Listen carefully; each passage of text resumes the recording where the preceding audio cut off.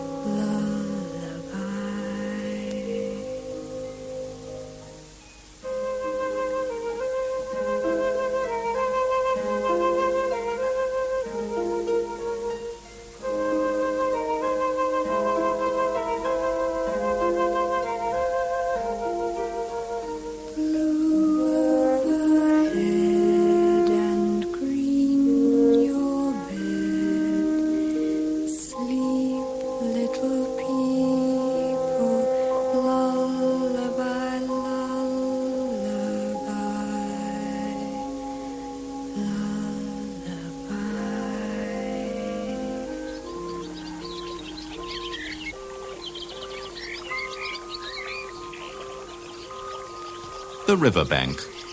A warm morning in spring. Nurse was knitting a sock, but seems to have fallen asleep. This leaves Marigold to amuse herself. She's lying on her front and talking down the telephone. At least she has the trumpet of one daffodil to her ear and of another to her mouth, and has apparently just got on to the exchange. Hello? Is that the exchange? I want Riverbank 1001. Hello? Is that the Water Rat's house? Is that Mr. Rat speaking? Good morning, Mr. Rat. This is Marigold speaking. Yes, well, almost alone. Nurse is here, but she's asleep. How's Mr. Badger? And Mr. Mole? Oh, haven't you seen him? Well, I expect he's very busy spring cleaning. You see, when your house is all basement, there's such a lot of spring cleaning to be done. Yes, I prefer riverside residence too. May I really come one day? How lovely! Oh, no, not tomorrow. I'm having tea with Mr. Toad. Oh, yes, conceited, but so nice. Oh, will you really? Well, and if Mr. I declare, Miss Marigold, you do think of funny things. Oh, Nurse is awake. Goodbye. Have you been overhearing, Nurse? I couldn't help it, dearie, you're that funny. With your Mr. Rat and Mr. Toad and Mr. Badger and all, just as if they were human beings. Oh, but so they are. Human beings? Yes, I mean, they're as human to themselves as we are to us. Well, it's no good, dearie. I can't follow it. I mean, they must seem quite big and grown up and human to each other. And if we lived in their world, then they'd seem big and grown up to us, just like real people. Oh, now fancy that. You might almost have seen them, the way you talk. Well, I have. Never. Yes, one morning. I came out here early, or ever so early. Nobody was up. You weren't up, and the birds weren't up, and even the sun wasn't up. And everything was so still that there was no sound in all the world, except just the wind in the willows, whispering ever so gently. Well, and what happened? Well, I sat there and waited for everything to wake up. And then, by and by, I heard something. Music, very thin and clear and far off. And then there was the sun, and it was daylight, and it seemed as if I'd just woken up myself. But it was all different. Something had happened. I didn't know what, but I seemed to understand more than I did before, to have been with them. Oh, yes. I can hear something. Listen. That's the music again. Quick, hide.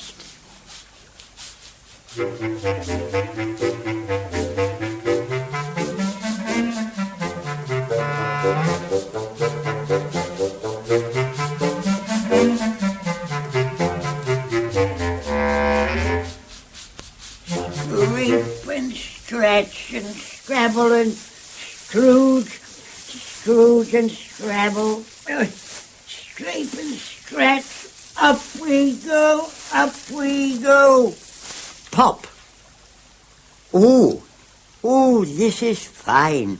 This is better than whitewash. Hang spring cleaning. Oh my, oh my, oh my. Blow spring cleaning. Is that a river? Oh my, oh my. Bother spring cleaning. What's that?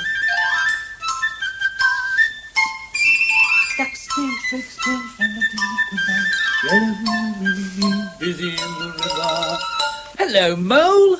Hello, Water Rat.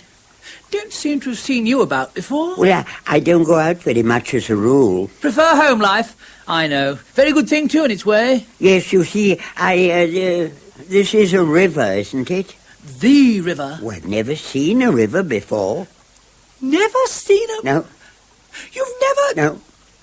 Well, what have you been doing, then? Is it as nice as that? Nice! My dear young friend, believe me, it's the only thing. There is nothing, absolutely nothing, half so much worth doing as simply messing about by a river. Simply messing about by a river. Or in a river, or on a river. It doesn't matter which. But then, what do you do? Well, nothing. Just mess about. That's the charm of it. You're always busy, and yet you never do anything in particular. And when you've done it, there's always something else to do. Yes. And you can do it if you like, but you'd much better not. Yeah. And so you've never even seen a river before? Well. I'm afraid you must think me very ignorant. Oh, not at all. Naturally, not being used to it. Look here. What are you doing today? Well, spring cleaning. On a day like this? Yes, you see, that's just it. Sometimes I seem to hear a voice within me say, whitewash. And then another voice says, hang whitewash, and I don't quite know which of the voice. I don't... What? Hang whitewash. That's the spirit. Well, what I was about to suggest was a trifle of lunch here on the riverbank. Ooh. And then I'd take you round and introduce you to a few of my friends. Does that appeal to you at all? Does it appeal to me? Does it? Oh, my. Yes. There. You don't want to get too excited. It's only just a trifle of lunch. Cold tongue, cold ham, cold chicken, salad, French rolls, cress sandwiches, hard-boiled eggs, bloater paste, tin peaches, meringues, ginger beer, lemonade, milk, chocolate, oranges. Nothing special, only just a trifle of lunch. Oh, my. Oh, what a day. Well, that's all right. You'll feel better soon.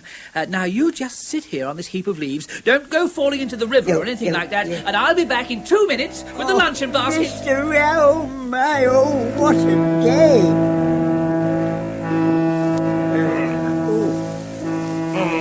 What's that?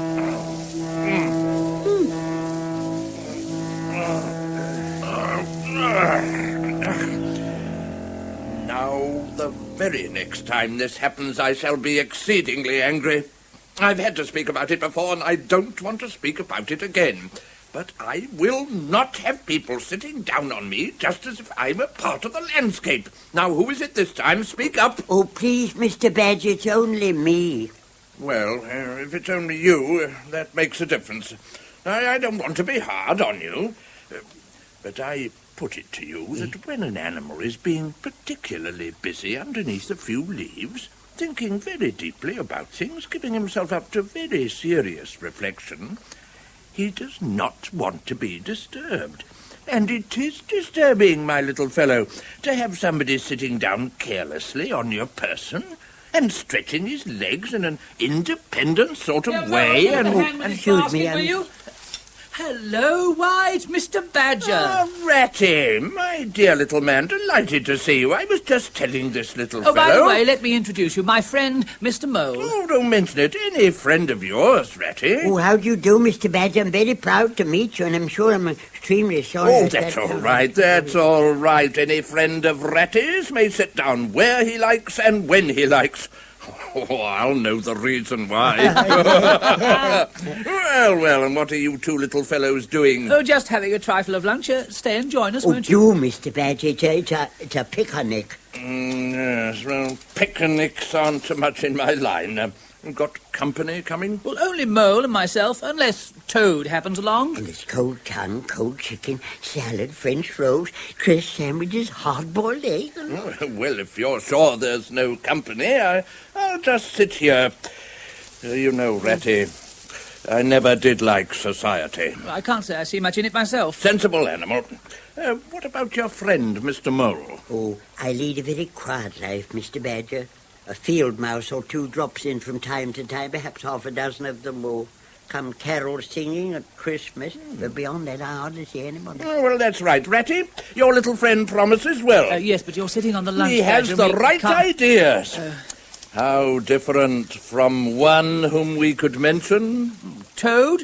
Oh, Toad is all right. Ah, me. Oh, I've heard of the great Mr. Toad. Must be a very nice animal. So simple, so good-natured, so affectionate. Perhaps he's not very clever. We can't all be geniuses. It may be that he is both boastful and conceited, but he has some great qualities, has Toady. If it were not for the desire to shine before his acquaintances, what a much more dependable animal Toad would be. I knew his father. I knew his grandfather. I knew his uncle, the Archdeacon. Ah, me. Cheer up, old Badger. We'll take him in hand one day and make a better animal of him. Yes, indeed, we must. It is a duty I owe to his father. You and me and our friend the Mole here, we'll take him in hand and make a better animal of him. That is, if we have any more of his nonsense. That's right, Badger. But he's a good fellow, Toady. Doesn't mean any harm, you know, just his way. What is his way? You tell him, Rat. Crazes.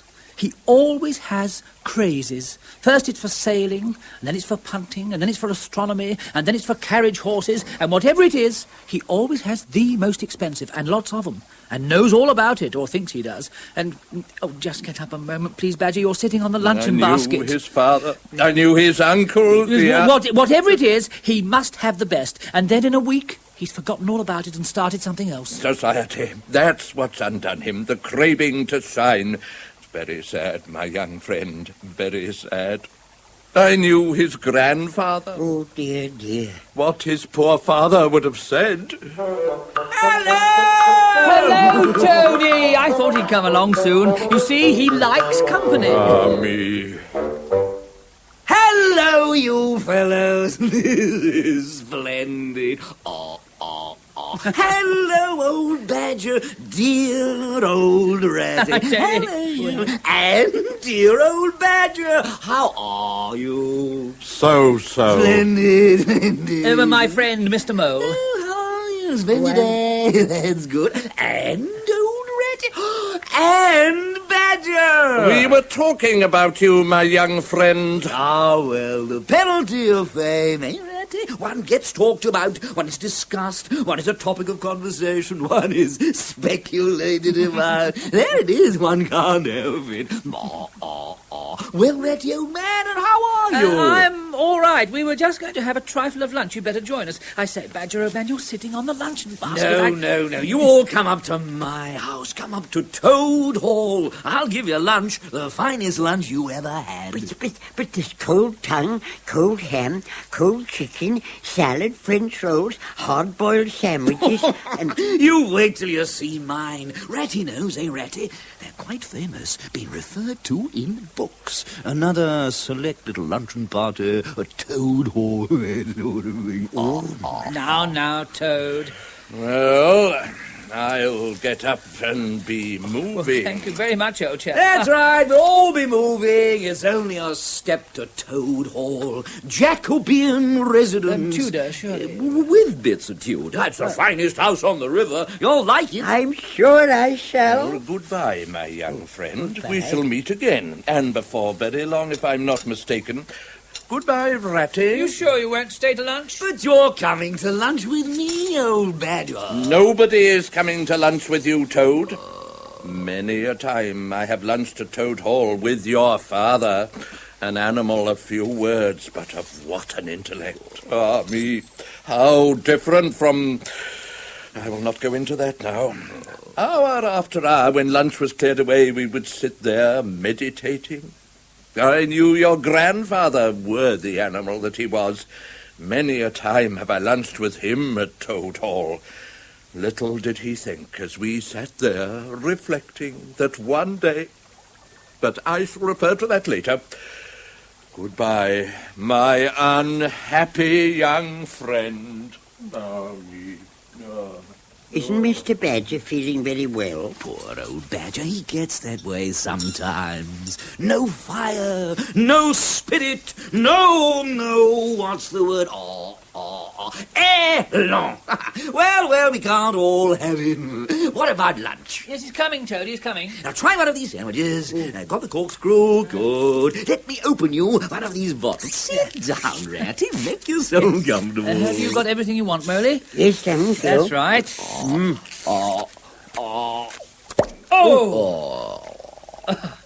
Well now, Toady, and what have you been doing lately, eh? Boating? Haven't seen you on the river this last day or two. The river? Boating? Bah! Silly boyish amusement. I've given that up long ago. Sheer waste of time. No, I have discovered the real thing. The only genuine occupation. And what's that? Help yourself, Mole. Now, what is it? Come up to Dirt Hall and you shall see. Oh, pass the sandwiches, Mole. There's a good fellow. Seen any of the Wild Wooders lately? No. Who in the Wild Wooders? They live over there, in the Wild Wood. We don't go there very much, we riverbankers. Aren't they very nice people over there? Well, the squirrels are all right, and the rabbits, of course. But there are others. Weasels and stoats and ferrets and so on. Well, they daren't show their noses round Toad Hall, that they daren't. Pass the rags, Mel. There's a good fellow. What is that?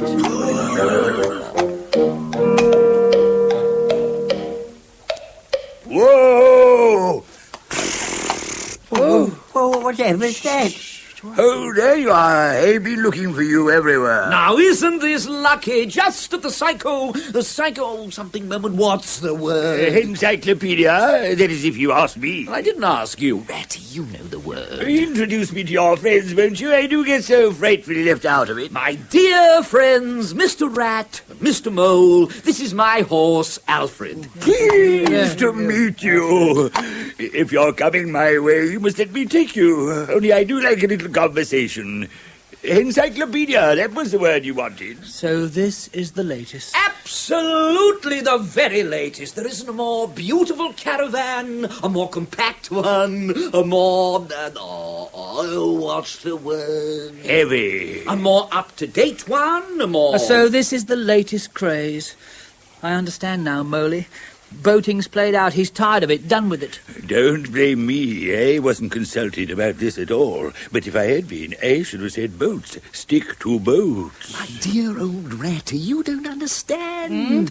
Boating, well, a pleasant amusement for the young. I say nothing against it, but there is real life for you in that little cart. The open road, the dusty highway, the heath, the common, the hedgerows, the rolling down. And the ups. Nobody consults me. Nobody minds what I think. Well, what do you think of it, Moley? I think it's lovely. Glad you like it. What about starting this afternoon? I beg your pardon. Did I overhear you say something about starting? Starting, that's what he said. I'm not even consulted. Come on, we'll just put the rest of the lunch inside. Come on, Moley. Use a hand. Ratty. Come on, Ratty, old fellow. This is the real life for a gentleman. Talk about your old river. Come on, Moley. Give us a hand. I don't talk about my river. You know I don't, Toad. But I think about it. I think about it all the time. Well, I'll do whatever you like, Ratty. We won't go.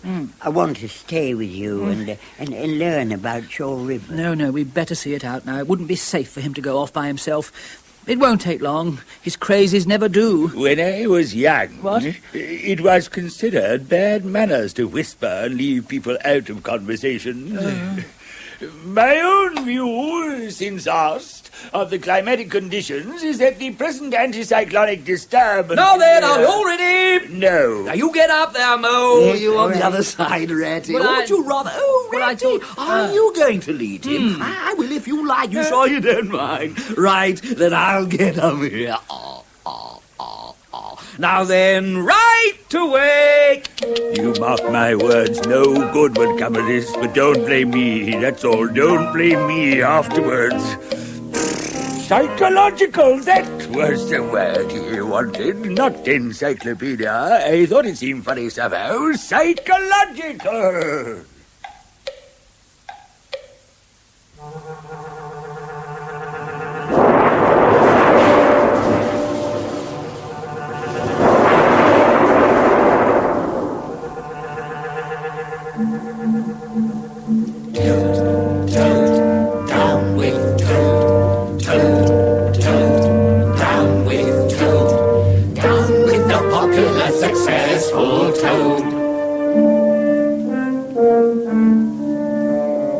His bathroom cistern spring a leak. On Sunday morning may his collar squeak. May all his laces tie themselves in knots. And may his fountain pen make frequent blots. May he forget to wind his watch at night. And may his dancing pumps be much too tight. Every elvish toad in Paris will be welcomed by the ferrets. Down with the toad, down with the toad.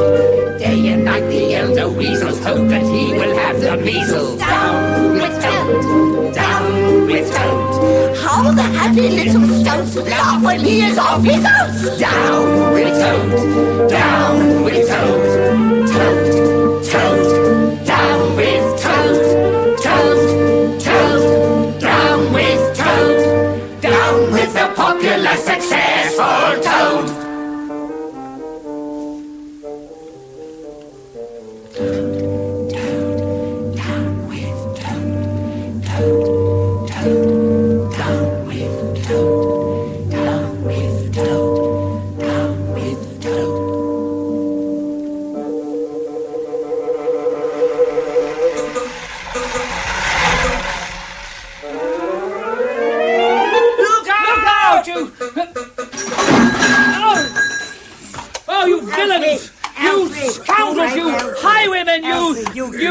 Road hogs, that's the word. Always come to me if you want the right word. Road hog. You road hogs! I'll have the law of you rushing about the country at 50 miles an hour, overturning people's caravans. I'll write to all the papers about you. I'll take you through all the courts. Oh, Toady.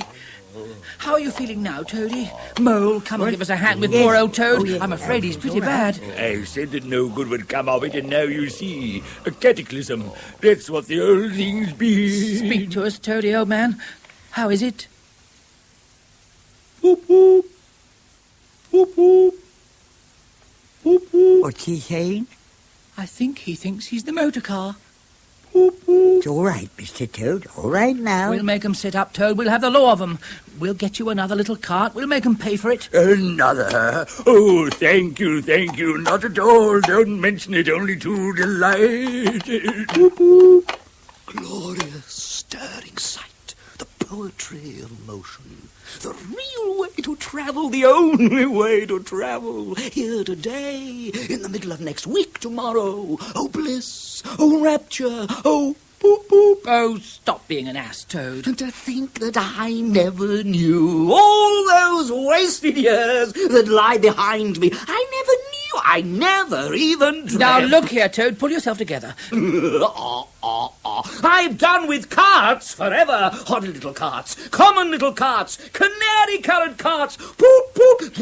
What are we to do with him? Oh, I see what it is. I recognise the symptoms.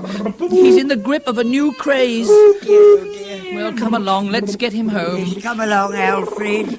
One of the most distressing cases which has come under our notice. Very sad, very sad. Boop, boop.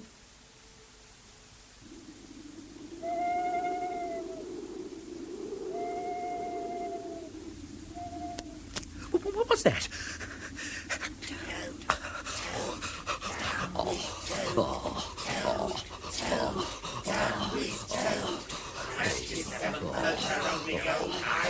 What's that?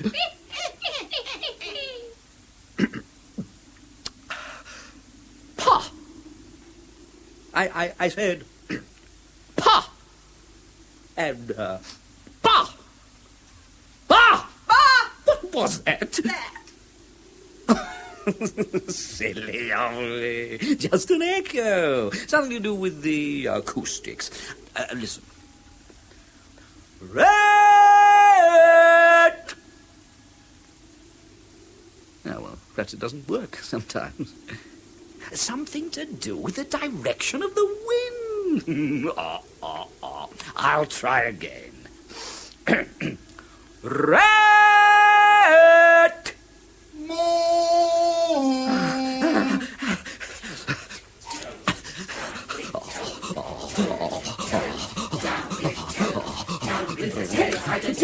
Well, come and do it. Come and do it if you dare. Yes, that's all you can do, laugh. Anyone can laugh.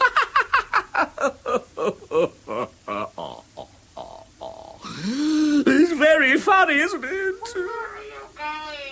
Well, never you mind where I'm going. I'm going to see Badger. That's where I'm going. My friend, Mr. Badger. I'm calling on my old and valued boon companion, the fierce and terrible Badger. Badger doesn't live here, Toad. Yes, he does. Yeah. Here he is. Ah, my dear Badger, how are you?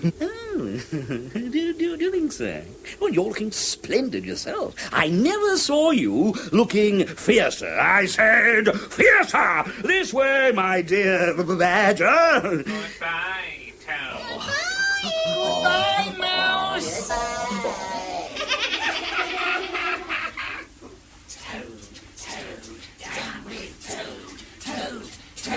Down with Toad. Chilblains and mops to the miserable Toad. Toad, down with Toad. Toad, down with Toad. Frostbite and hiccups to the miserable Toad. Oh, what's that? Oh, it's nothing. I'm not frightened. I do wish Ratty was here. He's so comforting, is Ratty. Or the brave Mr. Toad. He'd frighten them all away. Oh, what's that? Ratty always said, don't go into the wild wood. That's what he always said. Oh, Ratty, I do wish you were here. It's so much more friendly with two. So much more friendly. What's that? Who is it? Oh. Molly! Who is it? Molly! What is it? Are you?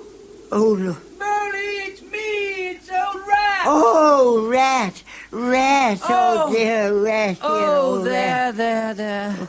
Ratty. Oh. I've been so frightened you can't think. Oh, poor old Mole. Oh, what a rotten time you've had. Never mind. We'll soon be home now. How would a little mulled ale strike you? After you've got into slippers, of course.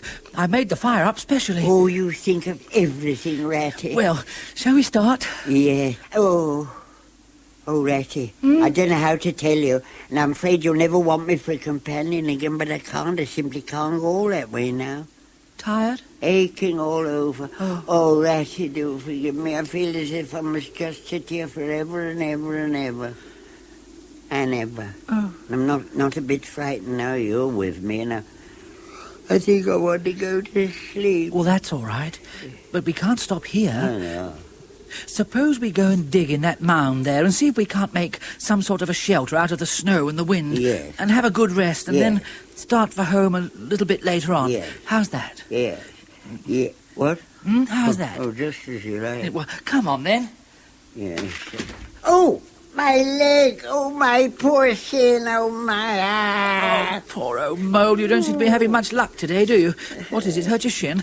Let's have a look at it. Oh, I must have tripped over a stump or something. Oh, my, oh, my. Oh, it's a very clean cut. That was never done by a stump. Looks like the sharp edge of something metal.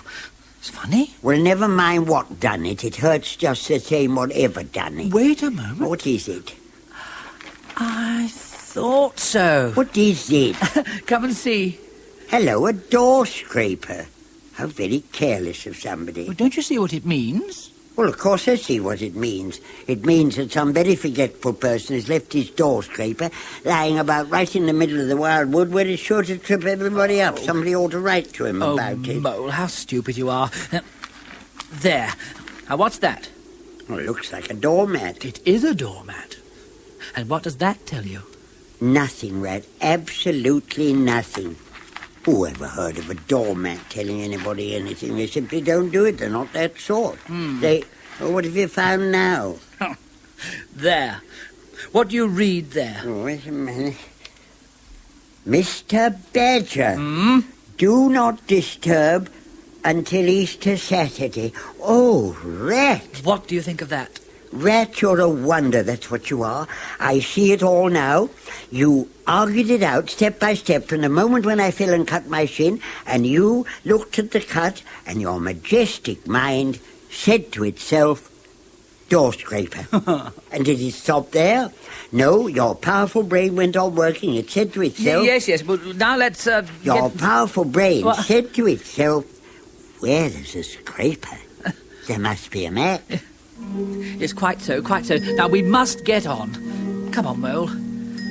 I have noticed before, said the wise Mr. Rat, that where there's a scraper, there must be a mat. And did you stop there? No, your intellect still went on working. It said grandly to itself, where there's a doormat, yes, there must be a door. Exactly. And now that we've found it... Said the wise Mr. Rat, I have noticed before that where there's a doormat, there must be a door. You know, Rat, you're simply wasted here amongst us fellows. Only I had your head. Yes, but as you haven't, I suppose you're going to sit on that snow and talk all night. Now wake up a bit and hang on to this bell pull while I hammer. All right. Oh, come on, Mole. Said the wise Mr. Rat, I have often heard tell that where there's a bell pull, well, there must be a bell. You what? Yes, a bell. Of course. Yes, a bell. Like this? Yeah.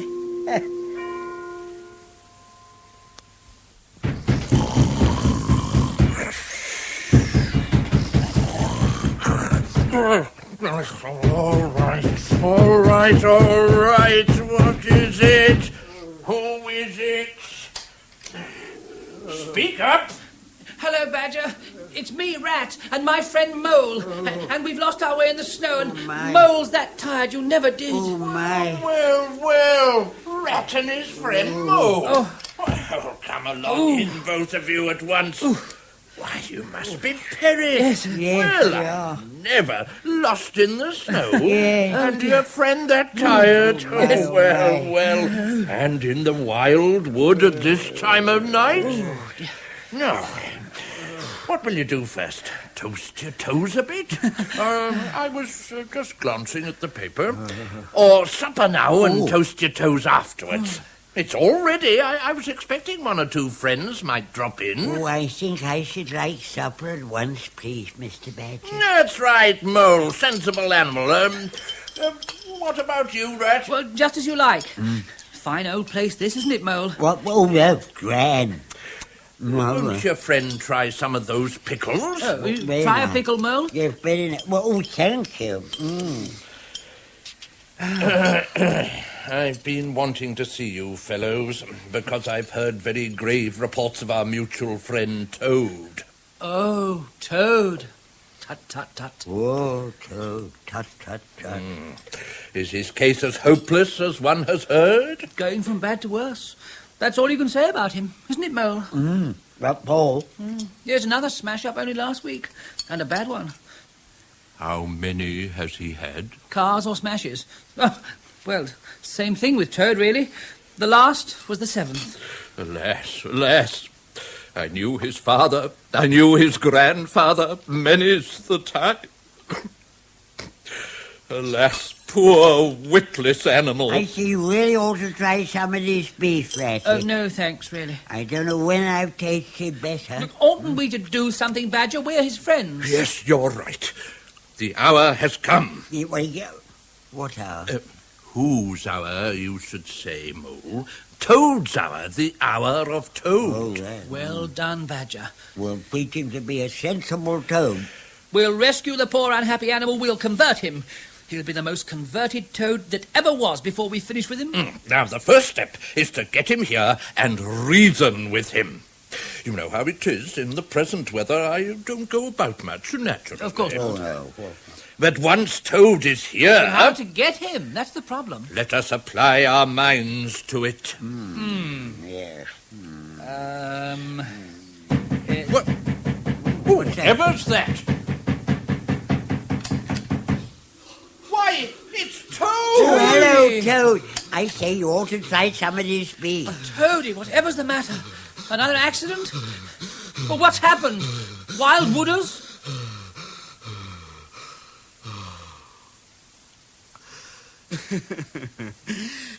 An unfortunate breakdown in my car. A loose nut, some trifling mishap, left me stranded at the edge of the wood, far from home. I bethought me of my good friend Badger. He would lend me a sleeping suit and put me up for the night. Well, as I came whistling through the wood... Yes. Recking naught of danger, I was suddenly seized upon by a gang of rascally ferrets. I set about them light-heartedly, ching, clang, ching. At the most, there was no more than a dozen of them, when suddenly, to my horror, they were reinforced by a posse of scoundrelly weasels. Oh, I say. It was then, Ratty and my dear friend Mole, that I wished I had your assistance. 12 of the rascals, yes, but a dozen of them is a different matter. If only you and Mole could have taken a couple of them off my hands, there might have been a different story to tell. Ching, clang, ching. As it was, a rearguard action was forced upon me. A step by step, ching, clang, step by step, ching, clang, step by step. Won't you sit down again, Toad? Oh, thank you. The moment has come, I think, don't you? Yes, I think so. You agree? Yes. I say, you fella, what is all this? Toad? I knew your father were the animal that he was. I knew your grandfather. It was also my privilege to be slightly acquainted with your uncle, the Archdeacon. Of that I shall speak further directly. The question I wish to ask you now is this. At the beginning of the breathless story of adventure to which we have just been listening, you mentioned a motor car. Boop, boop. You implied further that this motor car had suddenly lost its efficiency. Am I right in supposing that just at this moment your narrative hovered for an instant on the confines of truth? What do you mean? Oh, really, Toad? He couldn't have put it more plainly. I asked you, Toad, if it is indeed a fact that your 8th motor car is now in as fragmentary a condition as the previous 7. I had a little accident. Thank you. I think that in that case we may begin the treatment. Yes, I think so. You agree? Yes. Say, you fellows, what is all this? Now then, Toad. You've disregarded all the warnings we've given you. You've gone on squandering the money your father left you, and you're getting us animals a bad name in the district by your furious driving and your smashes and your rows with the police. We have decided, my friend Ratty here and Mole and I, that it is time we saved you from yourself. I am going to make one more effort to bring you to reason. You will come with me into my study, and there you will hear some facts about yourself. I say the study because, on second thoughts, I have decided, for the sake of your revered grandfather, to spare you the pain of a public reproof. Yes, Badger. Thank you, Badger.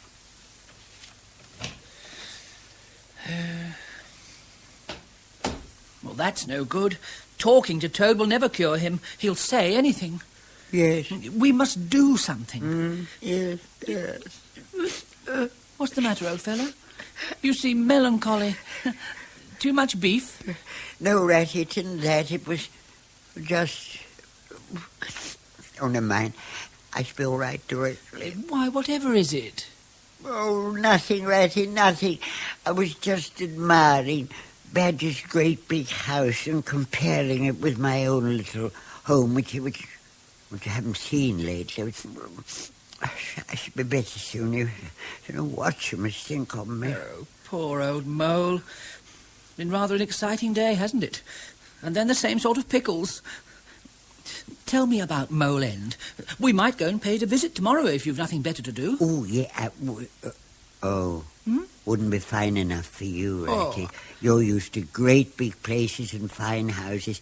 I noticed directly we came in how you stood with your back to the fire so grandly and easily, just as though it was nothing to you. Well, you tucked into the beef, old chap. Yeah, did I? Rather. Made yourself quite at home. I said to myself at once, Mole is used to going out, I said. Ooh. Weekend parties at big country houses, I said. That's nothing to Mole, I said. Did you really, Ratty? Oh, rather. Spotted it at once. Well, of course, there were features about Mole End which made it rather a feature. Yes. Yes, the statues. I picked up some statues here and there. You'd hardly think how it livened up the place. There was Garibaldi and the infant Samuel and Queen Victoria and other Italian heroes dotted about in odd corners. It had a very pleasing effect, my friends used to tell me. I should like to have seen that, Mole. I should indeed. That must have been very striking. Yes, and it was just about now that they used to come carol singing. Garibaldi and the others? Yes. No, the field mice. Yes. Oh, yes, of course, yes. Quite an institution they were. They never passed me over. They always came to Mole End last. And I used to give them hot drinks and supper sometimes. Well, when I could afford it. Yes. Yes, I remember now hearing about it. And what a fine place Mole End was. Did you really, Ratty? Yeah. Because it wasn't very big. Well, between ourselves, I don't much care about these big places. Cosy and tasteful. That's what I always heard about Mole End. Oh, Ratty, you are a good friend. I like being with you. Good old Mole. Oh. Sit down there, Toad. My friends, I am pleased to inform you that Toad has at last seen the error of his ways. He is truly sorry for his misguided conduct in the past, and he is undertaken to give up motor cars entirely and forever in the future. I have his solemn promise to that effect. Oh, Toady, I am glad. There is only one thing which remains to be done. Toad, I want you solemnly to repeat before your friends here what you fully admitted to me in the study just now. First, you are sorry for what you have done and see the folly of it all. No, I'm not sorry. But it wasn't folly at all. It was simply glorious. Oh, yes. Oh, I thought so. You backsliding animal. Didn't you tell me just now in there? Oh, yes, in there. I'd have said it anything in there. You're so eloquent, dear Badger, and so moving and so convincing, and put all your points so frightfully well. You can do what you like with me in there, but thinking it over out here, I see that I'm not a bit sorry, really, so it's no earthly good saying I am now, is it? Then you don't promise never to touch a motor car again? Well, of course I don't. On the contrary, I faithfully promise the very first motor car I see. Off I go in it. Boop, boop. Oh, there you are, Moley. I told you so. Very well, then.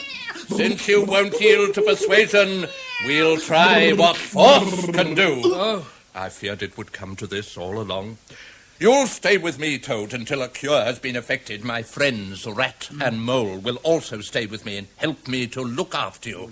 It's going to be a tedious business, but we will see it out. Yes, indeed. Poop, poop.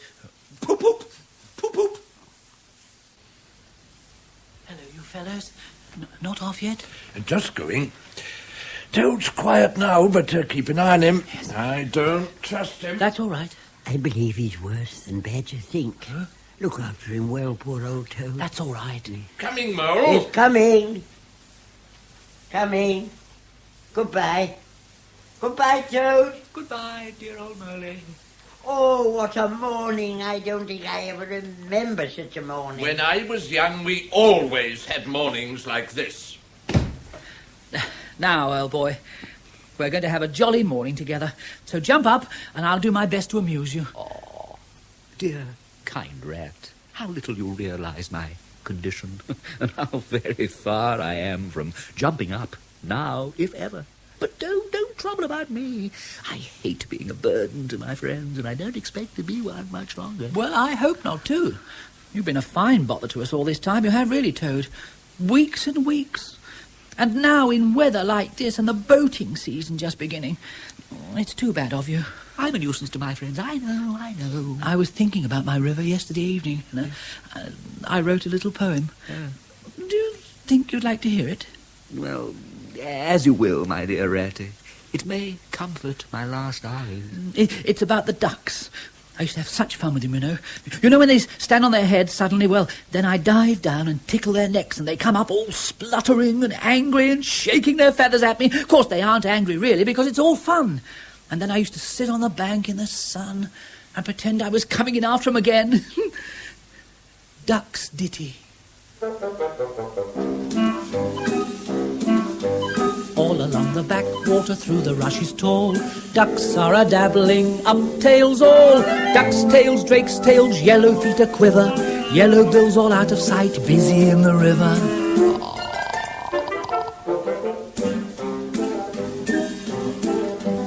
Everyone for what he likes, we like to be. Heads down, tails up, dabbling free. High in the blue above, swift swirl and call. We are down a-dabbling, up tails all. Up tails all. Thank you. I'm glad to have heard it. Ratty. Ratty? Oh, yes? I wonder if I could bother you, but no, you've been too kind already. Oh, why, what is it? You know we'd do anything for you, all of us. Then could I beg you, for the last time, probably, to step round to the village as quickly as possible? Even now it may be too late, and fetch the doctor. But what do you want a doctor for? Oh, surely you've noticed. But no, why should you? Forget that I asked. Naturally, you want to go on with your poetry. Have you ever done anything in the way of epitaphs? Look here, old man, of course I'll fetch a doctor to you if you really want one, but it hasn't come to that yet. You're imagining. Now, let's talk about something more cheerful. I fear, dear friend, the talk can do little in a case like this, or doctors either, for that matter. Oh. And by the way, yes, while you're in the village, yes, would you mind asking my lawyer to step up? Your lawyer? Oh, he must be bad. All right, Toad, I'll go. Thank you. I'll bring the doctor and the lawyer, and we'll be back as quickly as we can. You're a good fellow, Rat. It's goodbye, old boy. Keep your spirits up. Goodbye.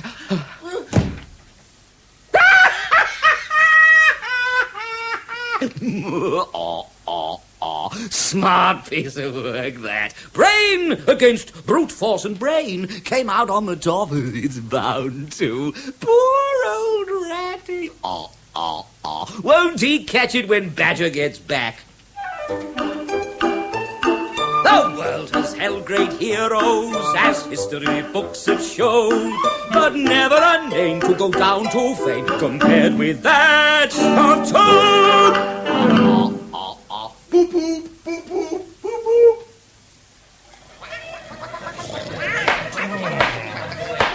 One judge. Yes.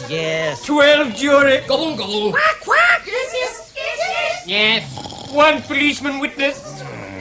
That's you. Here. Now don't you go moving or you'll muddle me. One policeman witness and one prisoner. Hello, that's funny. Where's the prisoner? Well, I know I brought him in, Mr. Usher. Toad, where are you? Here I am. Oh! What are you doing there? Come down out of it. That's where his lordship sits. Oh, I thought this was where the prisoners went. Silence for his lordship.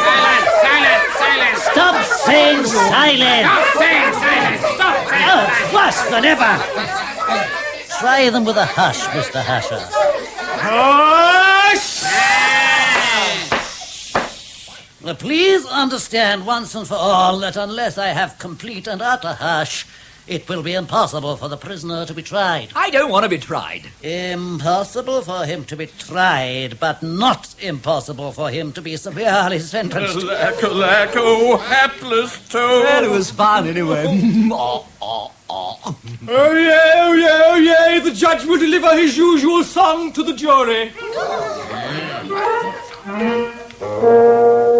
If an animal errs or a citizen sins, whether rabbit or weasel or ferret, he is certain as soon as the trial begins that I'll polish him off with celerity. And I always come down like a cartload of bricks. On toads and their tricks. My methods are quick and my eyes on the clock to avoid the delay which a jury hates, especially so when a toad's in the dock, for there's something in toads which infuriates. So I always come down like a truckload of coal. On toads in a hole, toads in a hole.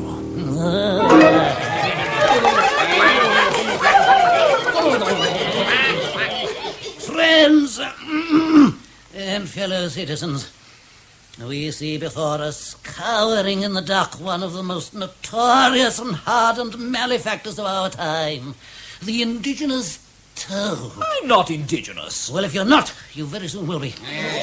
We see before us, I say, this monster of iniquity. And it is our duty to try him fairly and without prejudice, and to sentence him to the very sharpest term of imprisonment that we can think of, so as to learn him not to do it again. We shall then adjourn for lunch. So, I proceed to the charge. The counts against the prisoner are as follows. That all? By the way, is the jury all present? I particularly want the jury to hear this. Just call them out and see. Certainly, my lord. Mr. Turkey. Gobble, gobble. Mr. Duck. Quack, quack. 4 squirrels. 6 rabbits. I object. What's the matter? Who is it? What? Ratty, my little friend. Is it you? I'm delighted to see you. If you'll just wait until I have got this ruffian off my hands, we can have a little talk. What about lunching with me? Go on, please, Mr. Usher. 6 rabbits. I object, my lord. Object? One of the rabbits is a weasel. I'm not. I'm a rabbit. He is a weasel. Oh, dear, a difference of opinion. Mr. Usher, what are we to do? What does one do? He says he's a rabbit, my lad, and he ought to know. Well, there's something in that.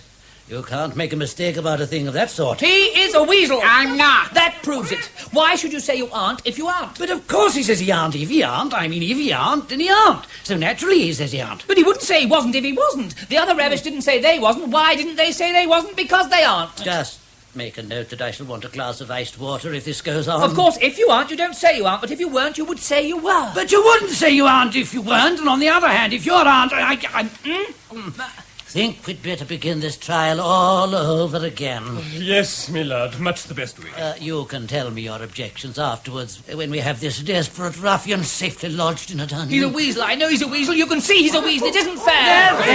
There. We'll talk about it calmly at lunch. But I wouldn't. Nice saddle of mutton and red currant jelly. It's a shame. That's what it is when everybody knows what the weasels are. I'm a rabbit. Aren't I a rabbit? Say I'm a rabbit, quick. There you are. Naturally, there are lots of different kinds of rabbit, and I'm one of the different kinds. No, you're not. Yes, I am. No, you're not. I am. Please, you Ratty. Easy. Ratty, for my sake. Now then, Mr. Usher, all over again. Mr. Turkey. Gobble, gobble. Mr. Duck. Quack, quack. 4 squirrels. 5 ordinary rabbits. 1 different kind of rabbit. Here. That's the lot, my lad.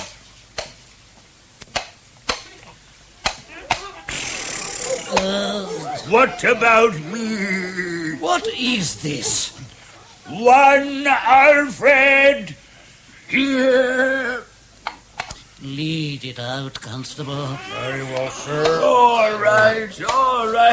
I only just look in. No esprit de corps. That's what's the matter with them all. No esprit de corps. Now then, we haven't too much time. The accounts against the prisoner are as follows. First, that he did maliciously steal a valuable motor car without so much as a with your leave or a by your leave. Second, that being in the said motor car, he did drive recklessly and to the common danger. Third, that on being apprehended, he was guilty of gross impertinence to the rural police. And now then, Toad, what have you got to say about all that? I wasn't driving recklessly. I was just going along quietly at about 70 miles an hour. I saw a policeman in front of me. Naturally, I quickened up to see if he wanted anything, same as anyone else would have done who's fond of policemen. Recklessly and to the common danger. Oh, rubbish. And what did you call me, eh? Now, how can I remember? Officer, constable, sergeant? No, you didn't. And now we're getting at it. What did he call you? Fat face. This is terrible. This adds years to my life. You mean to tell me that this ruffian, this incorrigible rogue, who I'm about to sentence to a severe term of penal servitude, had the audacity to call a representative of the law fat-face? Oh, Toady. Lacko, hapless animal. Fat-face. Did I hear right? Fat-face? We don't want to make a song about it. I told you what he called me, and that's what he called me. Fat-face. I didn't mean him any more than anyone else. I just murmured the expression to myself. It's a way I have. I'm that sort of person. He admits he has passed the expression fat-face, me lad, and that's good enough for any ordinary jury. Speaking as a special kind of rabbit, I say that it's good enough for me. Weasel! Shut up. Very well. We have the prisoner condemned out of his own mouth of using the most frightful cheek to a member of the rural police. We shall now sentence him severely. Wait a bit, my lord. There's that little matter of stealing a valuable motor car without so much as a with your leave or a by your leave. Well, does it matter? I mean, compared with this unspeakable impertinence to which the prisoner has already confessed. Well, it adds more to the sentence, like that. Well, in that case, we must certainly go into the matter. Well, Toad, what have you got to say about that? Well, I didn't mean to steal it. It was this way. I was just having a bit of lunch at an inn when I heard outside, boop, boop, boop, boop. You heard what? Boop, boop, boop, boop. Imitation of motor car. Oh. Poop, poop. Poop, poop. Poop. No, I don't seem to get it.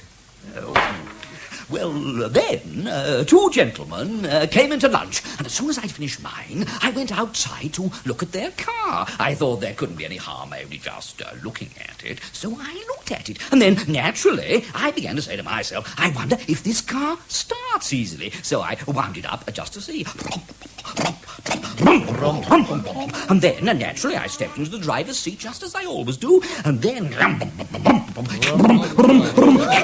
I saw a policeman with a very with a very nice expression, a very, very handsome policeman, and he said, "You're going at 170 miles an hour." And I said, "Of course, if you say so, dear Mr. Policeman." And then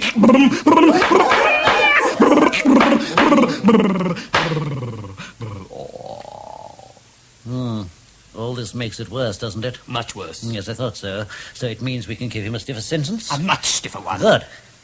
You were saying, Toad? May I say a few words now, my lord? Who is this? Mr. Badger, a well-known and highly respected member of the community. Oh, so it is, so it is. Well, Mr. Badger. Alack, oh hapless Toad, oh ill-fated animal. Is it a recitation? I knew his father, I knew his grandfather, I knew his uncle, the archdeacon. Oh, this makes it very serious indeed. Many an afternoon have I spent in communion with his father at Toad Hall, one of the most attractive riverside residences. with carriage sweep. Dear, dear, with carriage sweep, you say? Unhappy day. Oh, feckless toad. Oh, rash and ill-advised animal. Most interesting. We are all indebted to Mr. Badger for his profound and helpful observations. Now, I think we can proceed to business. Guilty. Course he's guilty! Mr. Usher, will you please tell us what is the very stiffest penalty we can impose for each of the 3 offences for which the prisoner stands convicted? Without, of course, giving him the benefit of the doubt, because there isn't any. Well, my lad, some people would consider that stealing a valuable motor car was the worst offence. Yes, indeed. And so it is. But cheeking the police carries the severest penalty. So it ought. And so it ought. Indeed. Suppose you were to say, Yes. a year for the theft, yeah. which is mild, 3 years for the furious driving, which is lenient, and 15 years for the cheat, which is purely nominal. Those figures, if added together correctly, tot up to 19 years. That's right! So you'd better make it around 20 and be on the safe side. Yes. But I don't mind if it isn't quite right. Silence! An excellent suggestion, Mr. Usher. Now, prisoner, pull yourself together and try and stand up straight. It's going to be 20 years for you this time. And mind, if you appear before us again on any charge whatever, we shall have to deal with you very seriously. Here. Shut up. 20 years! Don't forget. Now then, prisoner, before the rest of us adjourn for lunch, is there anything you would like to say in the nature of a farewell speech? Any last words or valedictory utterances? Well, yes, I had something. Well, what is it? Well, I'm very sorry, but... Fat face! Fat face? Me? All of you! A whole lot of you! Oh! Fat faces! Well, all the ungrateful things to say. I am the great, the magnificent, the incomprehensible Toad! Oh, Toady, boasting again. To call me, after all I've done for him, fat face? The omnipotent Toad! The world has held great heroes, as history books have showed, but never a name to go down to fame compared with that of Toad. Cast him into the dungeon! The queen and her ladies in waiting sat in the window and sewed. She cried, "Look, who's that handsome man?" They answered, "Mr. Toad, Mr. Toad, Hatface, Mr. Toad."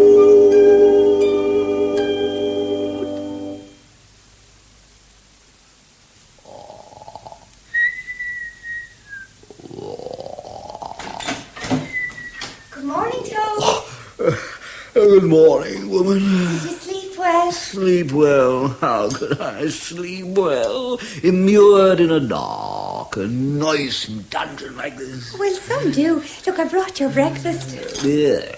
Then you'll oblige me by taking it away again. Oh, cheer up. There's always hope. Hope? How can I hope ever to be set at large again, who have been imprisoned so justly for stealing so handsome a motor car in such an audacious manner, and for such lurid and imaginative cheek bestowed upon such a red, fat-faced policeman? Well, there is that, of course. But stupid animal that I was, now I must languish in this dungeon. Oh, unhappy and forsaken Toad. Nice hot butter toast. Oh, despairing. Did you say hot butter toast? I made it myself. And my father said, "Here's the key of number 87, he said, and you can take him his breakfast. He's the most notoriousest, dangerous animal in the country," said Father. "And how we shall keep him under lock and key, goodness only knows." Did he say that? His very words. "And you can take him a couple of old crusts for his breakfast," said my father, "because I must starve and break his indomitable spirit, otherwise he'll get the better of me." Well, of course, one has one's reputation. So I said, "Yes, Father." And as soon as his back was turned, I said to myself, prisoners. What a shame. And I made this nice hot buttered toast. Any prisoners ever been known to escape from this castle, no? Never. Well, I must see what I can do. I must give my mind to it one day. Excellent hot buttered toast, this. I've been giving my mind to it lately. That's the only way to make really good toast. No, I didn't mean that. I meant to escaping. I think I see a way in which you might do it. You're going to help me? Yes. I have an aunt who's a washerwoman. There, never mind. Think no more about it. I've several aunts who ought to be washerwomen. Do be quiet a minute, Toad. You know, you talk too much. That's your trouble. Now, my aunt does the washing for all the prisoners in the castle. Well, naturally, we keep anything like that in the family. Well, of course. You know. She brings the washing back of a Friday morning. Well, that's today. Yes. Now, you're very rich, or at least you're always telling me so. And for a few pounds, I think I could persuade her to lend you her dress and bonnet and so on, and you could escape as the castle washerwoman. You're very much alike in some ways, particularly about the figure.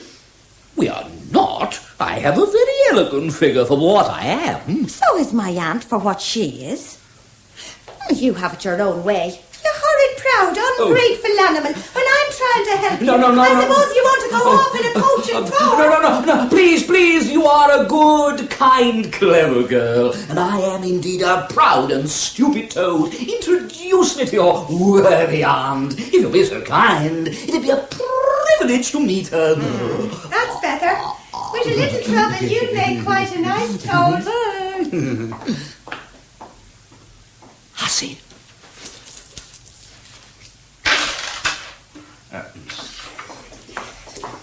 This is Mr. Toad, my aunt.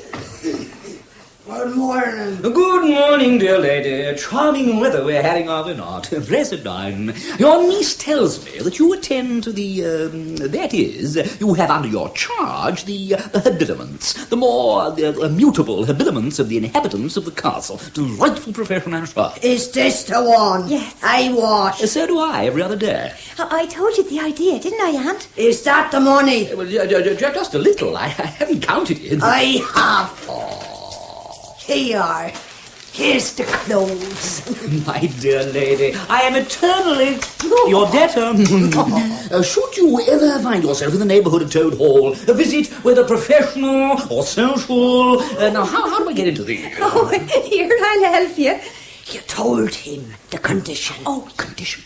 My aunt thinks she ought to be gagged and bound so as to look as if she'd been overcome. And you'd like it too, because you wanted to leave the castle in style. An excellent idea, so much more in keeping with my character. I brought a bit of rope along, in case like. Splendid. Got an handkerchief. Of course I got an handkerchief. Then you gags me first. Help. What? Help. Silence, woman, else I gag thee. Help. Thou hast brought it on thyself. A little tighter, I tell you. A marine on thy cackling tongue. Now then, Phoebe, let us hand with this robe. Oh, how brave you are. Now, a neat bit of work. Now then, how do I get into this? Oh, silly, not like that. No? Here, give it to me, give it. Now, apron. Shawl. Now, the bonnet. Oh, well, upon my word, you're the very living image of her. What's the matter with her? She wants to say something, I think. Too ugly. Here, give me the gag. Ugly. Now then, Toad, we must hurry. I'll take you to the end of the corridor, and then you go straight down the stairs. And if any of the jailers stop you and chaff you a bit, because she's very popular, Aunt is. I shouldn't have thought it. Now, goodbye and good luck. Goodbye. And don't forget, you're a washerwoman. I remember once when I was hiding a shirt.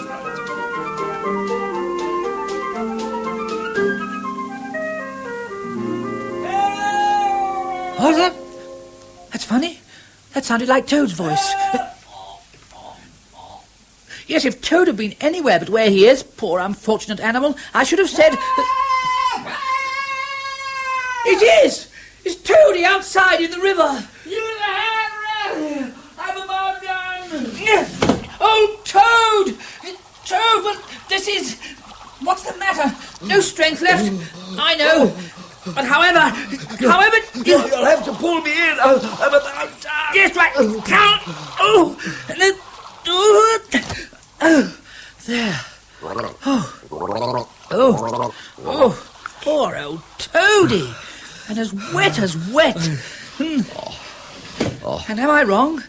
Or are you disguised in parts as a washerwoman who's seen better days? That's more like you. Escaped, eh? In disguise. That's much better. We'll soon have you all right. Oh, my dear Ratty, the times I've been through since I saw you last, you simply can't think. Yes, well, when you've got those horrible things off and cleaned yourself up a bit... The times, the trials, such sufferings, and also nobly more. Yes, you'll find some dry clothes upstairs. Such escapes, such disguises, such subterfuges, all so cleverly planned and carried out. Yes, quite so. Well, both in prison, I got out of it, of course, stole a horse, rode away on it, humbugged everybody, made him do exactly what I wanted. Oh, I am a smart toad and no mistake. Now, what do you think my very last exploit was? I don't know, Toad. Now, just stop swaggering and be off and change your clothes. Badger and Mole will be in directly. Oh, yes, yes, of course. The Mole and the Badger. Hey, what's become of them? The dear, dear fellows. I'd forgotten all about them. Well, may you ask. Why, what? You'll hear in good time. Badger himself may prefer to break the news to you. Now, be off and prepare yourself. Why, what's the matter? I say, is this mirror of yours working? Well, of course. Why? Well, I'd hoped you see, it's the first time I've seen myself. No, you're quite right, Ratty. Nobody could carry off a costume like this. I'll go and change. Toad was a wallowing. Hello, here you are. I say, what do you think? Toad's back. Toad back? Where? Here. Where? Cleaning. You ought to have seen him, Mole. He'd have made you laugh. Unhappy animal. He escaped. So he says, but you know what Toad is. I would speak with him. He's just having a wash. This is no time for washing. We have work before us tonight, hard fighting. Washing can wait. Where do you think I should have been if at the crisis of my life I had stopped to wash? Where would my revered father have been if he had put soap before strategy? Where would my beloved grandfather... Yes, Toad. Hello, Mole. Oh, thank you, Mole. Yes, I heard all about his beloved grandfather this morning. Most interesting. Hello, you fellows. Toad. Welcome home, Toad. Alas, what am I saying? Home, indeed. This is a poor homecoming. Unhappy Toad. Why, what's the matter? Oh, Toady, haven't you heard? Heard what? Well, the Stoats and the Weasels. The Wild Wooders. Have they been and gone and taken Toad been Hall? Living there ever yes, since. Going on simply anyhow. Lying in bed half the day. Breakfast at all hours. Yes, eating your grub and drinking your Making drink. bad jokes about you, singing vulgar songs. About prisons and magistrates and policemen. Horrid personal songs and no humour in them. That's what's happened, Toad. No pretending it hasn't. And they're all telling everybody that they've come to stay for good. Oh, have they? I'll jolly soon see about that. Yes, but how? Well, what I shall do... Well, of course, what you ought to do... No, you ought. Nothing of the sort. What of course he... I know the best I've been ordered about right enough. It's my house. Just a moment, just a minute. This Toad... Be quiet, all of you! Toad. Yes, Badger. When you got into trouble a short time ago and brought disgrace upon your own name and shame and sorrow upon your friends, I resolved that on your return from your enforced seclusion, I would take the first opportunity of pointing out to you the folly of your ways. Yes, Badger. Thank you, Badger. I even went so far as to jot down a few rough notes on the subject. Where are they, Rat? Oh, here you are. Ah, thank you. To make suet dumplings... it's the other side. Yes. Here we are. I'd rather have that bit about the dumplings if it's all the same to me. 1. Conceit and its consequences. 2. Reverend Uncle grief of. 3. Toad wither tending. But the moment for all this is past. Oh, well, just as you like, Badger, old man. Now, I'm going to tell you a great secret. We are too few to attack from the front, but there is an underground passage that leads from the riverbank right up into the middle of Toad Hall. Oh, nonsense, Badger. I know every inch of Toad Hall, inside and out. You've been listening to gossip, that's what you've been... Right up into the middle of Toad Hall. When your father, who was a particular friend of mine, told me about it, he said, "Don't tell my son. He means well," he said, "but he's very light and irresponsible in his character," he said, "and simply cannot hold his tongue." This passage, how shall we use it? Tonight the Chief Weasel is giving a banquet. It's his birthday. While they are all feasting, careless of the morrow, we four, armed to the teeth, will creep silently by way of the passage into the butler's pantry. Oh, yes, that squeaky board in the butler's pantry. Armed to the teeth, you and Rat by one door. Yes, Badger. And me and Mole by the other. Yes, Badger. Also armed to the teeth, we shall... Creep out of the pantry. With our pistols and swords and sticks. And rush in on them. And whack 'em and whack 'em and whack 'em and whack 'em. Exactly. You've caught the spirit of it perfectly. Good, Toad. I'll learn 'em to steal my house. Teach 'em, Toad, not learn 'em. But we don't want to teach 'em. Toad's quite right. We want to learn 'em. And what's more, we're going to.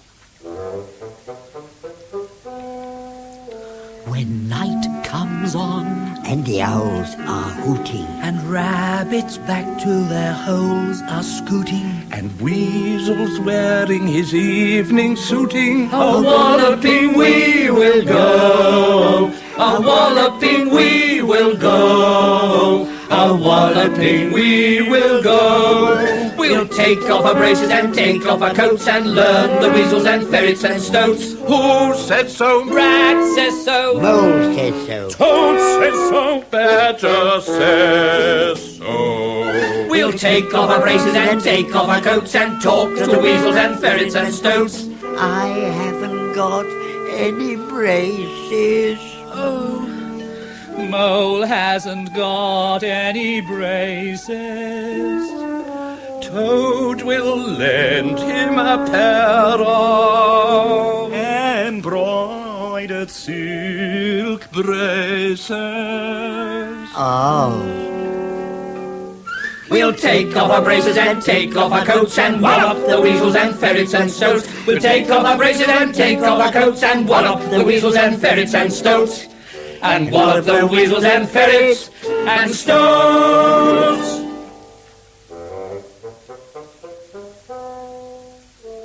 when night comes on. And the bats are batting. And rabbits back in their holes are chatting. And Weasel's wearing his opera hatting. A walloping we will go. A walloping we will go. A walloping we will go. We'll take off our collars and take off our coats and learn the weasels and ferrets and stoats. Who said so? Rat says so. Mole says so. Toad says so. Badger says so. We'll take off our collars and take off our coats and talk to the weasels and ferrets and stoats. I haven't got any collar. Mole hasn't got any collar. No. Rat will lend him a nice clean, Fairly clean collar. Oh. We'll take off our braces and collars and coats and wallop the weasels and ferrets and stoats. We'll take off our braces and collars and coats and wallop the weasels and ferrets and stoats. And wallop the weasels and ferrets and stoats. Badger, badger, badger, badger says so. I say so. Now then, to rest, all of you. We start at 9 o'clock for the secret passage, and we must be fresh for it.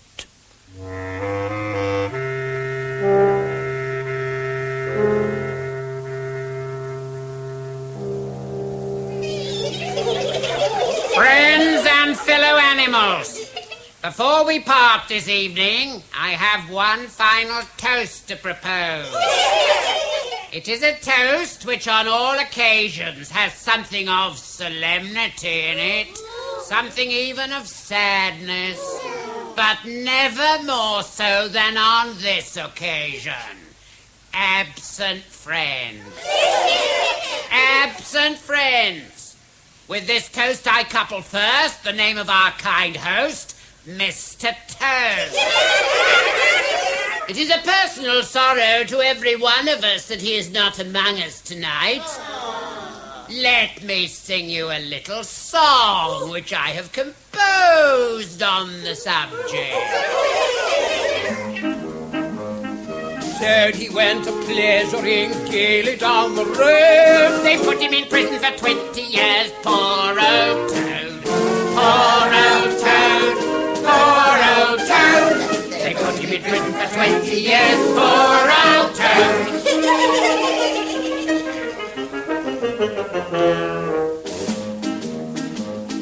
Toad, he had a beautiful house and most refined of own. They put him in prison for 50 years, poor old Toad. Poor old Toad, poor old Toad. They put him in prison for 50 years, poor old Toad.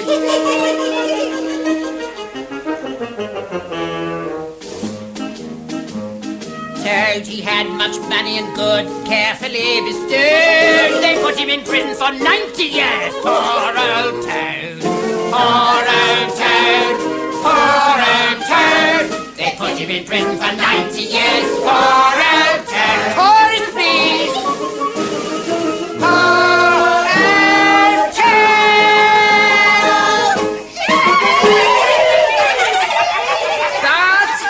But, while we are thinking of our good host, Mr. Toad, we must not forget our other absent friends, Mr. Badger, Mr. Rat, and Mr. Mole.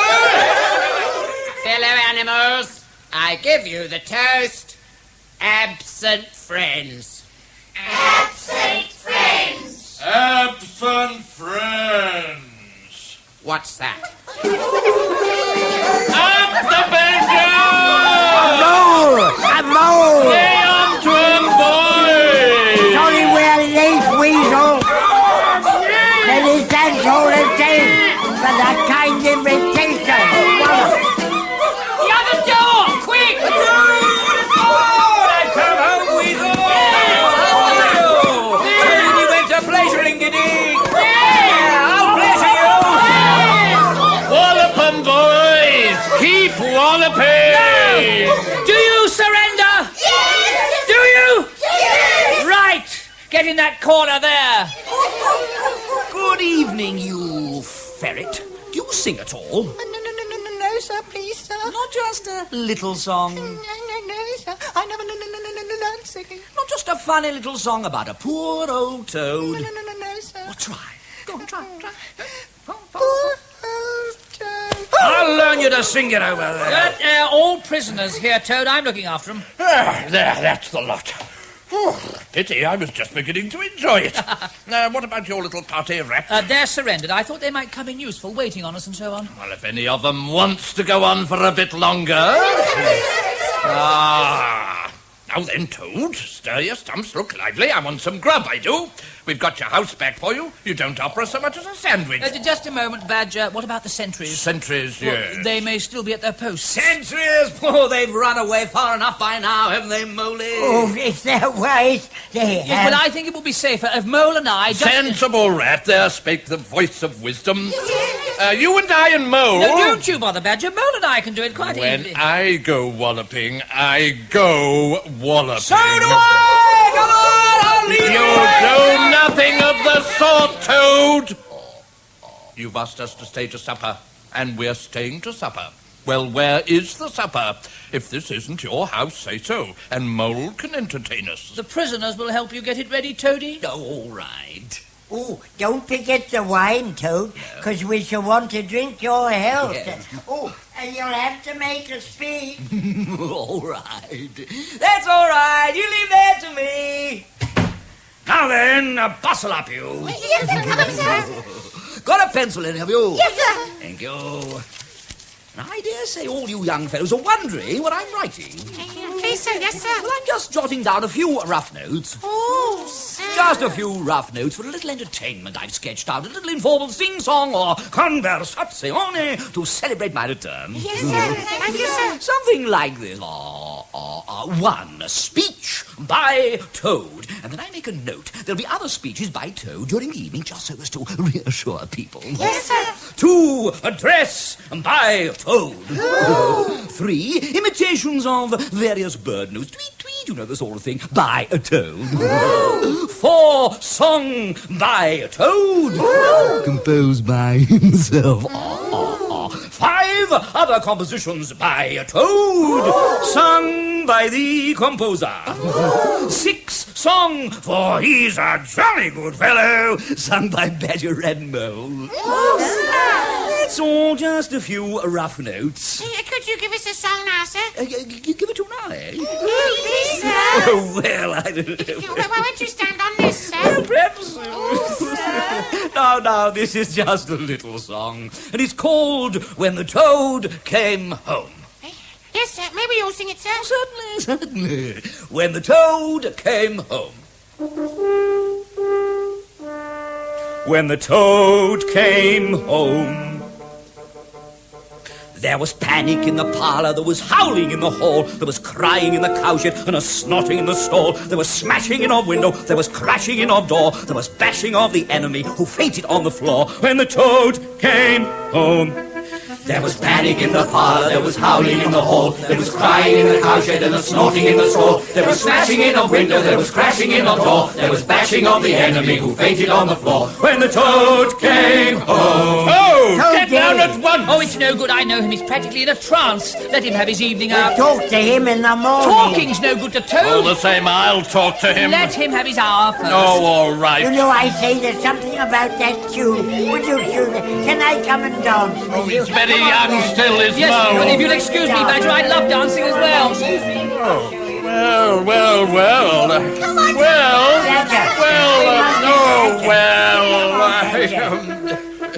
There was welcoming to Badger when he joined the merry throng. I can do it for a little, but I can't go on for long. Goodbye. Goodbye. Goodbye.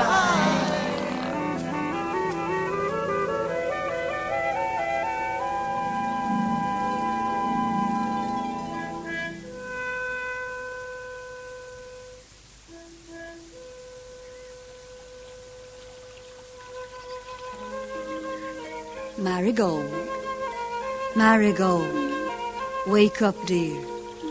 You've been dreaming. Nurse, nurse.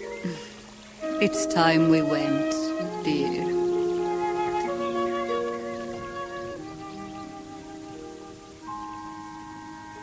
In Toad of Toad Hall, by A.A. Milne, Toad was played by Derek Smith, Rat, Bernard Cribbins, Mole, Richard Goulden, Badger, Cyril Luckham, the Judge, Hugh Paddick, Nurse, Diana Bishop, Marigold, Tina Heath, Alfred, Brian Haynes, Weasel, William Fox, Stoat, Fraser Carr, Ferret, William Slay, Phoebe, Kate Binchy, Usher, Terry Scully, Policeman, Ronald Herdman, the Washerwoman, Joe Manning Wilson, James Ferret, Sam Dastor, Henry Weasel, Nigel Graham, the Duck was John Forrest, and the Turkey, Andrew Rivers. The music was especially adapted by Peter Hope, and the play was produced by Martin Jenkins.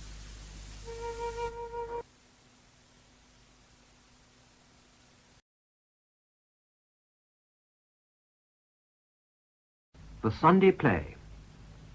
We present Barbara Lee Hunt and Andrew Sachs in My Dearest Angel by R.F. Delderfield, adapted for radio by Cynthia Pugh.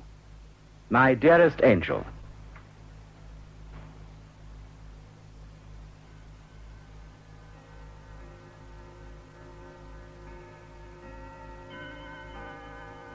Oh, one small ornament. A girl with lamb dancing. China Shepherdess. What is the mark, please? The mark? Oh, kind of cross swords here. It is Meissen. And the next? Baby holding daisy chains. A baby. A cherub with floral pattern. And on the table, please? Musical box. Bit of Swiss nonsense, I reckon. It is German.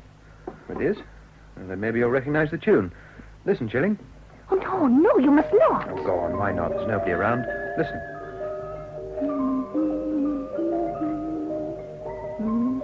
You do know it, then? Yes, I know it. My mother would sing it sometime. It is a very old tune. Hello. Hello. Here, take a look out there. That's their luggage arriving, isn't it? And both of them on the spot to check it. Princes, the pair of them, yet they come trotting down to count their baggage. Come and look. Oh, he is so noble, so beautiful. Which of them's the favourite? Please? I heard there was an outside chance she was going to marry one of them. Which one? Oh, but how foolish you are. She will marry the taller, the Prince Albert. Ah, wait, it's not that certain. They were saying in the still room last night it was all a rumour and she won't marry either of them. Oh, how could she fail to fall in love with him? He is beautiful. Beautiful? Well, I don't know. He's not bad looking for a foreigner. And there's a lot more to marrying the Queen of England, my girl. I heard his country's about the size of Windsor Park and he didn't have two farthings to rub together. No, take it from me, Shilling. When it comes to marrying, it'll have to be a king. Then why are we so engaged? Eh? This room, this wing. It was here that he stayed when he came here 3 years ago. He did? How long are they supposed to be staying? That is not our business. Our instructions were to complete the inventory before dusk. Oh, you're right there. Someone is coming. Quick, we must be at our work. Item. 3 volumes of engravings, bound in calf, metal fastenings. Your Highness. Your Highness. These apartments, they are in your charge? No, Your Highness. They're the responsibility of the housekeeper while Her Majesty is in residence of Windsor. So, and when she is in London or on a progress elsewhere? The responsibility is then divided between the Lord Steward and the Chamberlain, Your Highness. So, but you were engaged in making an inventory of the chattels, were you not? With respect, Your Highness, this apartment was not in use until 4 days ago, when Her Majesty returned to Windsor from London. The checking of the items of furniture is a part of your regular duties? No, Your Highness. This is not done regularly? It has not been done since I took up my duties at Windsor, Your Highness. Allow me to look at that list. Thank you. Item 506, the Meissen Shepherdess. Yeah. It is the figurine on the center shelf? Yes, Your Highness. You will please hand it to me to inspect. You have it listed as Meissen, but it is not Meissen. It is the work of an inferior Dresden factory. You'd better strike out the word Meissen. As Your Highness instructs. You have a fondness for this kind of music, Fräulein? It is an air from my homeland, Your Highness. You've been home to Germany since you took service with Her Majesty in England? No, Your Highness. You are homesick for Bavaria. It is Bavaria, is it not? Wasserburg, Your Highness. Ah, Wasserburg. I know Wasserburg. It is beautiful at all times of the year.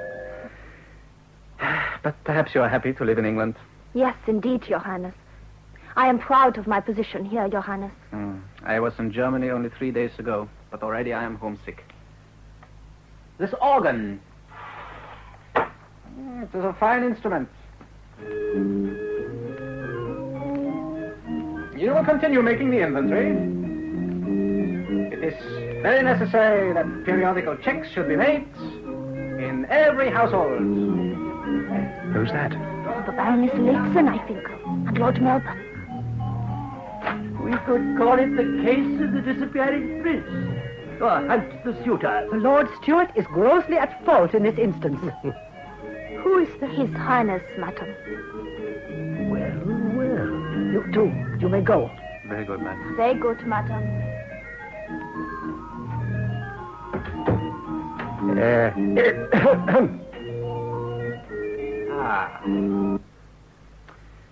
This instrument is much in need of attention. My Lord Melbourne. Your Highness. It would not appear to have been played since my visit to Windsor more than 3 years ago. Accept our deepest apologies for our apparent incivility, Your Highness.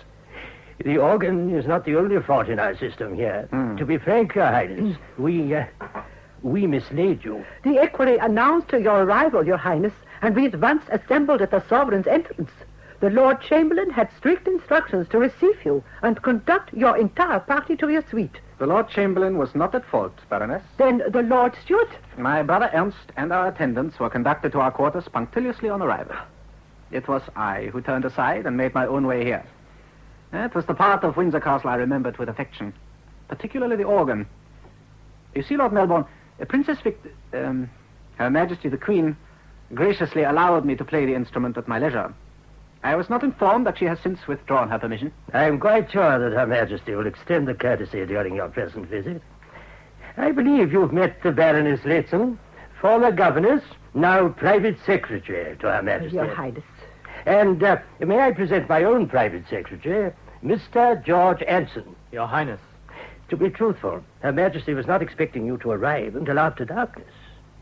But since there is a bright fire here, and since Your Highness records this apartment with pleasure, why not make yourself comfortable here for a spell? Mr. Anson, ask the steward to notify His Highness Prince Ernst, and tell him that our visitors will take their refreshment in here. No refreshment, my lord. No refreshment? I'm the worst sailor in the world, Lord Melbourne. Tomorrow my appetite will return, but today I beg you, no dinner, no supper, until I've made my peace with the English Channel. The crossing was as bad as that? Oh, it was worse, my lord. I know the Channel at this season. I'm just such a sailor myself. Baroness, oblige me by presenting my compliments to Her Majesty, and tell her that I am with His Highness in the southeast wing, that His Highness has no appetite but prefers to play the organ. Inform her that I will attend upon His Highness personally in the meantime. Your Highness, my lord. Anson? My lord? Find a housekeeper. And bid her send a servant with a carafe of seltzer water and a touch of lemon, and quick about it. There's a good fellow. At once, my lord. Now, sir, come and warm yourself. The Channel and the Dover packet is safely behind you. You're very kind, my Lord Melbourne. It is 3 years since you were here, I believe. 3 years in recorded time. Yeah. Much longer in experience. My own, but far more so on Her Majesty's part. Oh, come now, that's not so long at your age. 'Tis long enough to destroy the fabric of dreams. You are under the impression Her Majesty does not welcome your visit? Why should she? It was not Her Majesty who proposed it. Oh, come, Your Highness. I am aware, of course, that it was arranged a long time ago. By the parties of the state. By my uncle Leopold and by my father. By those who've set their hearts upon this marriage since we were children. But let us not pretend that circumstances have not changed very dramatically since the proposal was first made, my lord. Or that Her Majesty's inclinations have not changed with those circumstances. When I was last here, each of us had a foreseeable destiny. But her destiny is now a fact, is it not? And it is to determine your own that you challenge the Channel a second time. How long is a man justified in awaiting his destiny, Lord Melbourne? Coburg is a petty dukedom. It could be swallowed up in one of Her Majesty's counties. Yet in Coburg, we still have pride. But does it seem unreasonable, even to the Prime Minister of a realm as powerful as Britain, that I should seek a decision, and that within days? The seltzer water, my lord. Oh, thank you, Shilling. Put the tray there. I will serve His Highness. Very good, my lord. Now, a reinforcement to the distressed garrison, Your Highness. Seltzer, a touch of lemon. There. That should restore you. Thank you. You are most kind. Not at all, Your Highness. We all of us have our problems. No doubt you have heard how graciously this young, inexperienced sovereign has accepted the cares and responsibilities to which he was called at the age of 18 years. And happily those reports are true. She is gracious. She is also warm-hearted, gay, and eager at all times to do what she considers the correct thing by her ministers and people. She is truthful, firm in her decisions, yet willing to listen to the voice of experience. And she has made a very great impression here upon diplomats and ambassadors, upon her ministers and household. All these things are in her favor, yet none of us must overlook the factor that overrides them all. And what is that? She is a woman with a woman's heart and a woman's emotional instability. For myself, I've always found it impossible to coerce any woman into making the most trivial decision. How much more formidable, then, is the task of urging upon a queen the necessity of making the most difficult decision of her life. You're trying to tell me that my cousin is still undecided as regards the suitability of the match? No, sir. I am trying to tell you that Her Majesty is in a state of hopeless indecision as regards the subject of marriage to anyone. Yourself not excepted. In other words, my royal cousin has made up her mind not to marry at all. That was certainly my impression I got at my last audience. But that was, let me see, at least 4 hours ago. 4 hours, you say? Shortly after midday. Oh, then it is manifestly clear that she has no intention. Your Highness, it is very far from clear. May I give you further advice? Informal advice, but as someone who wishes you well. I should esteem any such advice, my lord. Go to your suite at once. Change into your newest and most spectacular uniform and return to this apartment unescorted in 15 minutes. You're serious in this proposal, sir? I'm very much in earnest, Your Highness. Oh, very well, my lord. It shall be as you wish. I am so far committed that even such a step as this can scarcely matter. My lord? Bates. Conduct His Highness to his suite at once. Thank you, Lord Melbourne.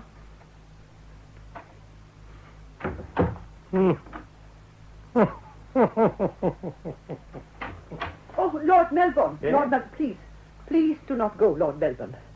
Her Majesty has expressed a wish that you remain here and see her at once. Her Majesty declares that... You may go. Kindly ensure that we are not disturbed. I wish to speak to the Prime Minister alone. You understand? Alone. Your Majesty, my duty compels me to point out that in no circumstances should you incline towards a hasty decision. There are certain factors... Listen, I command you to withdraw. We are to remain undisturbed until we have said everything that has to be said. As you wish, Your Majesty. You were here alone with him? He has returned to his suite. With respect, madam, you were very well aware of that before you made up your mind to enter. I earnestly hope you were not listening at the keyhole. There is no keyhole. Had there been one, I confess I should have been tempted to use it. Why did he come here, to this room, and almost as soon as he set foot in Windsor? I suspect that you are also aware of the answer to that question, Your Majesty. Yes, I believe I am. Could we talk as we talked when we began together, Lord Melbourne?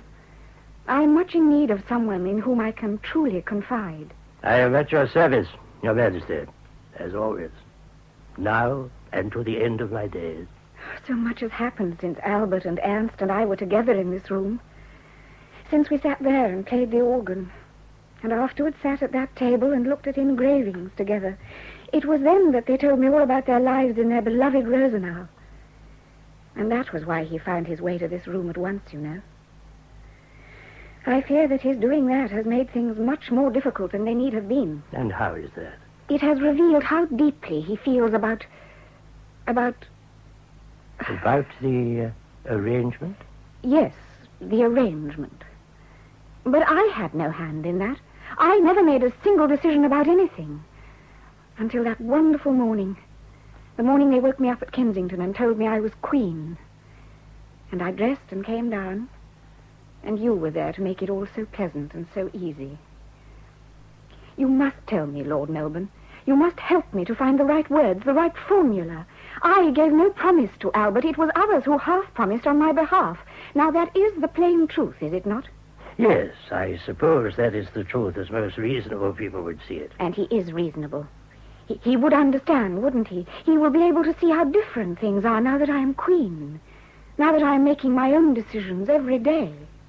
Why do you find this particular decision so painful, then? Because I cannot bear to hurt him. To send him away as the prince who came to England to give his heart to a queen who looked at it and then handed it back to him. Could it not be pointed out, impartially and objectively, that there was no general wish on the part of either government or people for the queen to marry at this stage? And that with a sovereign as young as 20 years, there is no immediacy as regards an heir? All that is true, ma'am. But perhaps not the crux of the matter. Then tell me what it is. You are not only my Prime Minister, you are my truest friend, and I am very much in need of guidance and reassurance in this matter. I fear there is only one source of guidance in a matter such as this. The welfare of the realm. No, ma'am. The dictates of the heart. This is your final and considered opinion? It is indeed, ma'am. Then you have very much simplified the situation, Lord Melbourne. I have? Why, yes.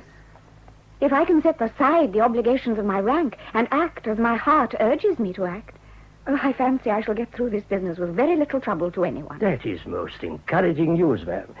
Will you pay me the compliment of rehearsing the ultimatum you propose to give him? I shall tell him that, in spite of the persistence of our Uncle Leopold and others in the matter of a match between us, I cannot persist in it without the impetus of a deep and abiding love for the man I am to marry. And the fact is, Lord Melbourne, such impetus as there was has long since spent itself. I am not only heart-free, but eager to remain so. Indefinitely, ma'am? For at least 3 or 4 years, until my affections are fixed elsewhere, or reasons of state urge me upon a different kind of marriage. Perhaps even a loveless one. You will tell the prince that in so many words? In an audience I intend to grant him after supper tonight. I think I shall begin by reminding him that any encouragement he derived from his visit here 3 years ago was due to immaturity on my part. That I was a young, impressionable girl with... Who is there? I gave Leighton the strictest instructions we should remain undisturbed. His Highness Prince Francis Charles Augustus Albert Emmanuel of Saxe-Coburg-Gotha. Albert. Oh, Albert.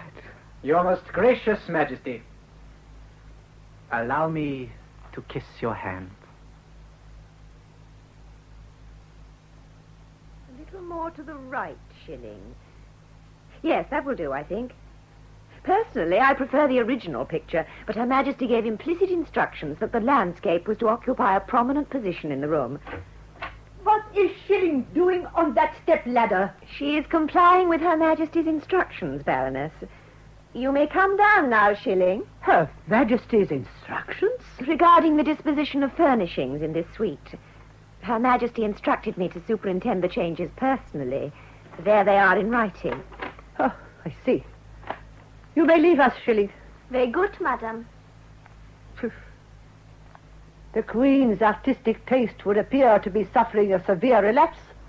Where did this amateurish daub come from? I am told it is a painting of Rosenau, the former home of the Duchess of Kent. In other words, His Highness Prince Albert's home. That would seem to be the reason it was specifically selected. I see. You had conversation with Her Majesty before she went riding before breakfast? Yes, Baroness. I was with her for a few moments before the grooms brought the horses round. She paid you the compliment of confiding her immediate intentions? She had no occasion to. I have eyes in my head. So?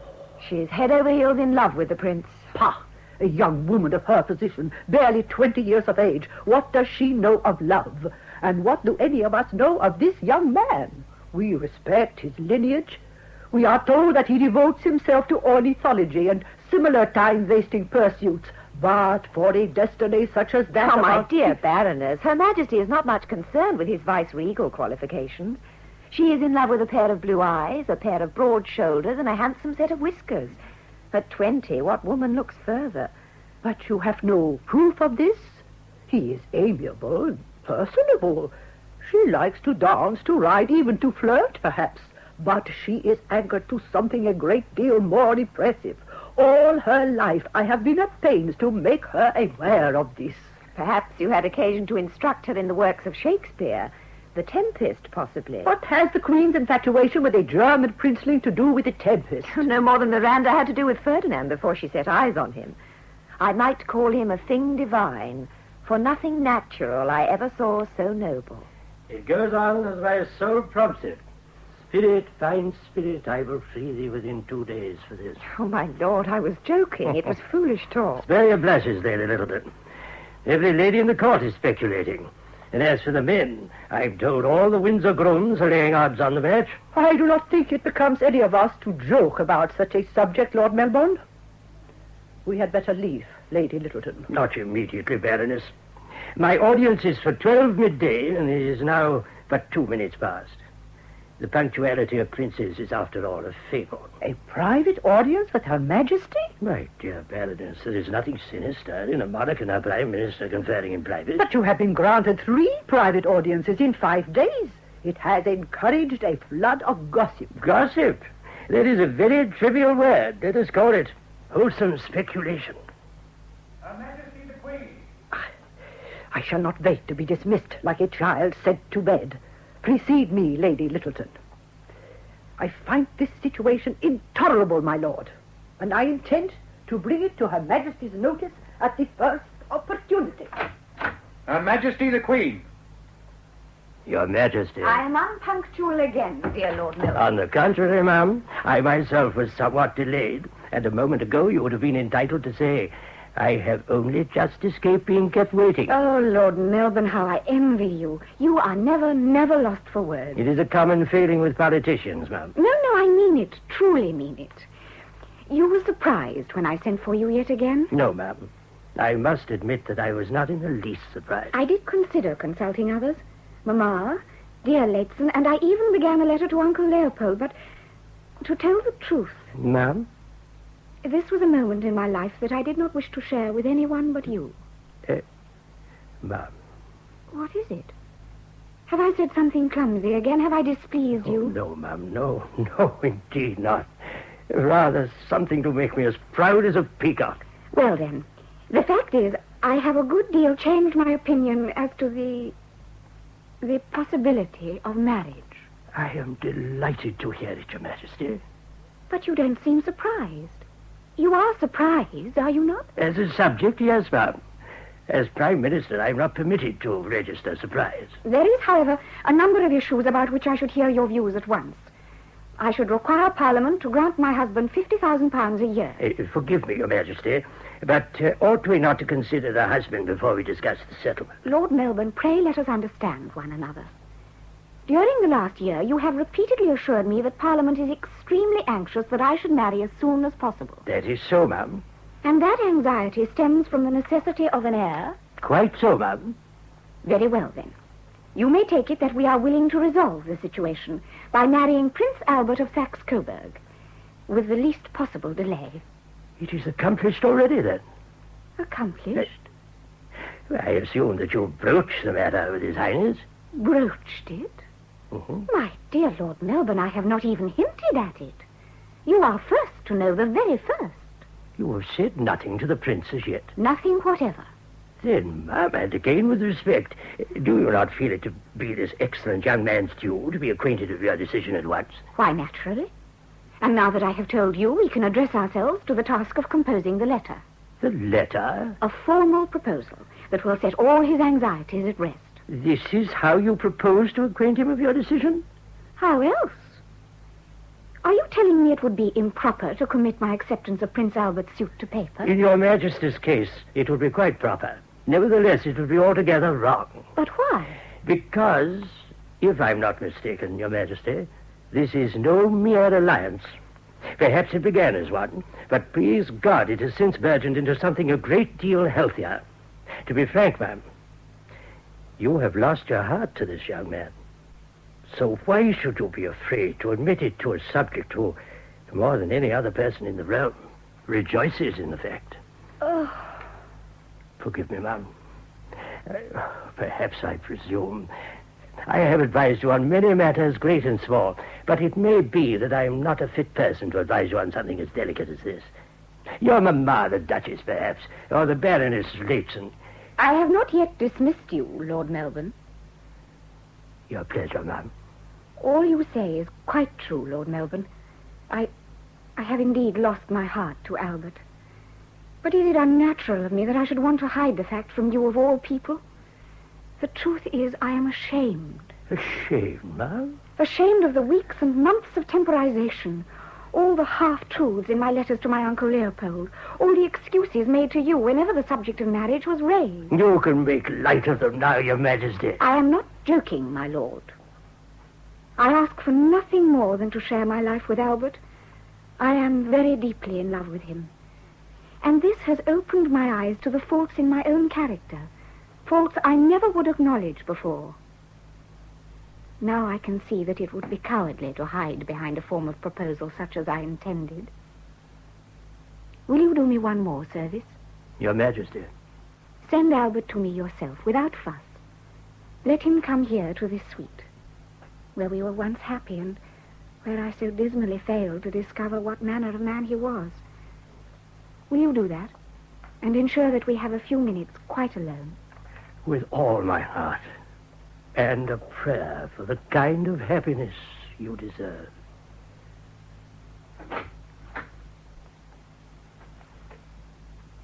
Oh, dear God. Grant me the wisdom to say the right thing to him. This is surely the most difficult moment of my life. Oh, and yet how foolish I am. I am not going to the scaffold. I am awaiting my dear, dear love. Oh.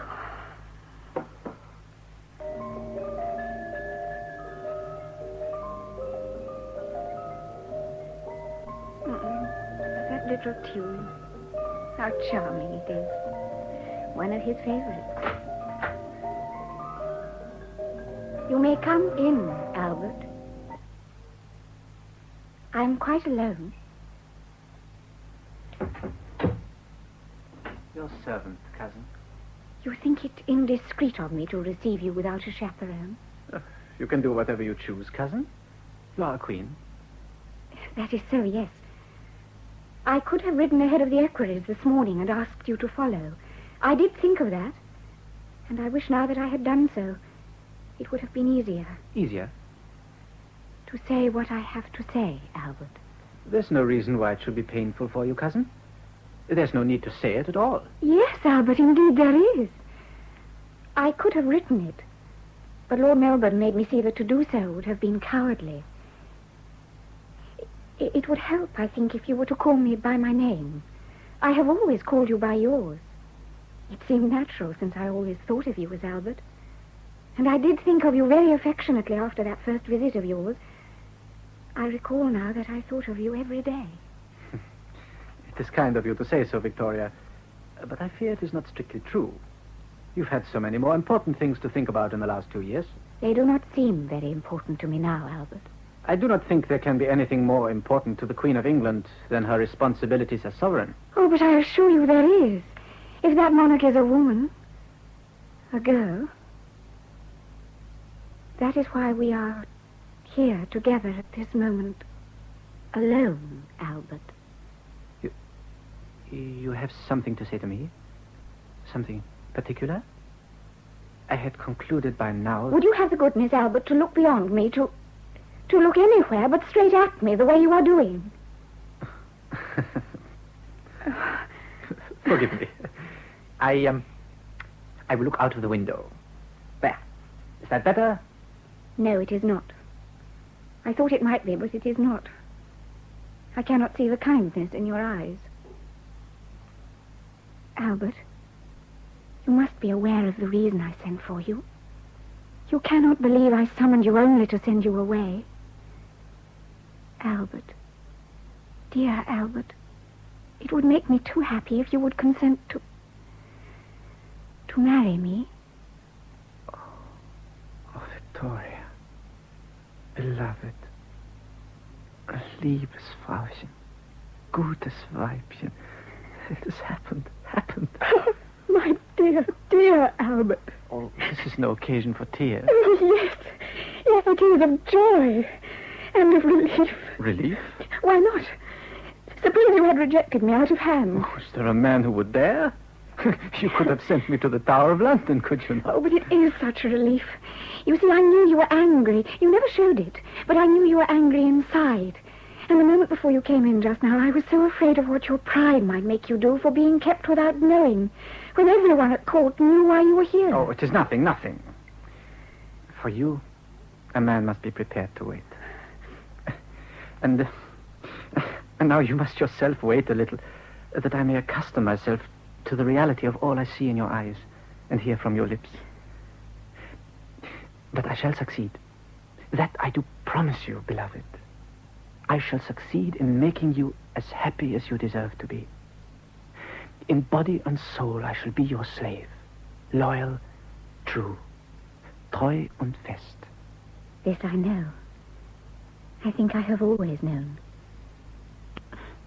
You are so tall, Albert, and I so little. But wait, there is a hassock. There. So. Now I am as tall as you.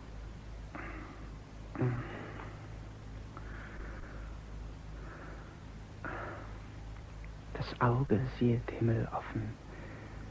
Es schwelgt das Herz in Seligkeit. What is that you say? It's by the poet Schiller. And translated, heaven opens on the ravished eye. The heart is all entranced with bliss. I think Schiller must have known a moment such as this.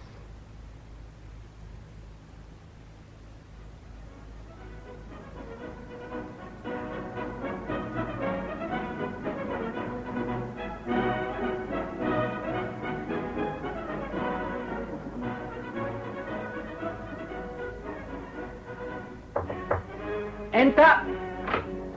Your Highness's chocolate. Ah, His Highness Prince Ernst has taken his. His apartment, Your Highness. He instructed me to say that he would join Your Highness immediately. Fräulein, Your Highness? this watercolor. It was not here when I found you making the inventory in October? No, Your Highness. It was one of the items Her Majesty ordered to be placed here immediately after the inventory was checked. Her Majesty ordered this to be hung here? Yes, Your Highness. At the time, the organ was curtained. Several additions were made at the time. Would that be all, Your Highness? You recognize this landscape, Schilling? No, Your Highness. It is a painting of my birthplace, Rosenau. A very bad painting, I fear. It does less than justice to Rosenau. I am sorry, Your Highness. You're not required to apologize, Schilling. It was not you that painted it, I trust. Touch the spring of the musical box.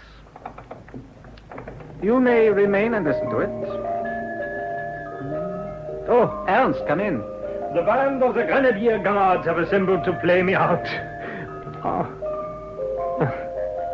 But I know this tune. So you should, Ernst. You heard it often enough when we were visiting here as boys. I recall that both you and Her Majesty preferred it to any music I was able to coax from that bellows over there. No, but before that... surely it is one of our folk songs? Yes, it is. It is always the simplest melodies that go straight to the heart. Most of the greater works don't get that far. They remain in the head. Fräulein Schilling, here is a present for you. Oh, no, I dare not, Your Highness. Take it, and I myself will undertake to delete it from the inventory. But I advise you only play it in solitude. Then it will remind you of home, and pleasantly so. Your Highness is too kind. Too kind. You may leave us now. Very good, Your Highness. Thank you, Your Highness. She is German. From Wasserburg. Ah, Wasserburg. We are all three a long way from home, Albert. Yes, too far. But she's not to be pitied. She's had more than 3 years to get used to it. It will not take you so long, Albert. 6 months and you will have all but forgotten us. You believe that of me, Ernst? Oh, come, I was joking. Of course you will never forget us, but you have a splendid future here. More splendid than either you or I would have thought possible when we birds nested in the woods and coverts of home. That time could not last forever, Albert. We had to grow up, take our ways. I shall miss you as much as you miss me, and more. As much, Ernst, but not more. You will still have Rosenau. You recognize this picture? Oh, with some difficulty. How did it come here? Victoria put it here. It was her way of trying to cure my homesickness. So, it was a generous impulse, Albert. She's full of generous impulses. Only since we are married am I learning to appreciate them. You must forget about home, Albert. You cannot look back now. You are no longer a German. I will always be German. You can only succeed here if you learn to become an Englishman. Oh, that will be difficult, I know. And your old tutor, Baron Stockmar, knows it too, although he would never admit as much. But you will achieve it, Albert, I know that. And when it is a reality, you will come into your full inheritance as the arbiter of a great nation's policy. How little you know of the British. You or Stockmar. Listen. That's the voice of the British. Strident, arrogant, terrifyingly self-assured, you understand? Oh, there's no room in it for culture or self-improvement. It says, it roars. We are God's chosen. You are either with us or behind us. Not against us, because nothing opposes us and lives. This we proved by our handling of Bonaparte. You are not only with them, Albert. You are at their head. No, Ernst, my dear fellow. I'm perched on the tail of the lion. And it has only to whisk that tail to send me flying. The tail is not lively enough to dislodge you, Albert. Now, no matter how much self-doubt you have now, the time will come when you will be leading that lion, and I shall be there to see it. Come in, Baron Stockmar. Your Highness. Your party is ready to leave now, Prince Ernst. Thank you, Stockmar. Well, God bless you, Albert. And you, Ernst. You will tell Grandmama I think of her every day, Yeah. You will tell her I'm well and happy. I will deliver every message you gave me, personally. Yeah. I promise you. Stay here. Don't follow me out, old fellow.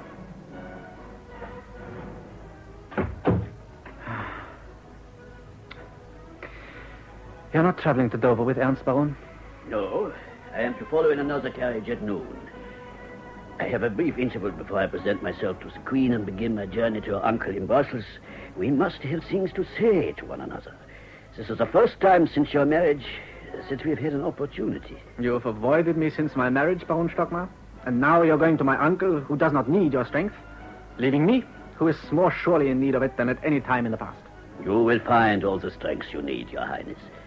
If it were otherwise, you would not be where you are. I had confidence in myself until Her Majesty made it clear, painfully clear to me, that you and I and Uncle Leopold were quite mistaken in regard to my true position here. Oh, believe me, Your Highness, there is nothing I do not know regarding your true position here. You studied the report of the wrangles in Parliament regarding my allowance, my title? I read it hours ago, together with every other report of recent parliamentary proceedings. It seems you no longer trust me, Your Highness. Oh, why should you say that? Well, you have told me something of the reason for your loss of confidence, but you have not yet told me where the shoe pinches most. I know now that I do not love my cousin. Also, that I can never love her, not as she needs and deserves to be loved. Indeed? That does not shock you? No, my prince. It does not even surprise me overmuch. Not? You must cease to regard this trivial circumstance as a personal betrayal on your part. But Her Majesty came to me expecting to be loved as a person, a woman. When I realized that I was incapable of rendering more than mere affection... Did you anticipate that it would be otherwise? Oh, with all my heart I did. I prayed that it might be so. Can I not make you understand how wretched this failure makes me? It is gross disloyalty to admit it, even to you. Nevertheless, it is important that you should discuss it with someone. Is this a physical matter? No. If it were so, I could accept it unquestioningly. There's nothing amiss with our physical relationship. But surely there should be a degree of intellectual compatibility between man and wife. Bless you, my prince. Do you suppose that either your royal uncle or myself had any great expectations of Her Majesty's intellectual attainments? But now that your destiny is accomplished, is this so important? It is important to me, Baron. How is it possible to attain personal happiness under this handicap? I do not remember that I ever promised you happiness, Your Highness. Satisfaction, yes. Providing that you put your duty before everything. And how should that be difficult after my years of training and seeing who you are? Who am I, Baron? Tell me. You are the man with whom the Queen of England is desperately in love, Your Highness. That being so, Her Majesty being a healthy and very impressionable young woman, it should not take you very long to find the correct formula for both felicity and power. You imply that I should use my physical ascendancy as a key to power? Why not? Is that honorable? It is your right. Perhaps. Yet it seems to me to be a shabby, backstairs way to begin a marriage. You must cease to regard this marriage as a bourgeois partnership. It was never meant to be. And it can never become so. Yet it should become so. You have taught me so many things, Baron Stockmar. But this is something I would have preferred not to learn. Let us pursue it no further. Let us shake hands before one of us says something to sour what has been, for me at least, the most rewarding relationship of my life. Oh, no. You cannot be rid of me as easily as that, Your Highness. The time will come when I can no longer be of service to you. But that time is not yet, I think. Ever since I was a child, you and my Uncle Leopold behind you determined that I should set out to look for the Holy Grail. Now that I'm started on my quest, do you not owe me more explicit directions? What am I seeking? And if I find it, what shall I do with it? Only your own conscience can answer those questions, my prince. Does not seem to me a question of conscience, Baron. We are faced with practical issues, and I must contend with them until the end of my life. How does a young man, armed with nothing but a little book learning, achieve anything in a strange land, among strangers, and with a wife who mistakes the shadow of regal authority for its substance? Through the acquisition of power. But I have no power! I have shown you the means of acquiring it. For whom do you ring? For the present source of that power. For the Baroness Litzen. Litzen? You rang, Your Highness? Inform the Baroness Litzen that His Highness will receive Mr. Anson at once. Very good, my lord. Litzen? Anson? But Anson is the private secretary of Lord Melbourne. I had the greatest difficulty in persuading Her Majesty not to appoint him to that position in my household. Your Highness must be prepared to yield in this particular. Appoint Anson as my private secretary? That would be to identify myself for all time with Lord Melbourne's party. I assure your Highness that I know what I am about. You will never regret this choice. Sir? Mr. Anson, permit me to wish you happiness and success in your enviable appointment to the household of His Highness. Thank you, sir. No effort will be lacking on my part to render His Highness devoted service. Then I shall leave you to get acquainted and complete my arrangements to dispatch my heavy luggage by the Dover stage. I will show myself out. There is much to be done and little time to spare. You're qualified to begin your duties at once, Mr. Anson. Yes, Your Highness. Her Majesty informed me that Your Highness had expressed an interest in some projected landscape developments on the south aspect of the great park. I took the liberty of consulting the forestry department yesterday and obtaining these estimates together with a provisional plan. Perhaps Your Highness would care to inspect them at leisure, and later allow me to present you to the architect concerned. I should like that very much, Mr. Anson. I'll spread the plan on the table. So, Your Highness would care to inspect the provisional drawings? Sure. It would appear to be a most ambitious project. It is indeed, Your Highness. You have a preference for outdoor life, Mr. Anson? Whenever my duties permit, Your Highness.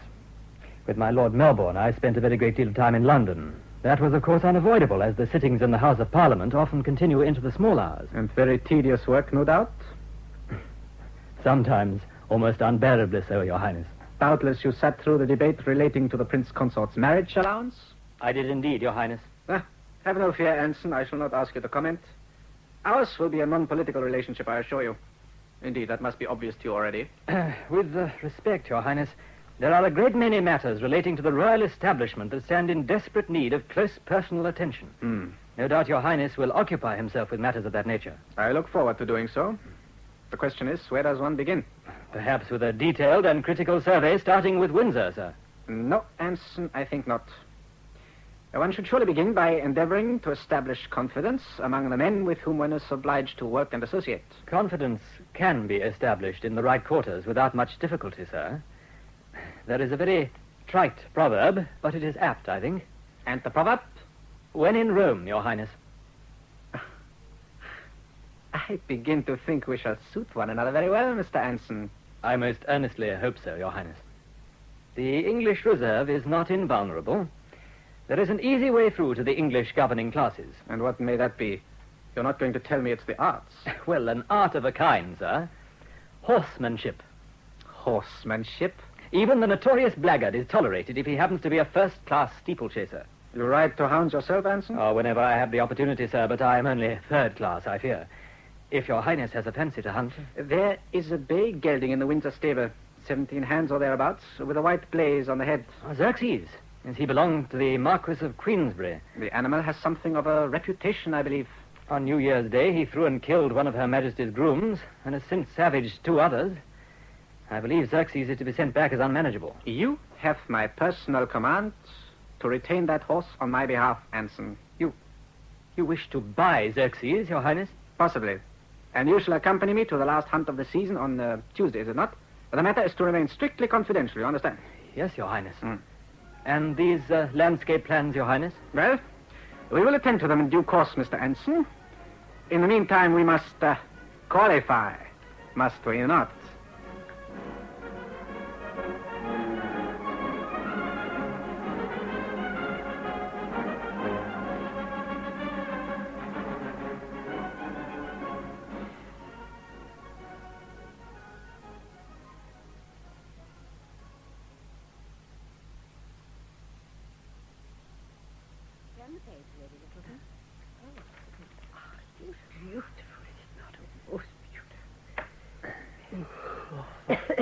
What is the time, Anson? 5 minutes to 10, Your Highness. Oh, is it my move? Yes, Your Highness. Pawn to Queen's fourth. And now, Lady Littleton, can you tell me what this picture represents? It is Conway Castle in Wales, Your Majesty. You are correct. And what can you tell us of this most distinguished edifice? Your move, Your Highness. It was built by Edward I in order to consolidate his conquest of the Welsh. It was the scene of King Richard II's surrender to Bolingbroke in 1399. Well done. Who is ahead, Leighton? You are, Your Majesty, a clear lead of 3 marks. Baroness? Oh, I must not take unfair advantage. I have been there. Have I, Leighton? No, Your Majesty, I think not. Or if you have, indeed you were too young to take notice. Your Majesty? It is Melrose Abbey. Correct. Oh, Your Majesty, this is not fair. None of us is blessed with your remarkable memory. Melrose Abbey stands on the River Tweed. It was the largest of Scottish abbeys and is associated with Sir Walter Scott. It has some remarkable windows and stonework and a number of interesting tombs. It is much visited by tourists. His Highness is asleep. His Highness has had a very arduous day, Your Majesty. It is not necessary to make excuses for the Prince, Mr. Anson. No, ma'am, indeed not, ma'am. What o'clock is it, Leighton? It is 4 minutes after 10 o'clock, Your Majesty. Everybody has our permission to retire. Your Majesty. Your Majesty. His Royal Highness also excuses you, Mr. Anson. Your Majesty.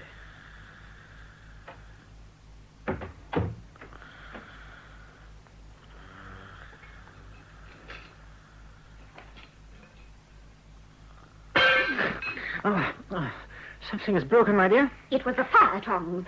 But the entire heavens could have fallen without you being in the least aware of the fact. So. Has everyone gone to bed? Oh, you were asleep. You snored. I snored? Oh, that's not remarkable, is it? Many people snore when they are asleep. With respect, I can recall occasions when you have yourself snored. A very gentle snore, it is true. Yet I do not recall resorting to the clash of fire irons in order to waken you. You are not even ashamed of yourself. Ashamed? That you should fall asleep over the chessboard in the presence of the ladies of the bedchamber is bad enough. That you should interrupt me with that uncouth noise is intolerable. I do not recall in the whole of my life having suffered a greater humiliation. Then you have been singularly fortunate, my dear. You do not intend to ask my pardon? No, madam. Nor to admit that it was a fault? If it was, it is you who committed it. I? It was you who presided over the tedium that caused me to fall asleep. Albert. Do not summon the servants, madam. You are giving orders to the Queen, sir. I am giving the Queen good advice, ma'am. Would it not help us both if we could take advantage of a rare moment of privacy and talk as man and wife rather than monarch and subject? We can discuss anything you choose, Albert. Always, you understand. But first, I think it would be a gentlemanly act on your part to ask my pardon. For sleeping? For the snore? Oh, very well, then I ask it.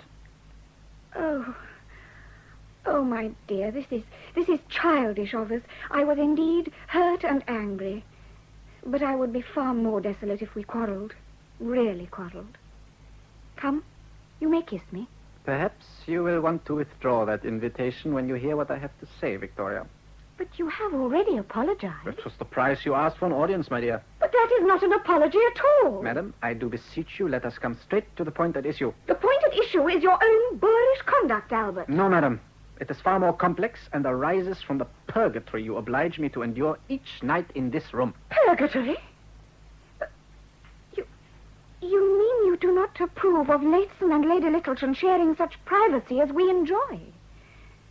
You would prefer us to be quite alone? You've not begun to understand what I'm trying to say to you. Indeed, I have not as yet. You as queen, and I as your consort. We are surely required to set an example, are we not? Yes. I am not referring to our conduct in public and our bearing on occasions of state. Then you are a queen indeed.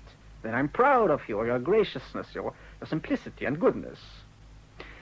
It is our private and personal life to which I refer. You mean our marriage? When we are alone? When I am wholly your wife? No, not that. How can I make you understand? Understand what, Albert? Well, there is a third estate in marriage, my dearest. A marriage such as ours. First, of course, comes our dignity and authority as queen and consort. Then our duty to one another as man and wife, to cherish and comfort one another. Concerning this, no man could ask for more affection and tenderness. Yet there is a third obligation, you say. Oh, believe me, there is.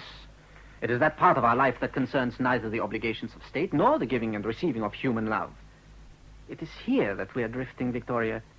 And if we lose touch one with the other, we can embitter our entire future. I am stupid, Albert, and when I am alone with you, I am very much aware of my stupidity. It pains me that I cannot understand where I am at fault. You have failed to recognize in me, your husband, a man of taste and intelligence, with possibilities in excess of those demanded by a guessing game played around the table. Very well, Albert. We will abandon that particular game. Tomorrow evening, we will have a little music after dinner. And then I will ask Leighton to organize a spelling bee. Mein Gott! Albert, really, you must not shout at me in that manner. Force me to shout. You will not open your mind to what I'm trying to say. Is there no more to marriage than a show of graciousness and dignity in public and ceaseless demonstrations of physical affection in private? Are we to spend all that part of our lives outside the throne room and bedchamber quizzing one another on the relative merits of one pile of ruins or another? Albert, I command you. This album. For me, it has become a lexicon of penance, madam, when I think of the vast profit we might derive from these wasted hours. I see this room full of men of intellect and imagination. Writers, reformers, educationalists, inventors, painters, musicians. The best that Europe can offer. We have the key to this world, but you will not use it. You prefer instead this soporific. Be so good as to pick up that album and replace it on the table where you found it. I shall not! The servants may remove it with the other rubbish in the morning. Pray God they use it to light the fire. Oh, I should never have believed it possible that you could have behaved so boorishly. I shall retire now, and you may remain here and reflect upon your conduct. I shall not sleep until you come to me and tell me how truly sorry you are. I can bear no more. This situation, it is impossible.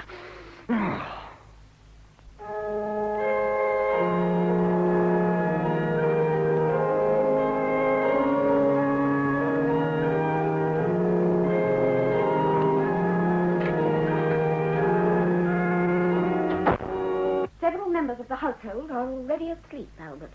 Indeed, yes. I had forgotten the time. Well, that does not mean that you cannot play if you wish. It is our home, not theirs. That would be very inconsiderate on my part. As you're aware, I've already taken my rest. Those people you spoke to me about, the writers and inventors, are they men of rank? Are they already at court? I have the list of their names here in my diary. Show me. Thank you, Albert. Every name noted down would enrich the princely houses of Europe, but few of them are seen at any court. I remember just now, my royal grandfather once invited Mr. Gibbon, the author, here to Windsor. Mr. Gibbon was much pleased and inscribed a copy of his book to my grandfather. It was The Decline and Fall of the Roman Empire. It is still in the library, I understand. I must read it. It is a very controversial work, I'm told. Oh, Albert. Albert. Oh, my dear. Oh, do not distress yourself so. But I'm wretched, wretched.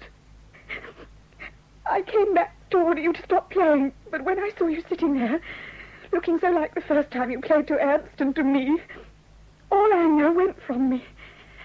Albert, I cannot endure to quarrel with you. Promise me we shall never quarrel again. That would be to pledge you that it will never rain, never thunder. Quarreling is part of love, Weibchen. We have Schiller's word for it. Ach, dass sie ewig grünen bliebe, die schöne Zeit der ersten Liebe. How's your German tonight? Ach, dass sie ewig grünen bliebe, die schöne Zeit der ersten Liebe. Oh me, that love's delicious time Might keep the freshness of its prime. It will. It must. And to prove it, here is your list of guests. You may invite whom you please, when you please. Anson shall write to every one of them tomorrow. I did not intend that they should descend upon us in cohorts, my dear. Then we shall make out a roster. We shall have the painters one evening, the inventors the next evening, and so on until the list is exhausted. Then we shall start again at the beginning. Oh, you're very good to me. Always you're good to me, Weibchen. Oh, come, it is late. The entire household is asleep. Albert. My dearest Albert.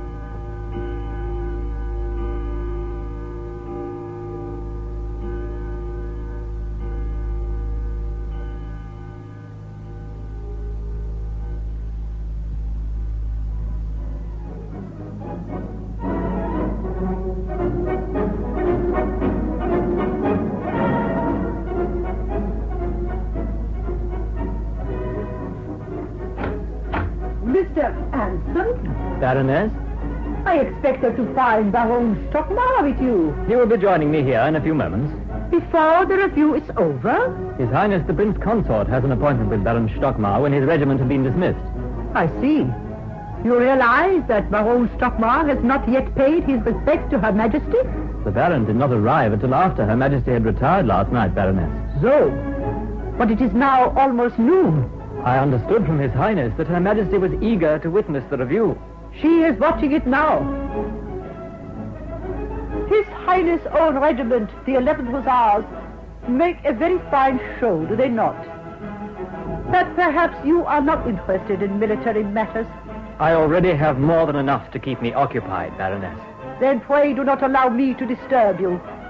I can see everything splendidly from this window. Baroness.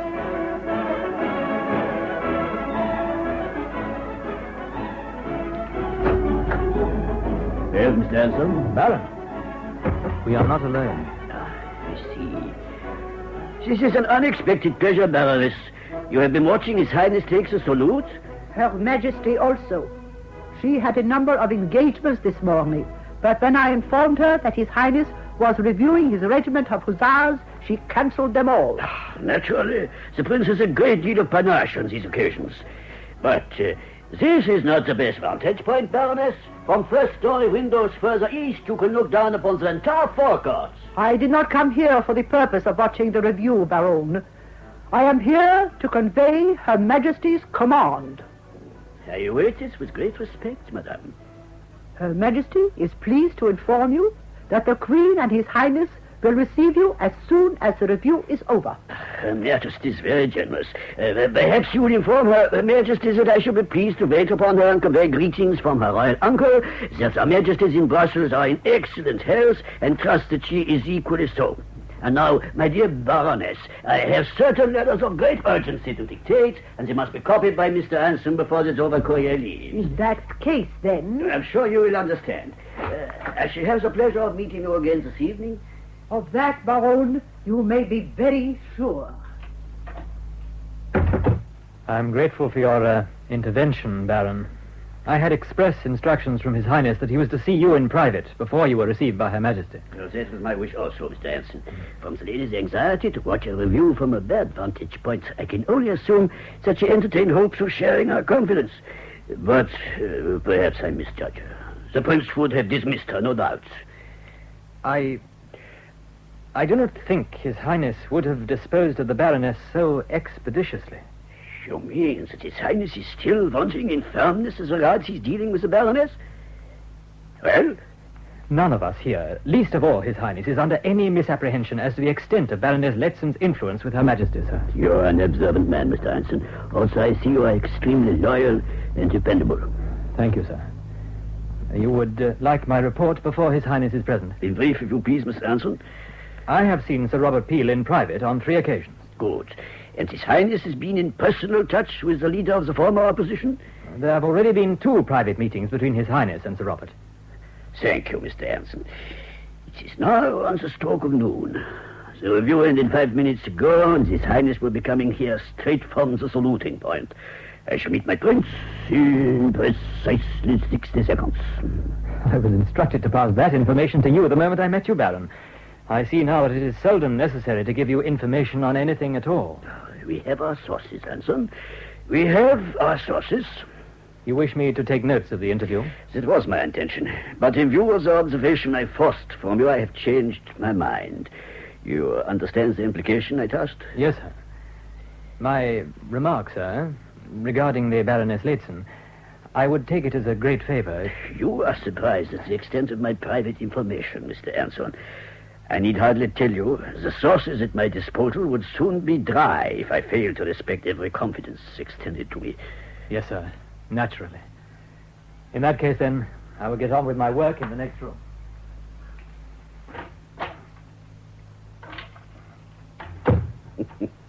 Oh, Mr. Hudson, I really believe he is afraid of me. His Royal Highness, the Prince Consort. Excused. Ah, my friend. My old friend. Your Highness. You've been home, hmm? You have news of Ernst, of Grandmama. You've been to Rosenau? Oh, come, you must tell me everything. I can speak of your home in Her Majesty's presence, Your Highness. You have other news? Bad news? Your Highness, at the most we have 10 minutes before it is known that we are alone together. Leighton was here when I arrived to keep my appointment with Anson. Is that remarkable? No, Your Highness, but I can assure you it was premeditated. But I wrote to you of Leighton. Our relationship has improved immeasurably. I wrote telling you that I had asserted myself in the matter of our leisure hours, and that Her Majesty has been pleased to indulge my every wish as regards dinner guests. And there's another matter of which you're unaware. The Queen has agreed to the changes in our household when the new ministry takes office. Yes, this I knew. Anson has told you of my part in bringing this about. Anson confirmed what I already knew as regards Your Highness' exercise in diplomacy. Domestic diplomacy, Your Highness. You're not pleased. It is the beginning. The beginning? Well, it was a good beginning, as indeed was your victory in the matter of banishing round-table games after dinner. Let us hope that these skirmishes will prepare you for the major encounter. You say we shall have but a few moments alone. Unless I am gravely mistaken, Her Majesty will walk through those doors in less than 5 minutes, and Leighton will accompany her. If I did not know that your motives were commendable, I could find it in me to tell you that you were presumptuous. For that, Your Highness, I must not shrink from saying what I feel it necessary to say. In respect of what, sir? In respect of Her Majesty's determination to pursue a policy that may bring her throne and yourself into public contempt. But that is an insult. Whatever you may suppose, I am not hedged around by spies. Neither am I the gilded figurehead I was when I last sought your advice in this room more than a year ago. The advice you gave me then, I acted upon. You must give me credit for something, Baron Stockmar. For growing a little, perhaps. Huh? You have grown a little, my prince, but not fast enough, not tall enough to grapple with the present situation. You make light of what I have achieved? Because you have failed to maintain the offensive. To fail when there was men of learning, to persuade duchesses to resign, to establish a civil relationship with Peel, these things are victories of a sort. But sovereignty continues to elude you.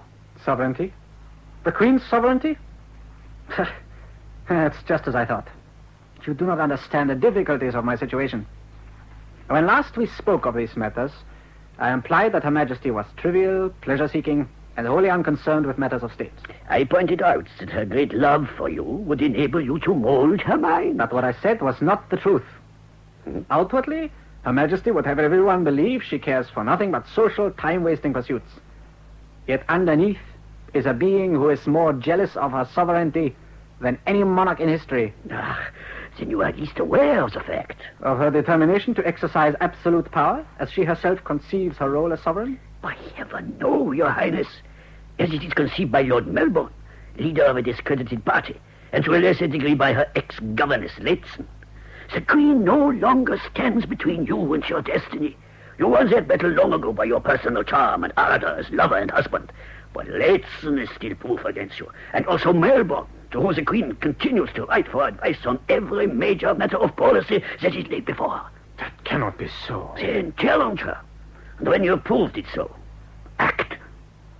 What does it forfeit Peel or any other minister to gain office if Her Majesty takes counsel from an ex-governess and her orders from a man who is terrified of the 19th century? Her Majesty the Queen, Lady Littleton, the Baroness Leighton. Your Majesty. We should scold you severely, Baron Stockmar.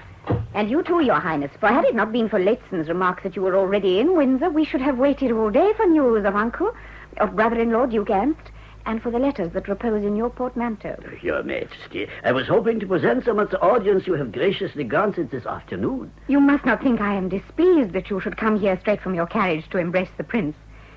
We are aware that your greatest happiness is to talk with him, and that he, for his part, has you never out of his mind. Is that not so, Your Highness? It is always a very great pleasure to confer with Baron Stockmar. You were in time to witness the final march past by the light cavalry, Baron Stockmar. I was indeed, ma'am, and I found it most impressive. You realize the regiment was His Highness' own, the 11th Hussars. And does he not sit a horse splendidly? His Highness has always excelled in manly outdoor pursuits, Your Majesty. Yet he did not practice them to the neglect of his studies. His Highness can converse upon almost any subject. Baron Stockmar is aware of such accomplishments as I possess, Your Majesty. And he is modest, too, you perceive. Oh, but it is thoughtless of us to detain you after what must have been a long and tedious journey. Touch the bell, Lady Littleton. Yes, ma'am. You have our permission to retire, Baron. And we shall expect you at our drawing room after you have rested and eaten luncheon. You rang, my lady? Yes, Bates. You will conduct Baron Stockmar to the Lord Steward and inform him that Her Majesty wishes the Baron to be served with luncheon in his suite. My lady. Your Majesty is most gracious. I shall remain here until luncheon is served. But I believe you, Leighton, have urgent correspondence to attend to and are therefore excused. You too, Lady Littleton. I should be glad if you would make quite certain that the Lord Steward is in personal attendance upon Baron Stockmar. He is getting on in years and must be excessively tired after his long journey. Your Majesty. Your Majesty. Oh, did I not manage that very skillfully, dearest? Do you suppose either of them imagined I wanted so much to be alone with you for a few moments? To tell you how proud I was of you this morning? Your Majesty is most kind. Oh, you are tired, my angel. You were afoot soon after 6 this morning, and you did not allow yourself more than a bare 15 minutes over breakfast before you dressed for the review. You must not drive yourself so ruthlessly. I shall speak to Anson about it. Now, come. Sit down by me. There. And let me loosen that gorget. Raise your chin. Albert, you look troubled. Bad news? No. But you are plainly upset. I am very wretched, Victoria. But it is not on account of Uncle Leopold's earnest endeavors to rule Britain from Brussels. There is something you wish to tell me. You were to receive Stockmar at 4 this afternoon. That was the command passed to Anson by Leighton. Yet Stockmar told me you would come through that door within 5 minutes of my meeting him here. His estimate was accurate. Both you and Leighton were here within 7 minutes of dismissal on the parade ground. I came as soon as I learned that Baron Stockmar had arrived. Leighton told you he was here? Yes. Closeted with me? Am I to be scolded for interrupting your tete-a-tete? Oh, come, Albert, you are making yourself ridiculous. No, madam. This time it is not I who caught the ridicule. I do not care for this mood of yours. I will leave you to recover your good humor. We had best take this opportunity of confiding in one another. Please do not go, Your Majesty. I will not tolerate you addressing me in that manner when we are alone. You only do so to provoke me when you're in one of your childishly stupid moods. You will address me by name, Albert. Now, sir, what is behind this exhibition of pique? Why should you resent my wish to share your confidence with Stockmar? Because it was clearly a conspiratorial act, Victoria. Conspiratorial? On Leighton's part, and by inference, on your part also. But there's something of infinitely greater importance that I wish to discuss with you. Indeed. What is it? I think you should know that within the last few days I have had 2 private meetings with Sir Robert Peel. With Peel? You received that man into our house? No, I called upon him at the House of Commons.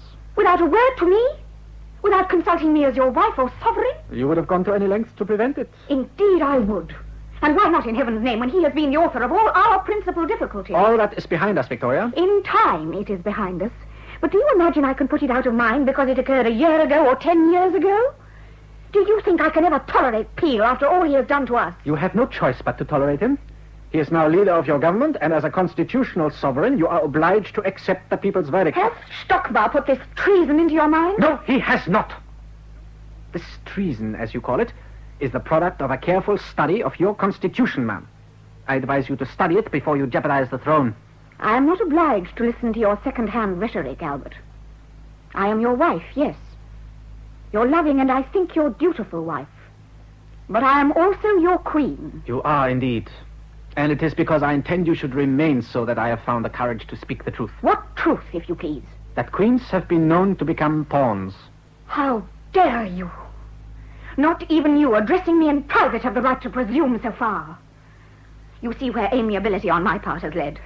I humoured you in the matter of our social evenings. I gave way to you as regards the resignation of 3 ladies of my household. And now, like a beggar on horseback, you resort to sulks and tantrums to threaten my very sovereignty.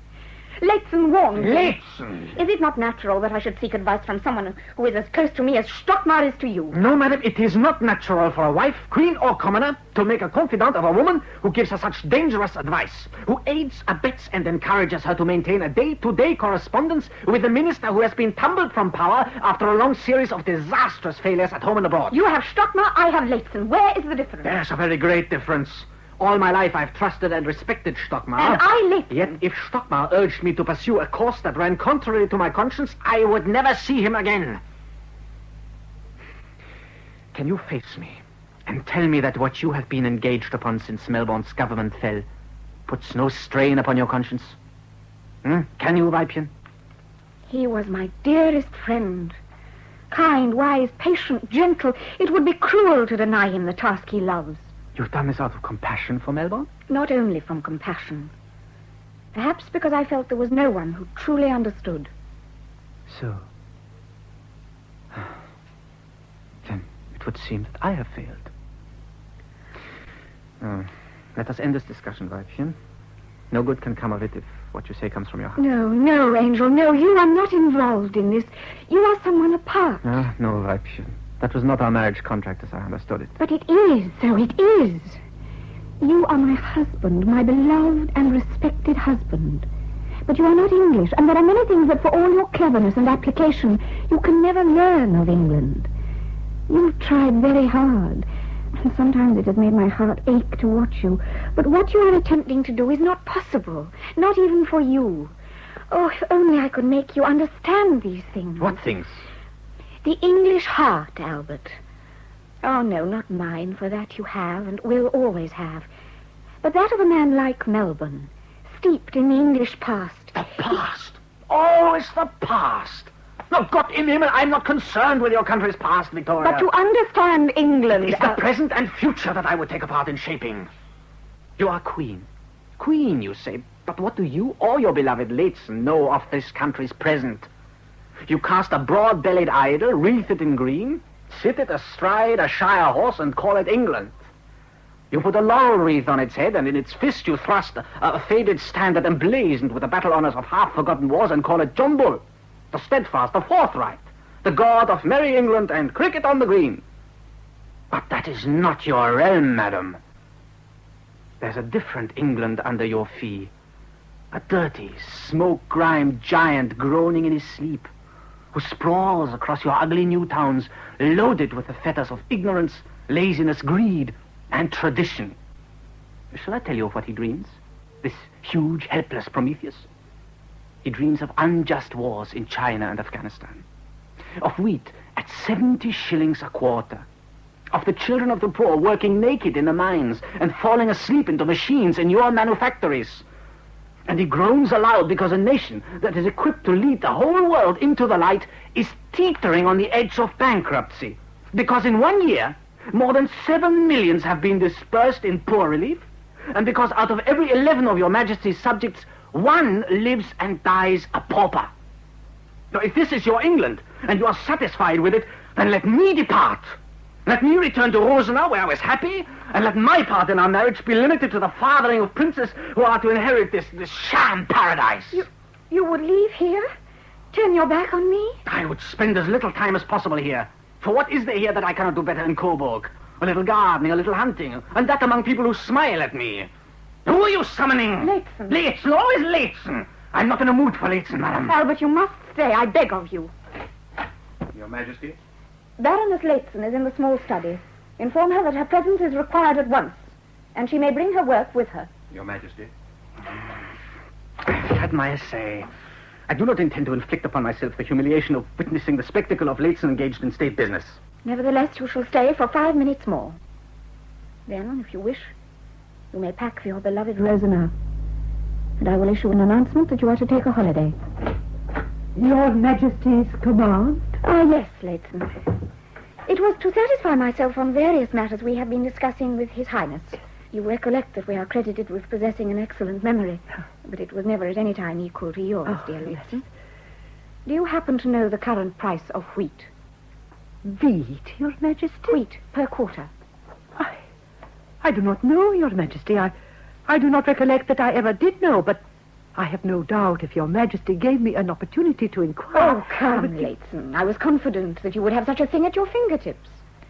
The question arose when we were discussing the cost of bread in relation to the activities of the Anti-Corn Law League. Could you tell His Highness, for instance, how much public money was expended upon poor law relief last year? Or what proportion of our subjects live and die as paupers? Forgive me, Your Majesty, but I... Oh, Leighton, I see that you cannot. But I can. The gross figure is a little over 7 millions, and the ratio of paupers 1 in 11, or a little over 9% of the population. Is it not shameful? Does it not go a long way to explaining the unrest in our centres of industry? Look, Your Majesty summoned me in order to solicit information regarding these matters? Oh, no. It was another matter altogether. It was to tell you I had had second thoughts regarding the letter we had decided to dispatch to Lord Melbourne by today's courier. I had not yet finished copying that letter, Your Majesty. You recollect it was only this morning... But you have our draft, have you not? Yes, Your Majesty, I have the draft. Then you had better return it to me, and destroy that portion of it you have already copied. I brought it with me, Your Majesty. Here it is. Ah, yes. You know, Albert, one cannot be too careful in these matters. The name of Lord Heytesbury was suggested to me as our minister at the court of Vienna, and I was writing to signify my wholehearted approval of the suggestion. However, since there is no cause for urgency... Your Majesty has no further instructions regarding a reply to Lord Melbourne's letter? I shall attend to it later. This evening, perhaps, when Mr. Anson is in attendance. You are excused, Leighton. Your Majesty.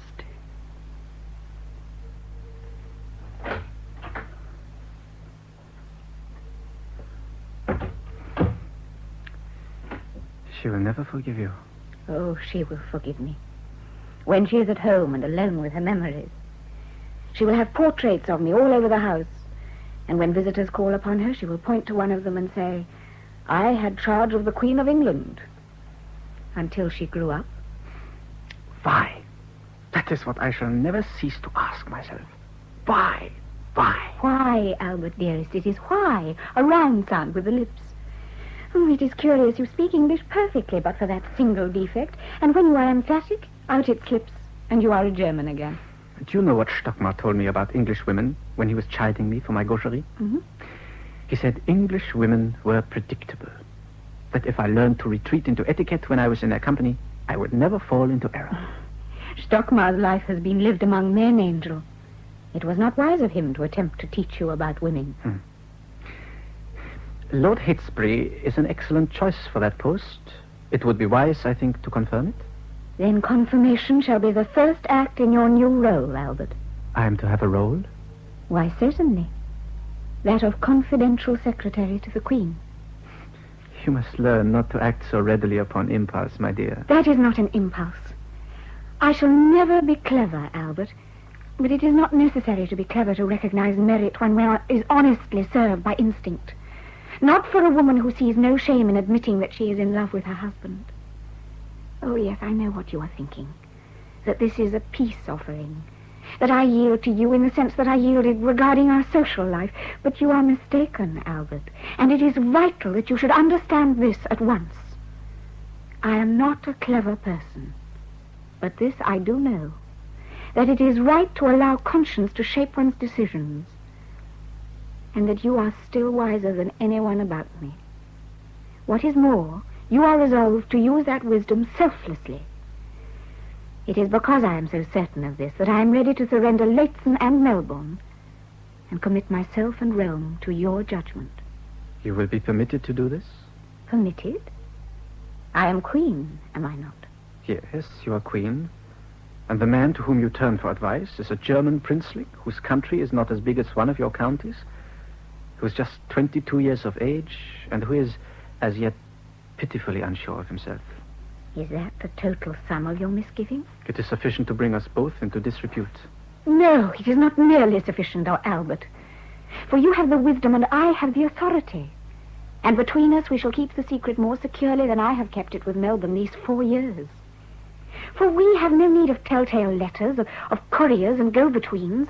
We have free access to one another, and all our decisions can be arrived at in private. We may not always make the right decisions. I think we will make more than have been made in the past, Albert. We shall begin now, as soon as luncheon is eaten. We shall retire to the small study and sit side by side with a dispatch box between us. I shall pass each document to you, and you shall make marginal notes, and I will write them down in my own hand, so that historians 100 years hence will say, this goose of a queen had the wisdom of Solomon. We shall do all this, liebes Frauchen. But not at once, not today. Today you shall cancel all appointments. Today the seals of the dispatch boxes shall not be broken. You will give orders for the cabriolet, but the coachman shall have a holiday. I will be coachman for once and leave the escort behind the hill. Then, when there is no loyal citizen about us to lift his hat and shout, God bless your majesty, I will take your hand thus and pledge it thus. And you will understand at last all I've been saying to you in the past. Take this man and use him. His loyalty, his service, his love. Albert, my dearest angel.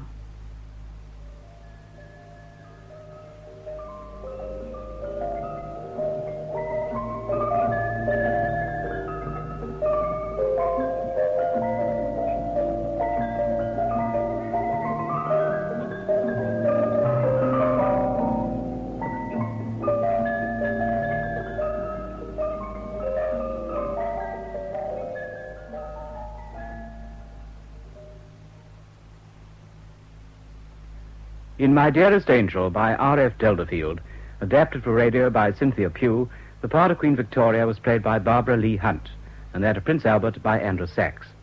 The rest of the cast was as follows: Baroness Leighton, Gladys Spencer; Baron Stockmar, Eric Anderson; George Anson, Robin Lloyd; Viscount Melbourne, John Wise; Lady Littleton, Polly Murch; Prince Ernst, Gabriel Wolfe; Bates, Bruce Condell; Schilling, Valerie Kirkbright. Production, which was recorded, was by Norman Wright. Light brings you Everything for the Boys, the Command Theater of the Air, starring Mr. Ronald Coleman. His guest, Miss Betty Davis.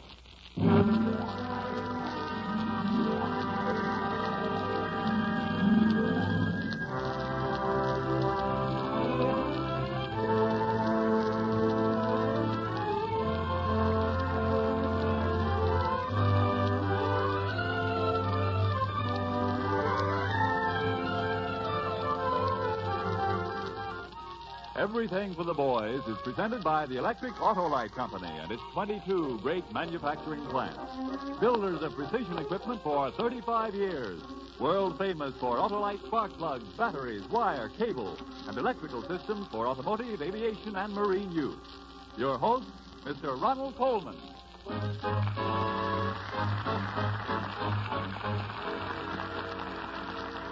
Thank you and good evening.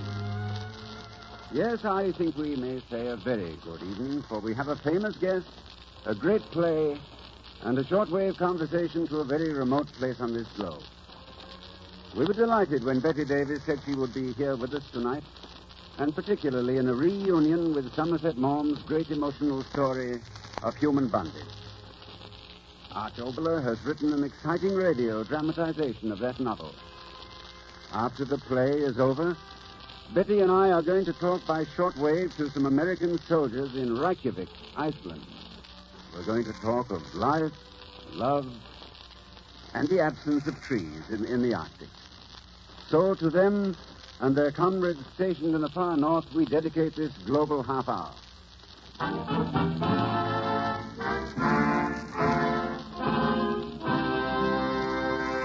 Before our play begins, a simple question.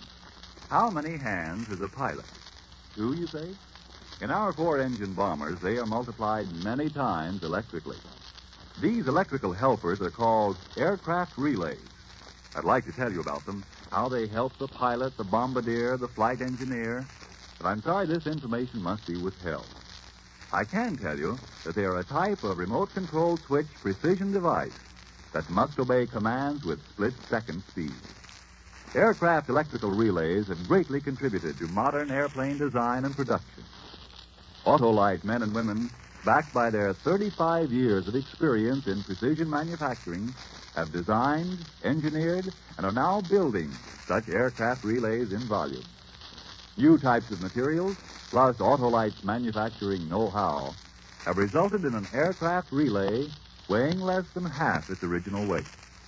At the same time, Autolite engineers increased its load capacity, with contact life outperforming test requirements as much as 300%. Knowing how to build such dependable equipment is proof again that the name Autolite means precision manufacturing.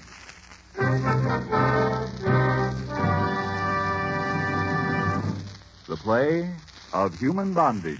The players, Mr. Ronald Coleman and his guest, Miss Betty Davis. A priest sits in the quiet of his study. These are the thoughts in his mind.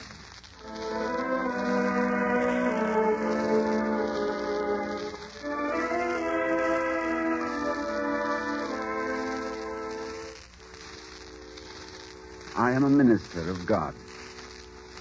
Tonight I sat at the bedside of one who was very ill. Her thin face was a heavy mask of powder, a death's head with a twisting mouth.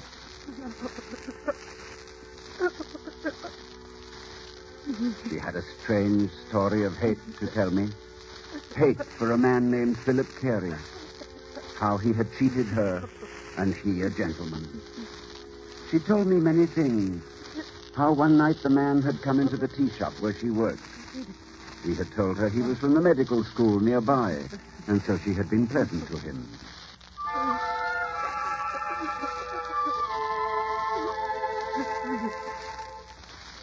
But as the woman talked, strangely, somehow, I could sense the untruth behind her words. What you want? Tea and muffins? Well, I'd rather just talk to you. It really is filthy weather outside, isn't it? It makes no difference to me. I'm in here all day. Oh, that's true, of course, isn't it? Yeah. I'm here to take orders and wait on customers. I've got nothing to say to them, and I don't want them to say anything to me. Well, I beg your pardon. I do indeed.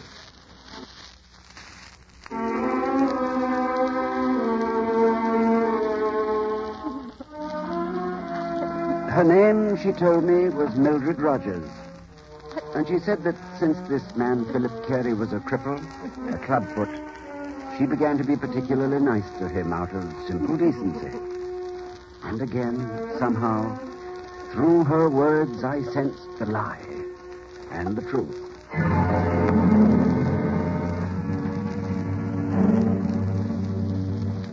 You don't mind my walking home with you?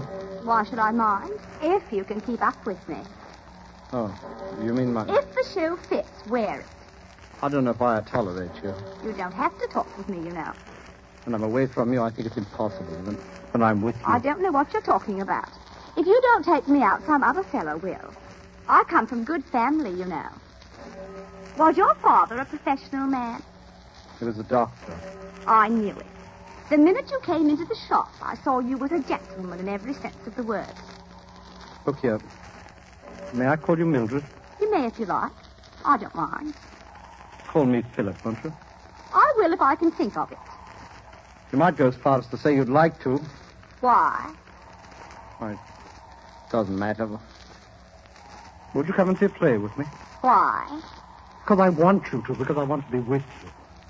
Well, I'd better go in now. This is where I live. Oh. Mildred, What are you trying to do? won't you kiss me goodnight? Impudent.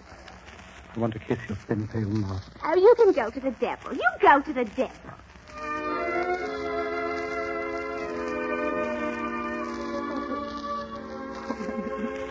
She went on telling me how nice she had been to the man. How very nice.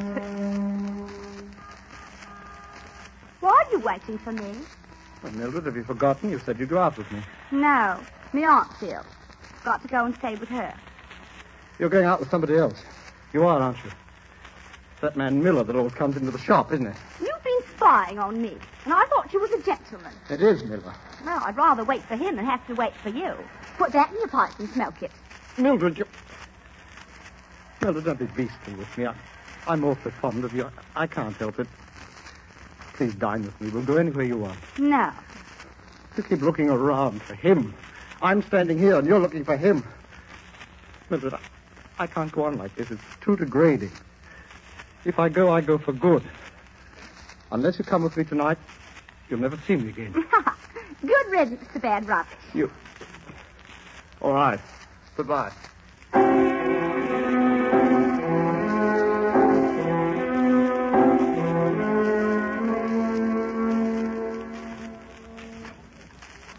Are you back again? Do you want to order some tea? Don't remember that I said I'd never see you again? Oh, did you? Then what you doing here now? Wish I knew why I came back. I don't. Do you want to order some tea? Mildred, don't be beastly to me. You're a funny fellow. I'm very simple. I'm a blasted fool who's in love with you with all my heart and soul. Well, I've said it. I know you don't care tuppence for me, but I've said it. Mildred, I can't endure this anymore. I've tried to get over you and I can't. I never shall. Marry me. Do you hear me? Marry me.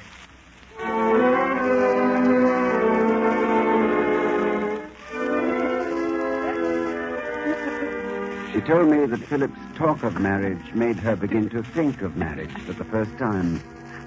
There was a nice elderly gentleman who came into the shop, a commercial traveler by the name of Miller, a good, substantial citizen. And so, she had gone away with this Mr. Miller.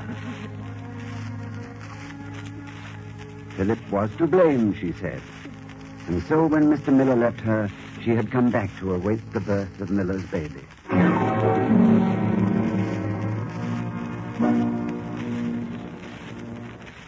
What are you talking? Oh, you mean Griffith? He's an unpunctual devil. He's probably making love to one of his girls somewhere along the line. That's not the way to talk in front of me. Oh, come now. The facts of life are the facts, after all. Oh, Griffith! Griffith, over here! I say, he's a handsome gentleman. Right. Oh, Griffith, do forgive me. I'm terribly sorry to be so late. Well, as long as you're here. Mrs. Miller, may I present my best friend, Harry Griffith. How'd you do? Well, this is indeed a pleasure, Mrs. Miller. I've heard a great deal about you. Really? Not so much as I've heard about you. What's this? Has Philip been blackening my character? Oh, no, he's just been saying the nicest things about you. Hmm? I've been so looking forward to meeting you. Why don't you sit down here, Mr. Griffith? Well. Isn't the sea wonderful today, Mr. Griffith? Blue light. Like the promise of heaven. Isn't it now?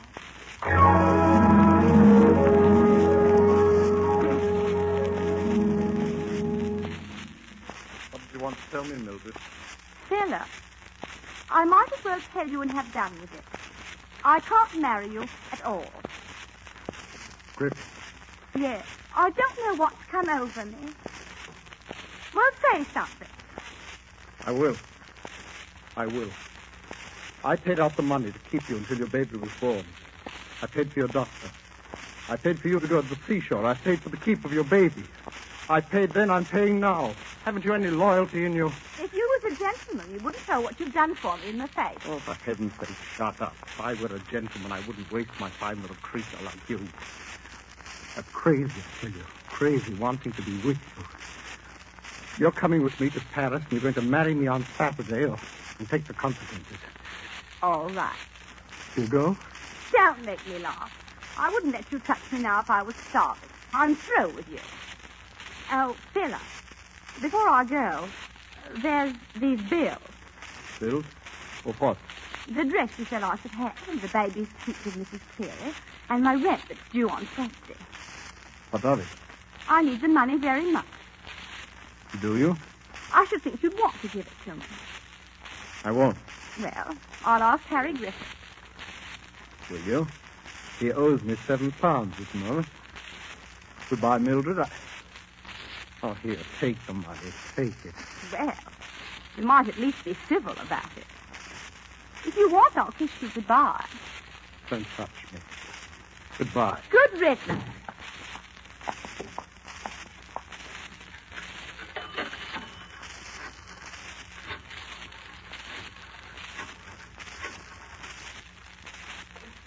Hello?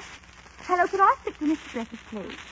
Oh, it's you, Harry. I didn't recognize your voice. Harry, listen. I got the money. We can go away, like you said now. We can go away now.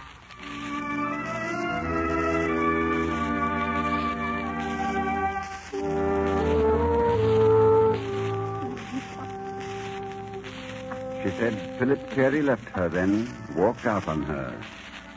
And then she said that after a few weeks his conscience began to hurt him because he looked her up at the apartment of the relative where she was staying. But the lie was clearer than ever before.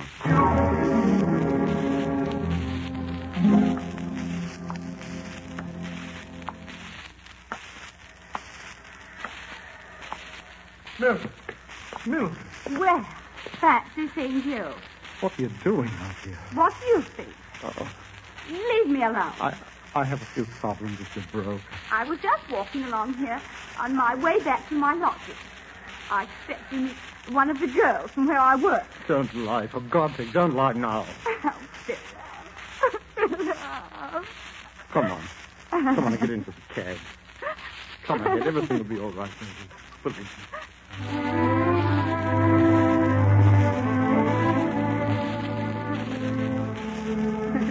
She told me he began to plead with her to come back to him. And finally she agreed. Only for the baby's sake, she said.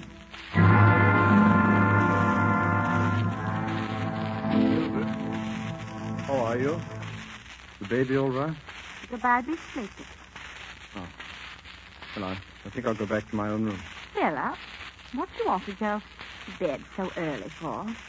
Well, it's nearly 1. I'm not used to late hours these days. Philip. Yes? Philip, it's almost 2 weeks now since you asked me to come and stay here. I didn't mean what you thought I meant when you said you didn't want me to do anything for you except just to cook and take care of the flat and that sort of thing. Didn't you? I did. Oh, don't be such an old silly. Well, I meant it quite seriously. I shouldn't have asked you to stay here under any other condition. Why not? Well, I can't explain it. I feel differently, that's all. Very well. Just as you choose. You're a fool. Good night.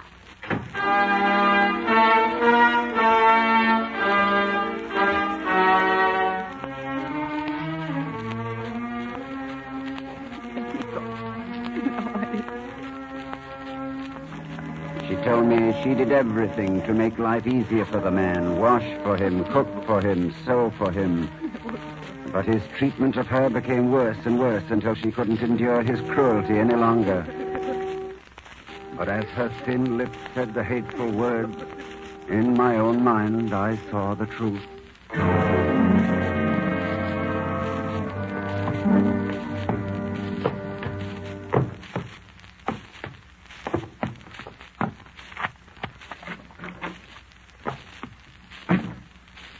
You're home late, Philip. Oh. Why aren't you in bed? I waited up for you. Sit here by me. All right.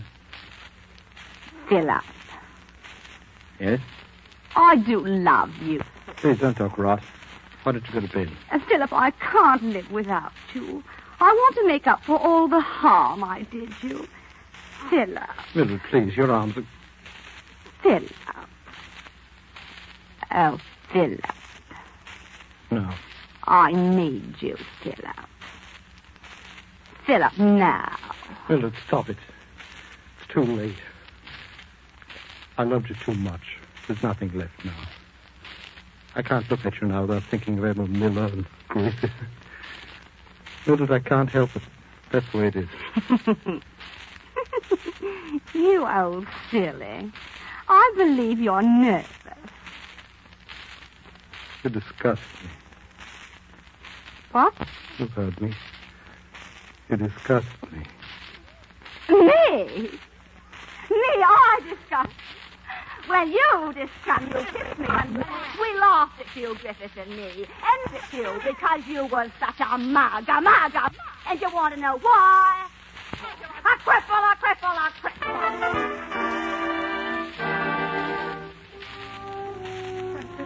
Where I was so very nice to me, I had to go away. He said, I'm telling you the truth. Oh, keep quiet, you brat, you. We'll be out of here soon enough. I've got work to do. The knife is beautiful picture. There's the first one. Oh, stop it. I'll smash it over you. Now the second one. That will show him. The knife, now, his favorite color. Red. Now his book. Oh, no. First the mirror. Now his book. Thinking book. There. That'll show him. That'll show him.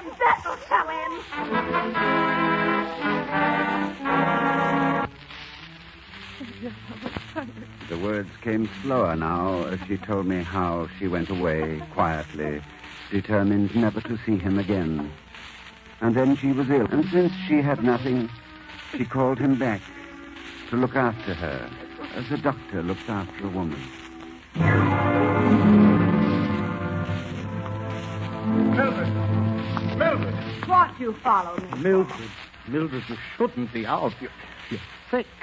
I warned you weeks ago. I'll hold the door. Oh, for heaven's sake, come along. Let go of me. Let me take you home. Please listen to me, Mildred. No, let go of Mildred. me. I'll do as I please. Please, Let go of me. I'll do as I please.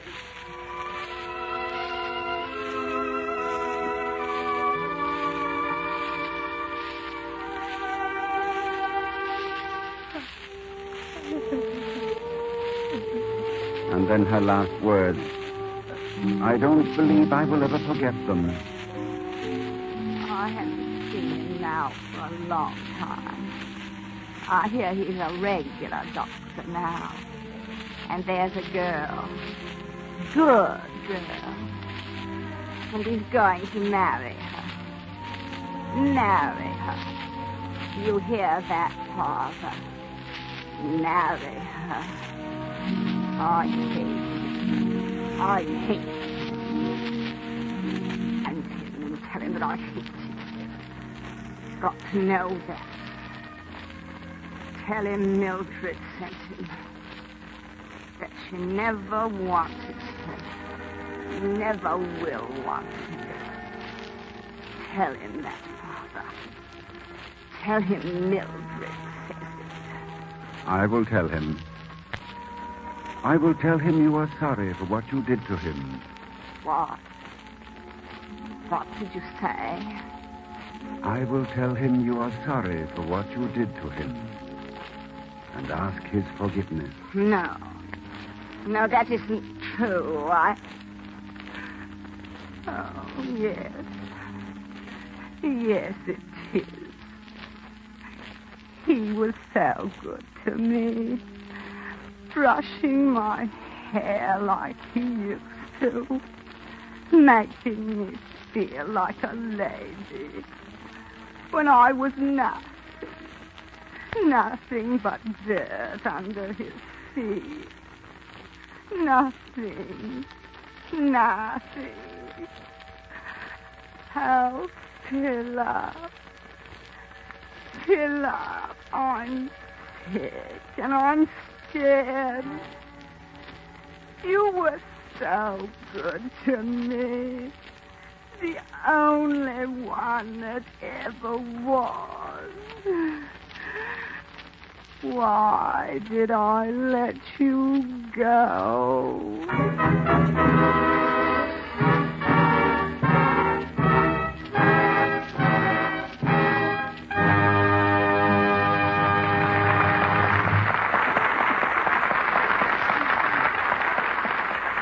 You have just heard Miss Betty Davis and Mr. Ronald Coleman with Hans Conried in Of Human Bondage, as dramatized for radio by Art Jobeler. The original score was written and conducted by Gordon Jenkins. While the two-way shortwave radio circuit is being set up between Hollywood and Iceland, a thought about one of your problems. Do you know how important the distributor in your car is to efficient engine performance and economy? It's very important because it distributes high-voltage electrical current to the spark plugs at the proper instant. In a 6-cylinder automobile engine running at 35 miles an hour, the spark must occur every 1/80th of a second. Imagine, about 5,000 times every minute. No matter how strong the electrical impulse may be or how perfect the wiring, an efficient spark can only arrive at the spark plug through a healthy distributor. During these war days, when your car must last longer than ever before, the life of the distributor should be safeguarded by giving it greater care. Drive into any one of the thousands of Autolite service stations, your local car dealer, or serviceman. Have the electrical lifeline in your car checked. This will include the distributor. If any of the parts are worn or out of adjustment, replace them if necessary with original factory parts, Autolite parts. They will help keep your engine operating at top efficiency and economy. Remember, the name Autolite means precision manufacturing. Well, Mr. Coleman, we'll be ready on your call to Iceland in just a minute. Thank you. That just gives me time to say this to you, ladies and gentlemen. We have a problem. Hundreds of letters have come to me from relatives of men overseas, asking me if I would arrange our shortwave conversation this week or next so that we could talk to their own sons, husbands, and brothers. Well, we'd like nothing better than to be able to grant all these sincere requests and make these dreams come true. But unfortunately, the regulations of the War Department make that impossible. The men on the fighting fronts to whom we speak are chosen by the military authorities. We know of their identity only a matter of hours before broadcast time. Of course, from week to week, it may happen that someone close to you will appear in this program, but as with so many things in life, that's a matter of happy chance. Now, one more thought. To you who long so much for the voice of someone you love, think of the great happiness that comes to the families of the boys who do speak on this program. Then I'm sure you'll be happy with them and for them. You might think of the boys, too, as if they were your own. They are, in a way, aren't they? Yours and mine. And now, engineer, how's the call coming? Reykjavik, Iceland is standing by, Mr. Coleman. All right. Hollywood to Reykjavik. I've never done that before. You're always wonderful in the new role, Betty. You put on these earphones, grab a fur coat, and let's join the boys up at Reykjavik on the Flaxafloy. What's the Flaxafloy, Ronnie? What?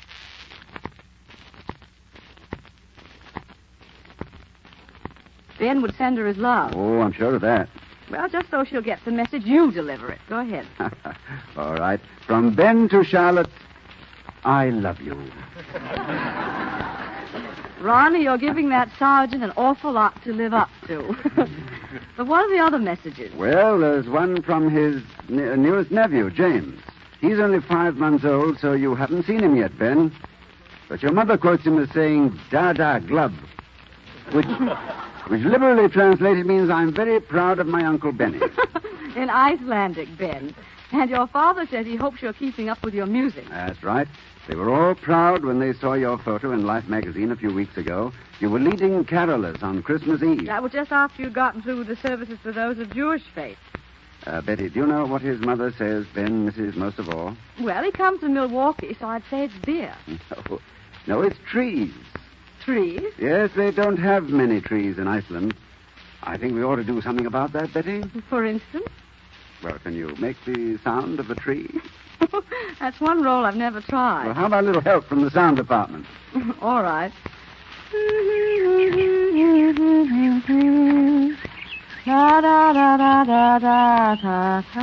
hear that, Ben?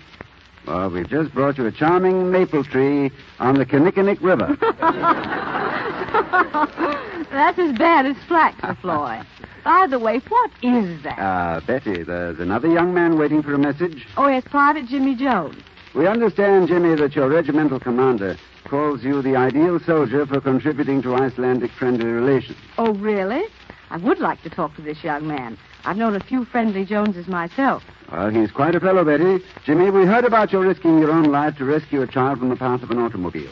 Just to make you feel at home, we've brought you something from your hometown of Pittsburgh. Yes, Jimmy Jones, from Hollywood to Iceland to Pittsburgh. Listen. There you are. How's that, Jimmy? Now, Ronnie, before we go any further, I want something done about my request. Oh, yes, I know. About Flaxifloy. Well, Frank Martin, do you know? Why, yes, it's a bay, of course. Reykjavik is on the Bay of Flaxifloy. Of course, Betty. Oh, is that all? You know, boys, I'm ashamed to admit it, but I really thought... Time's it was up, Miss Davis. Maybe it's just as well. Just as well. Good night, Sergeant Cohen and Private Jones. Good luck and God bless. Good night, boys. Good night.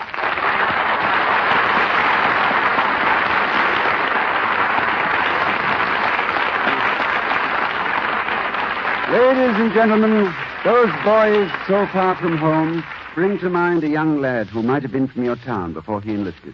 He married his high school sweetheart. A year later, he went overseas. It was rather like the end of the world for both of them, especially because he wouldn't be around for their baby's arrival.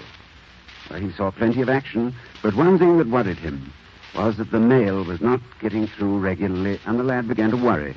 The baby, perhaps his wife, was sick. So he went to the Red Cross field director. A cable was dispatched to a Red Cross chapter back home. Not long after, these reassuring words arrived. Son born last week, wife writing regularly, both are well. Now, the Red Cross needs your help now to carry on this and many other services here and overseas. The Red Cross is your hand and your heart. Next week, Autolite cordially invites you to another program of Everything for the Boys, your new global half hour uniting the home front and the fighting front.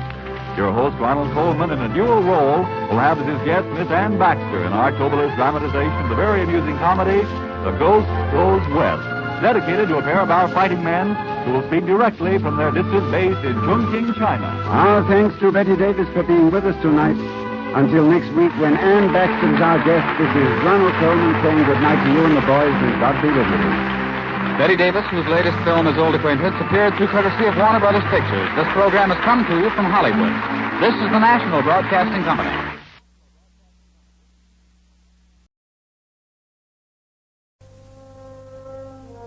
This is the BBC Home Service. Afternoon Theatre.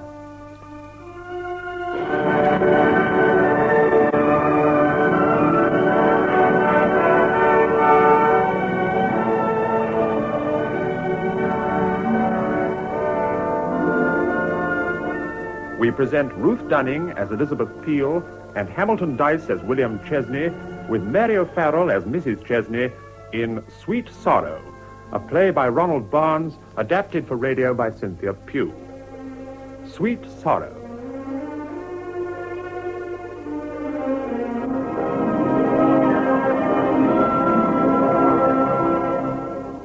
The action of the play takes place in the home of Mr. William Chesney, somewhere in St. John's Wood, in the year 1890.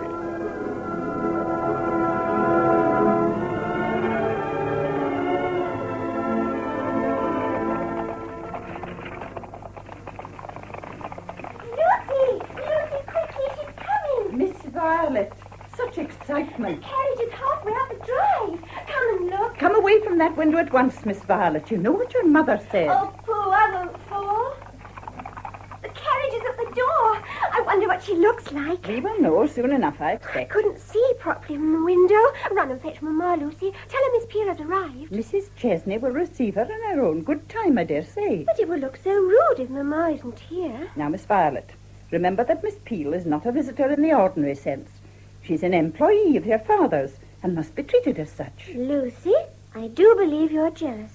Nothing of the sort. Oh, I really don't see why you need a governess. I was always considered good enough before. Now, Lucy, don't be hurt, please. I will always love you much more than you, Miss Peel. But you must admit, it is exciting, having a real governess all to oneself. Well, I only hope it doesn't spoil you, that's all. Of course not. Oh, please, tell Mamma to come. All right, my baby. And then bring Miss Peel in here. She will wait until she is sent for. Then I will come with you. Certainly not. You will remain here like the perfect young lady I brought you up to be. Oh, very well, Lucy. But just to please you. Only hurry. Yes, Miss Violet.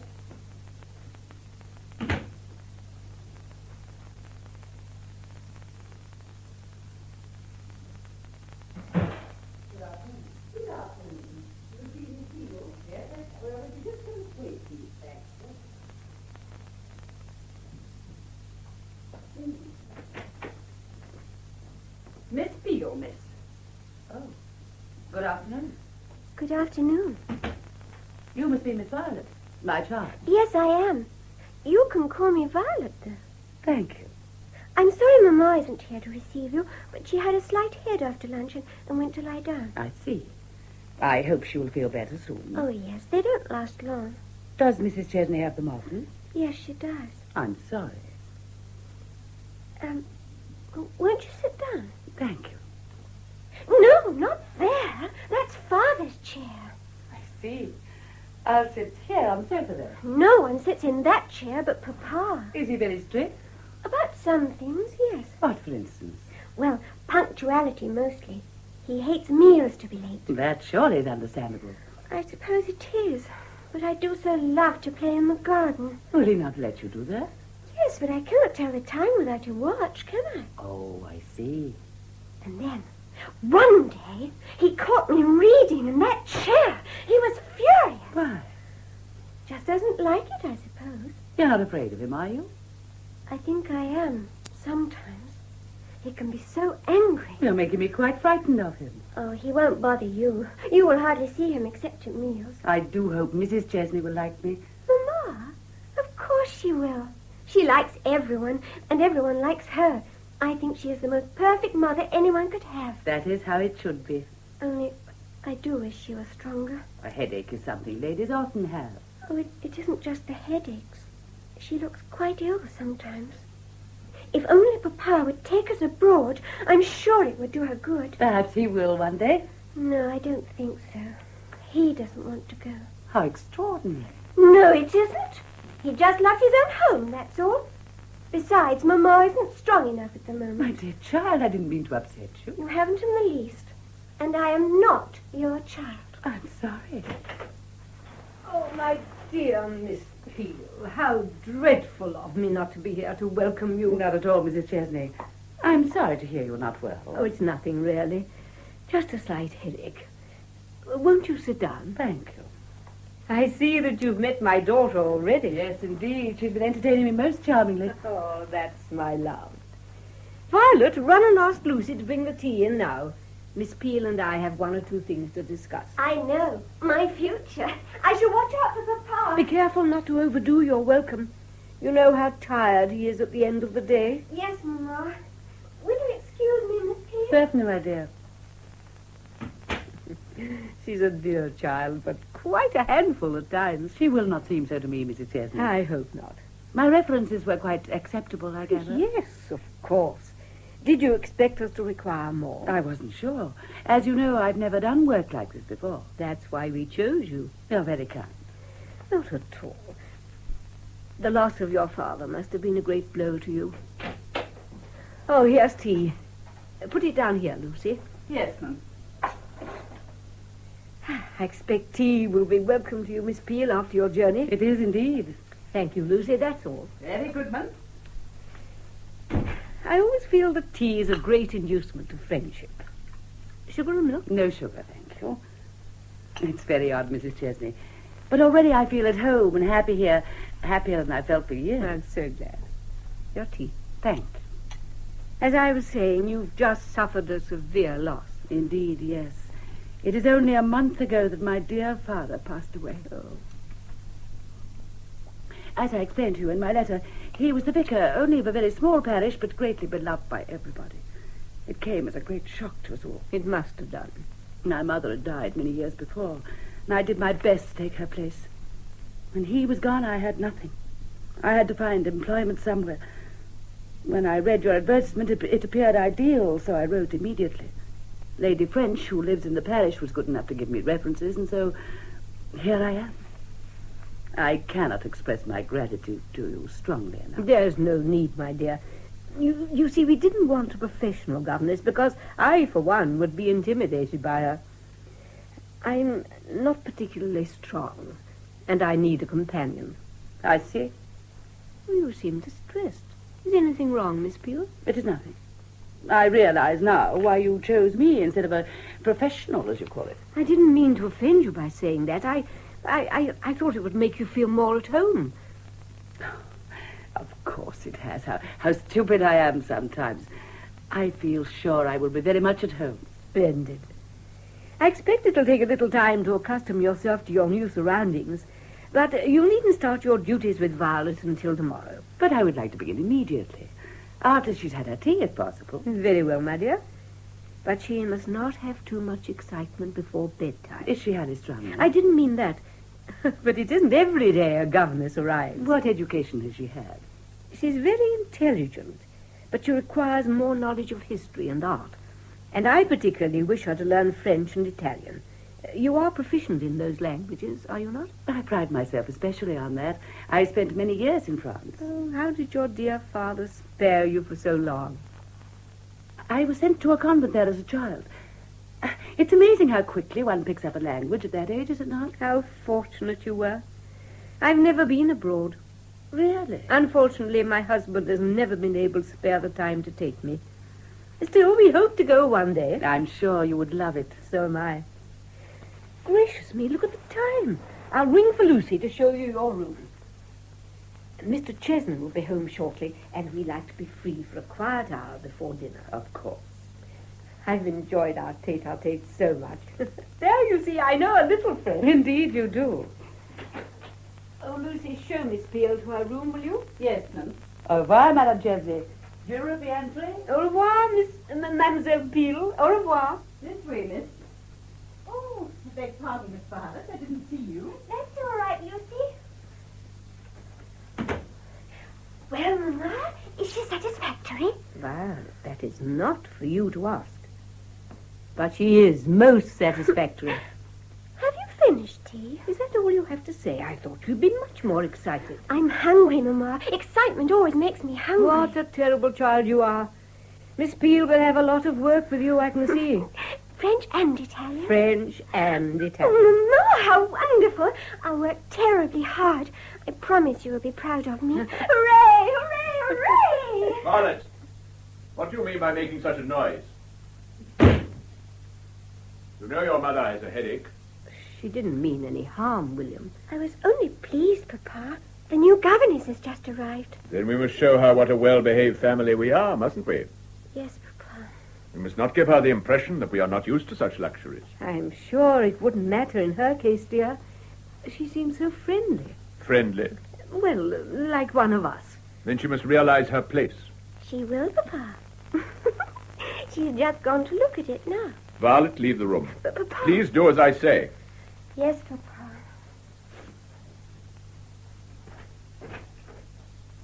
William, do you have to be so stern with her? If Violet is to turn into a young lady, she must learn that a child has to keep her place. I will leave it to you to see Miss Peel keeps hers. Yes, William. What is her place exactly? Her place is that of a servant with certain advantages. She is allowed to eat with us and will be treated not with respect, but a certain reserve. Yes, William. Here's your tea. Ah, thank you. This is a great day for me, my dear. For years I have worked assiduously for other people, but this afternoon I was elected chairman of the board. How wonderful, William. Ah, you must see what a tremendous difference that will make to us. Do you mean financially? In several ways, my dear. Of course, it is not certain, but nearly all my predecessors have been granted a knighthood. And this is what we must work for now. A knighthood? Oh, dear. Yes, I hope by the time Violet is of age, we will be able to launch her successfully and give her a London season. We might even have her presented. Presented? At court. Oh. Yes, my dear, we have come a long way since our early days, and I intend to make the most of it. But we must begin as we mean to go on, and Miss Peel is the first of many changes I hope will take place. I know that in the past you have been on familiar, one might even say friendly terms with Lucy and Cook, but you must learn to curb these indiscretions. It makes life so much easier to be on good terms with everyone. Life is not meant to be easy, but a challenge, a battle of the strong and weak. And we will not be the weak, my dear. Now, will you be so good as to ask Miss Peel to come in? I would like to ask her a few questions. But I've just done that. And what did you ask? About the French and Italian, mainly. She seems so nice. I hope she'll be able to teach me in her spare time. Surely she will assume you know those languages. Oh, but I told her I didn't. You told her you didn't? And she quite understood. I shall be able to learn with Violet. What else did you learn today? From her? Oh, she was telling me about her poor father. He's dead, you know. I know. Such a sad tale. She really is most grateful. I think we've picked up a real bargain with her. Nevertheless, I would like to ascertain for myself. You rang, sir? Yes, Lucy. You may take the tray now. Yes, sir. And ask Miss Peel to step in here, will you, please? Yes, sir. What sort of questions will you ask her, dear? Leave that to me. You won't tire her, will you? She's had such an exhausting journey. She must surely expect an interview with her employer on her arrival. She's already had one with me. That is hardly the same. By the way, you must not mention my possible knighthood to anyone, or it might jeopardize my chances. Oh, of course not, William. I won't breathe a word. I think we will dress for dinner tonight. Just as you say, William. You sent for me, Mr. Chesney? No, Miss Peel. I sent for you. This is my husband, Miss Peel. How do you do? Please sit down, Miss Peel. Thank you. Is it not time for you to dress for dinner, my dear? Oh, it's a little early, William. Nevertheless, you might arrange with cook to bring dinner an hour forward. I have to go out again. Very well, dear. Will you excuse me, Miss Peel? Certainly, Mrs. Chesney. My wife was telling me about your late father's sudden death. Yes. It was a great shock to me. It must have been. Tell me, Miss Peel, where were you educated? You never mentioned it in your letter. How very remiss of me. I was brought up very quietly in a convent in France. My father wished me to learn the language. Indeed. For any particular reason? He thought it would stand me in good stead in later life, as indeed it has. If your father was vicar of a small parish, is it not odd that he had you brought up in Catholic surroundings? My father had no particular enmity towards Catholicism. And, of course, the Roman Catholic religion is not compulsory in a convent. Not compulsory, but usual, surely. I suppose it is. Even more so in France, I imagine. Mr. Chesney, do you disbelieve my statement? I always believe the word of a lady. Thank you. Was Italian taught at your school as well? No. As a matter of fact, I learnt that chiefly through textbooks. But my music master in the village was Italian, so naturally I learnt the accent with him. Of course. I presume this was when you returned from abroad. Oh, yes. I came home when I was nearly 15. My father needed me in the parish. What did you do to help him? I helped him to entertain his parishioners and to organize the church bazaars and fetes. At 15? That was a very early age to start. Naturally, I didn't begin at once, but gradually I took on those duties. And you remained there until his death? Yes. I see. Well, Miss Peel, you will find life very different here. Yes, I'm looking forward to it. There will be no organizing for you to do, except, of course, for Violet. You will be spending most of your time with her. Of course. I will endeavor to be satisfactory in my work with her. Good. I think that is all, Miss Peel. You will start your duties in the morning. There's just one thing. Yes? Will you please tell me when I have my leisure hours and if I am needed on Sundays? Your evenings will be your own, Miss Peel, if you wish to spend them in your room. Thank you. And Sunday? We go to church in the morning and in the evening, where I'm sure you will wish to join us. Of course. It will be lovely to go with the family once more. I think that is all for the present. No doubt you will wish to change for dinner. I must ask you to excuse me tonight, Mr. Chesney. My trunk is not yet unpacked. I will have to dine as I am. Oh, I see. Well, then we will all dine as we are. Oh, please do not upset your plans on my account. I can have a tray in my room. Yes. Perhaps, that would be best. Oh, Mr. Chesney. Yes, Miss Peel? You have questioned me minutely on matters which are of no great importance. No doubt you have your reasons for this, but if you find me in any way unsuitable, it would be best to say so now. My dear Miss Peel, I have no doubt as to your abilities for your work. And if I was too inquisitive about your past, I apologize. Thank you, Mr. Chesney. You have made me very proud. Proud? In what way? Only a great man can apologize to an employee. And you are such a man. You flatter me, Miss Peel. Nonetheless, it is true. You know, on my way here, I wondered so much what you would be like. Indeed. May I ask what opinion have you formed of me so far? that you are a man of the world, intent on making his way to the top of his particular profession, cold on the surface, but warm-hearted for all that. And may I say so, a man much misunderstood. How? You are doing your utmost to win a battle between the strong and the weak, and you do not intend to lose. You have an uncanny insight into people's characters, Miss Peel. Perhaps. Or maybe it is just a mutual sympathy with those who are like myself. Like yourself? Surely you would not say we were similar in character? More than you know. I understand you, Mr. Chesney, and I hope you will find in me an able helper and a loyal friend in your future plans. Thank you, Miss Peel. You are most kind.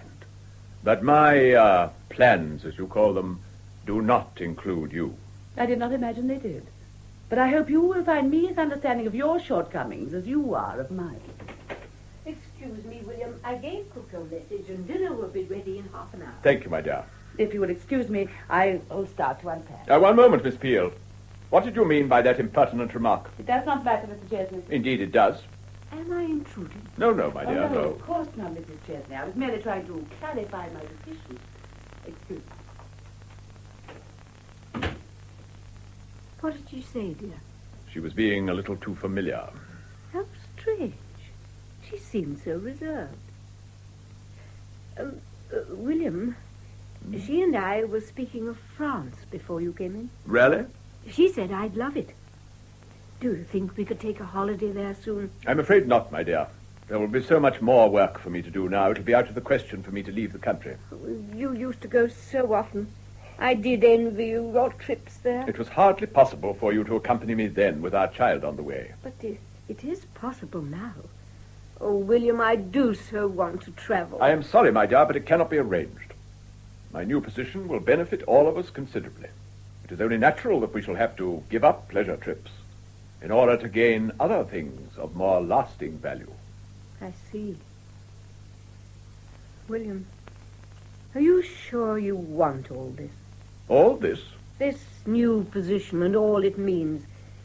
I like to live simply, you know. And I'm beginning to wonder if I shall be able to keep up with you. Of course you can. You'll have to, for my sake as well as Violet's. You want her to do well, don't you? I want her to be happy, William. She will be happier if she marries into money, and if I make enough to raise our standards of living. We were happy without money at one time. Oh, I don't know. It'll all be so strange.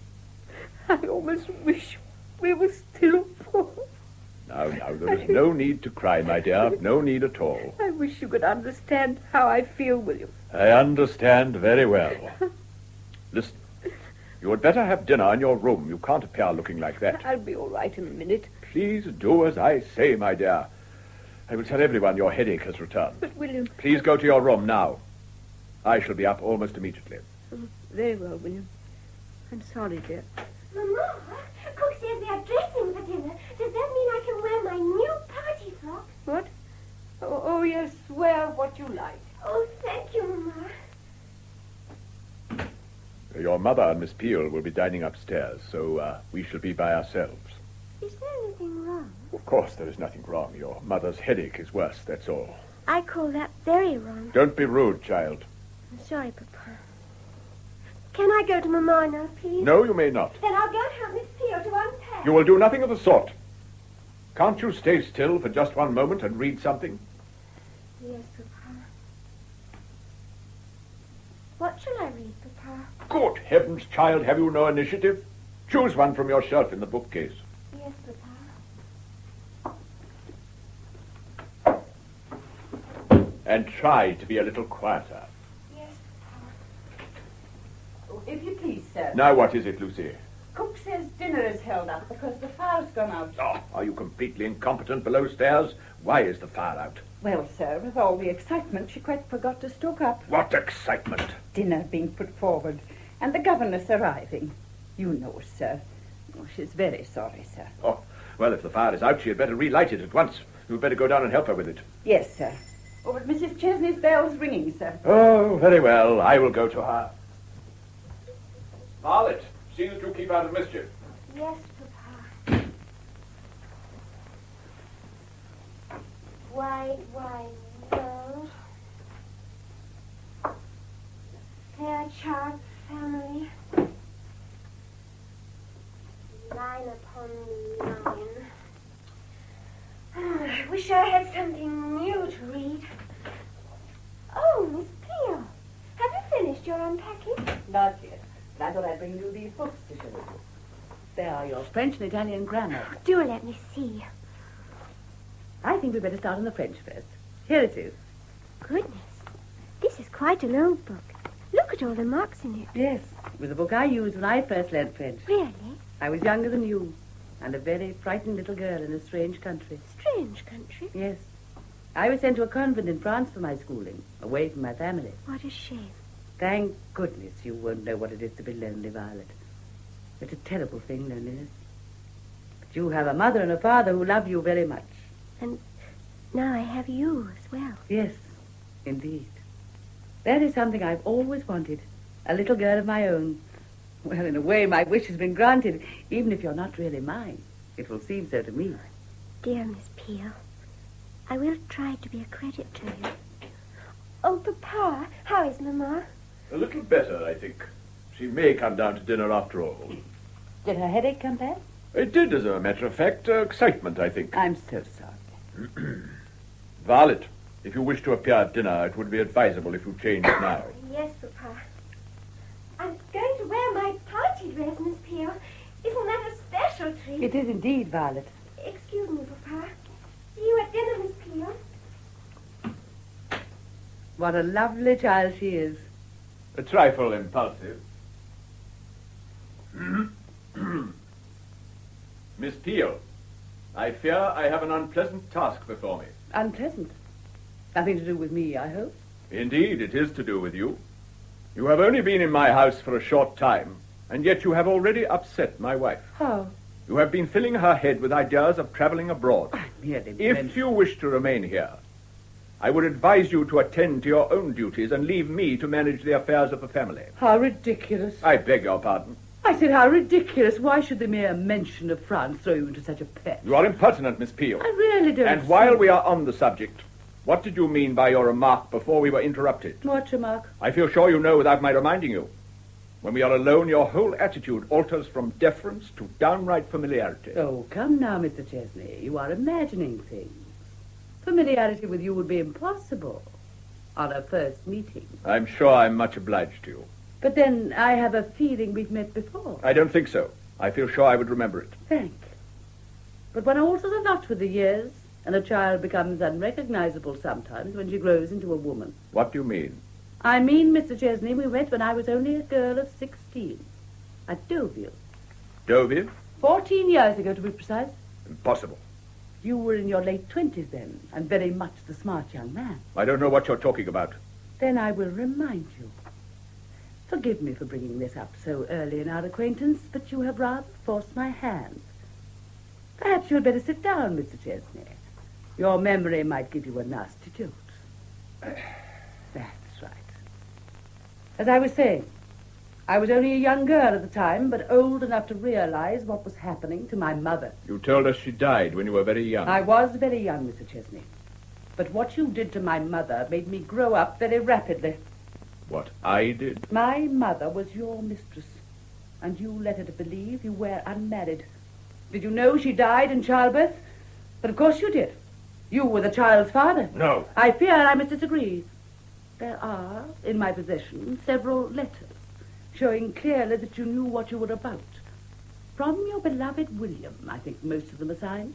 Stop this at once, Julia. In my own good time. I realize that you're not entirely to blame. One cannot help falling in love, and my mother had the misfortune to love you. Nonetheless, Mr. Chesney, I think you will agree that you ought to make some sort of reparation to me as your stepdaughter. You? My stepdaughter? Well, I am practically that, am I not? In all but the eyes of the church. And if your son had lived, I would have been his stepsister. I've often wondered how you would have handled that situation. I loved your mother dearly. I'm glad to hear that. All the same, it's strange that your love did not prevent you from deserting her when she needed you most. Well, I had to return to England, to my family. How sad. And you gave no thought to me. Oh, you were at school. I did not see you often. You will see me a great deal in the future. Is it money you want? Not so fast, Mr. Chesney. I cannot be bought off as easily as that. What do you want, then? Only one thing. To help you. Help me? Yes. After all, everybody makes mistakes, and I freely forgive you yours. Thank you. But I shall not forget. You may need reminding from time to time. Now, what I need is security. The security of a home life. Such as yours, Mr. Chesney. I cannot allow you to stay here under my roof. I'm afraid you have little choice in the matter. You engaged me and found me satisfactory, so here I stay. Dinner is served, sir. Thank you, Lucy. You may go. Beg pardon, miss. Go along, Lucy. If you say so, sir. As you have left it so late, you had better go straight down without changing. Your family is expecting you.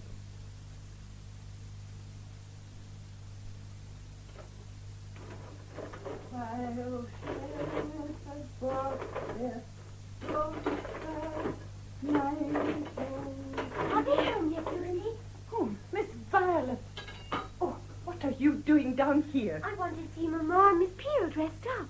They'd gone when I returned from my party, and Papa did promise. He didn't mean it this time of night. Why, it's nearly 12 o'clock, so straight back to bed you go. I want to see Father Christmas. And you won't see him unless you're in bed. The master would discharge me instantly if he caught you down here. So go upstairs. Please, Miss Violet. Very well, Lucy. But let me get warm first. Oh, dear.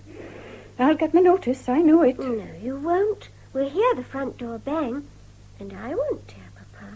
Oh, you are a wee bizzum when you want to be, and no mistake. Oh, pooh. Tell me how Mamma looked. Oh, lovely, Miss Violet. And what about Miss Peel? Overdressed, in my opinion. Her father dead such a short time. Seems quite wrong for her to go out in such a low-cut gown. Fast, I call it. Lucy, I believe you're jealous of Miss Peel. No, I am not. But if you ask me, she puts on far too many airs and graces. Sometimes you'd think she was the lady of the house. You mustn't be so unkind, Lucy. She must be feeling very sad about her father. And it's a pity she doesn't show it more. The way she looks at me sometimes gives me the creeps. Oh, Lucy, please don't say such things. She's very kind to me. I hate to think you don't like her. Now, don't you fret, Miss Violet. I dare say we'll all settle down into our rightful places sooner or later. Oh, dear. Here they are. Now hurry, Miss Violet. All right, I'm going. But I don't promise to sleep.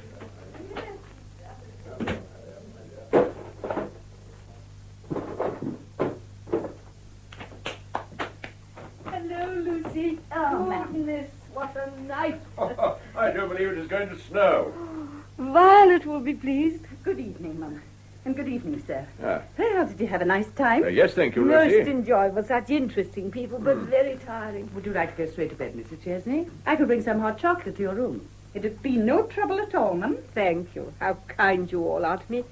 But I have Violet's Christmas stocking to prepare. Shall I help you with it? No, thank you, my dear. This is one thing I really enjoy doing myself. I shall get thoroughly warm by this lovely fire before making a start. Yes, Mum. I've brought you your whiskey, sir. Oh, thank you, Lucy. Will that be all, sir? Do you wish anything, Miss Peel? Not at the moment, thank you. Ah, yes, Lucy, you may go to bed. You will have a long day tomorrow. Yes. Thank you, sir. Good night, Mum. Good night, Lucy. Good night, Lucy. Good night, Miss Peel. I have a feeling Lucy does not like me. Nonsense, Miss Peel. Why shouldn't she? I expect she's overtired, that's all. Don't you agree, William? Oh, yes, my dear, quite probably. Oh, my feet are quite sore with all that dancing. I think I'll take off my shoes. In the drawing room, my dear? Well, we're alone, William, in our own home. Surely I can relax here. Of course you can, my dear. Let me help you. Oh, thank you, Miss Peel. You are a comfort. Did you enjoy the party? Very much, Mrs. Chesney. She was quite the belle, wasn't she, William? Oh, yes, my dear. Do tell me, where did you get that charming dress? It was a present. A present? Yes. From someone very close to me. How exciting. Do tell us, Miss Peel. Have you an admirer? Not exactly. an admirer, Mrs. Chesney. Oh, we mustn't be inquisitive, my dear. Oh, I didn't mean to pry. Please don't think that, Miss Peel. But you look so lovely tonight. You were quite a sensation with the gentleman. Oh, really, my It dear. is so invigorating to meet new people, is it not? Oh, I'm so grateful to you and Mr. Chesney for including me in your Christmas plans. We couldn't have you spending the festive season alone. It was most thoughtful of you. Christmas is such a family affair, I always think. It must be wonderful to be able to return to one's own fireside and talk of everything one has done during the day. I quite agree. But my husband hardly ever talks to me. Nonsense, my dear. You don't, William. Never about your actual work. I did not think you were particularly interested. Of course I am. But you always seem so secretive. I don't like to ask. Do tell me about it, William. Not now, my dear. Yes, now. It's as good a time as any. Tell us about your wonderful plans for the future. Oh, my dear, I'm sure Miss Peel would be bored with such things. On the contrary, I would be most interested. Well, there's very little to tell, and certainly nothing to be secretive about. I work in an office 6 days a week, and as our company invests on the market, I manage to pick up a few tips now and then and gamble on the exchange myself. Stocks and shares? Yes, my dear. Well, go on. That is all. But what about your knighthood? Knighthood? I asked you particularly not to speak of that. Oh, it doesn't matter with Miss Peel. She's part of the family now. Do tell me about this knighthood of yours, Mr. Chesney. Nothing is settled. It is merely a hope for the future, no more. Well, at least tell Miss Peel of your plans. I hardly feel it is any affair of Miss Peel. What I think that Mrs. Chesney means is how they will affect Violet. That is why she thinks I would be interested. I have no idea at the moment. But, William... I would rather not discuss it now, if you please, my dear. Oh, very well, William. It is nearly midnight. Oh, as late as that? Oh, and Violet's stocking isn't ready yet. Oh, I must go and see to it at once. Will you be long, William? No, my dear. I shall just finish my whiskey first. Very well, dear. Good night, Miss Peel. It will be Christmas when next we meet. I do hope you will like your present. I'm sure I shall, dear Mrs. Chesney. I'm afraid mine isn't much, but it's the best I could do. Oh, you shouldn't have troubled. Good night. Or rather, bonsoir. Bonsoir, madame. What a sweet woman she is. You are a fortunate man, Mr. Chesney. Thank you. Of course, she is entirely unsophisticated. But you can't have everything, can you? What do you mean? This evening, for instance, we met some quite influential people. If she had used some intelligence, she would have seen to it that you would have met them again. I really don't see how. There are ways and means, especially for a woman. She could employ subtleties a man wouldn't know existed, and so gain admittance through any door. All women are not like you, Miss Peel. In regard to my wife, she does all in her power to help me. Which is not nearly enough. Married to you all these years, and she knows nothing of your business affairs. Which is not a woman's place to. If a woman is to help her husband, she must know everything. No one can go through life alone, and that is your big mistake. You believe you can. I need no help from you, Miss Peel. What fools men are. I beg your pardon. Can't you see that if you are to make anything of yourself, you must break away? From my family? You broke away once before, remember, but you had not the courage to go through with it. If you are referring to that episode in France, I was already married, and I had no intention of breaking away. Episodes? Ruining my mother's life. And now you are trying to ruin mine, but it won't work. Indeed. You talk very glibly about my past and future. Take a look at your own. Oh, I admit you have a hold on me at the moment, but don't imagine it will last. You certainly have had a past, Miss Peel. But believe me, you have no future. None at all. What do you mean? I mean, quite simply, that I shall dispose of you. Don't be so melodramatic. If you're threatening to murder me, you wouldn't have the courage. You ran away from my mother when she was in need, and you would certainly run away from a far more dangerous undertaking. A man can change a great deal during his lifetime. But not you. You live in a world of deceit, and deceit breeds cowardice, so don't try to frighten me. While I have those love letters, you wouldn't dare touch me. You know, you are an extraordinary woman. If I were not directly concerned with your mischief, I would admire you in a way. Tell me, why did you wait so long for your revenge? I wasn't greatly concerned with you. I had my own life to live. And then, quite suddenly, I lost everything. My husband. Your husband? Yes, I was married. He died, leaving me nothing. He was a gay, charming creature, but an adventurer and a complete spendthrift. After his death, I had to start afresh, and I decided to return to England. Your name was in the paper several times in relation to business deals. Once there was even a photograph of you. At some club dinner, I think it was. I realized who you were and thought of contacting you. But I had hopes of better things. Several months later, I chanced upon your advertisement and decided it was time to act. I made up a sad story about a fictitious vicar being my father. Gave an address of an old acquaintance of mine, and, oddly enough, you engaged me without even verifying my references. Oddly enough. You know, your true story moves me far more than the one about the vicar. Does it? For the first time, I would like to say I'm sorry about your mother. Deeply sorry. I can almost believe that. Please do. And now that we know each other better, let us try to be friends. That is what I have wanted all the time. You have many of your mother's qualities. There was a moment when you were speaking of your husband, when you could have been Ellen. Ellen. How strange to hear her name again. What a lovely woman she was. She gave me such strength and comfort. It didn't matter to her what kind of upbringing I had had. She was the only person to whom I ever confided that I had been living a lie all those years. What do you mean? I used to pretend my family were well connected. My wife would have been unutterably shocked if she had known the truth. What was the truth? Does it matter? The struggles and the fight for existence I had when I was a boy are over now. I wanted to be somebody. Ellen knew all that and understood. I hurt her deeply when I left her. Midnight. A Merry Christmas, Mr. Chesney, and a prosperous New Year. Merry Christmas, Elizabeth, and a Happy New Year. Well, it is my turn to be sorry now. Sorry? What for? For thrusting myself into your life, I suppose. I don't know. I don't know what I feel at the moment. This wasn't my plan. Plans have a habit of going wrong. Yes, they have, haven't they? Please, William, let me go.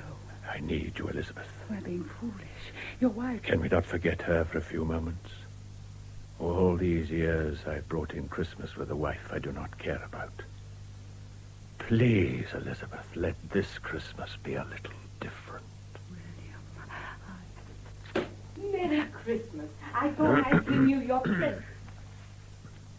Wait, Miss Peel, what's happening? Oh, now, my dear, there's nothing to get excited about. You were kissing. We were wishing each other a Merry Christmas, that's all. I don't believe it. William, you wouldn't have... Don't, my dear. You mustn't work yourself up. I'm not, William. Really, I'm not working myself up. Violet is asleep, William. Will you take her presents? Yes, my dear, certainly. Oh, and these are for you, Miss Peel. William, yours.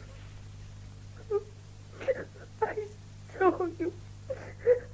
Oh, I saw you. I saw you.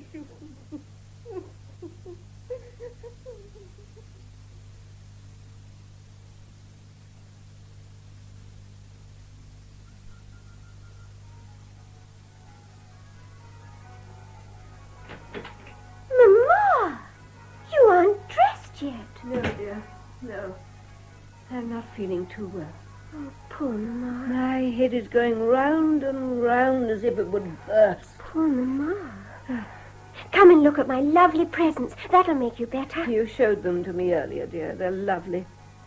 You haven't thanked me yet for mine. Didn't you like it? The handkerchief? Of course I did, darling. It's beautiful. You don't seem very pleased. I spent nearly $1 shilling on the silks. And hours getting my flowers right. It was charmingly done. Father Christmas was very clever to remember my new paint box. Now I can copy the pictures in this book that Miss Peel gave me. Do look, Mama. It has lovely views of France. I don't want to see it. Why not, Mama? don't feel like reading. But you don't have to read, Mama. Just look at the picture. Please, will you stop it? Sorry, Mama. I didn't mean to upset you. That's all right, dear. I'm afraid I slept badly last night.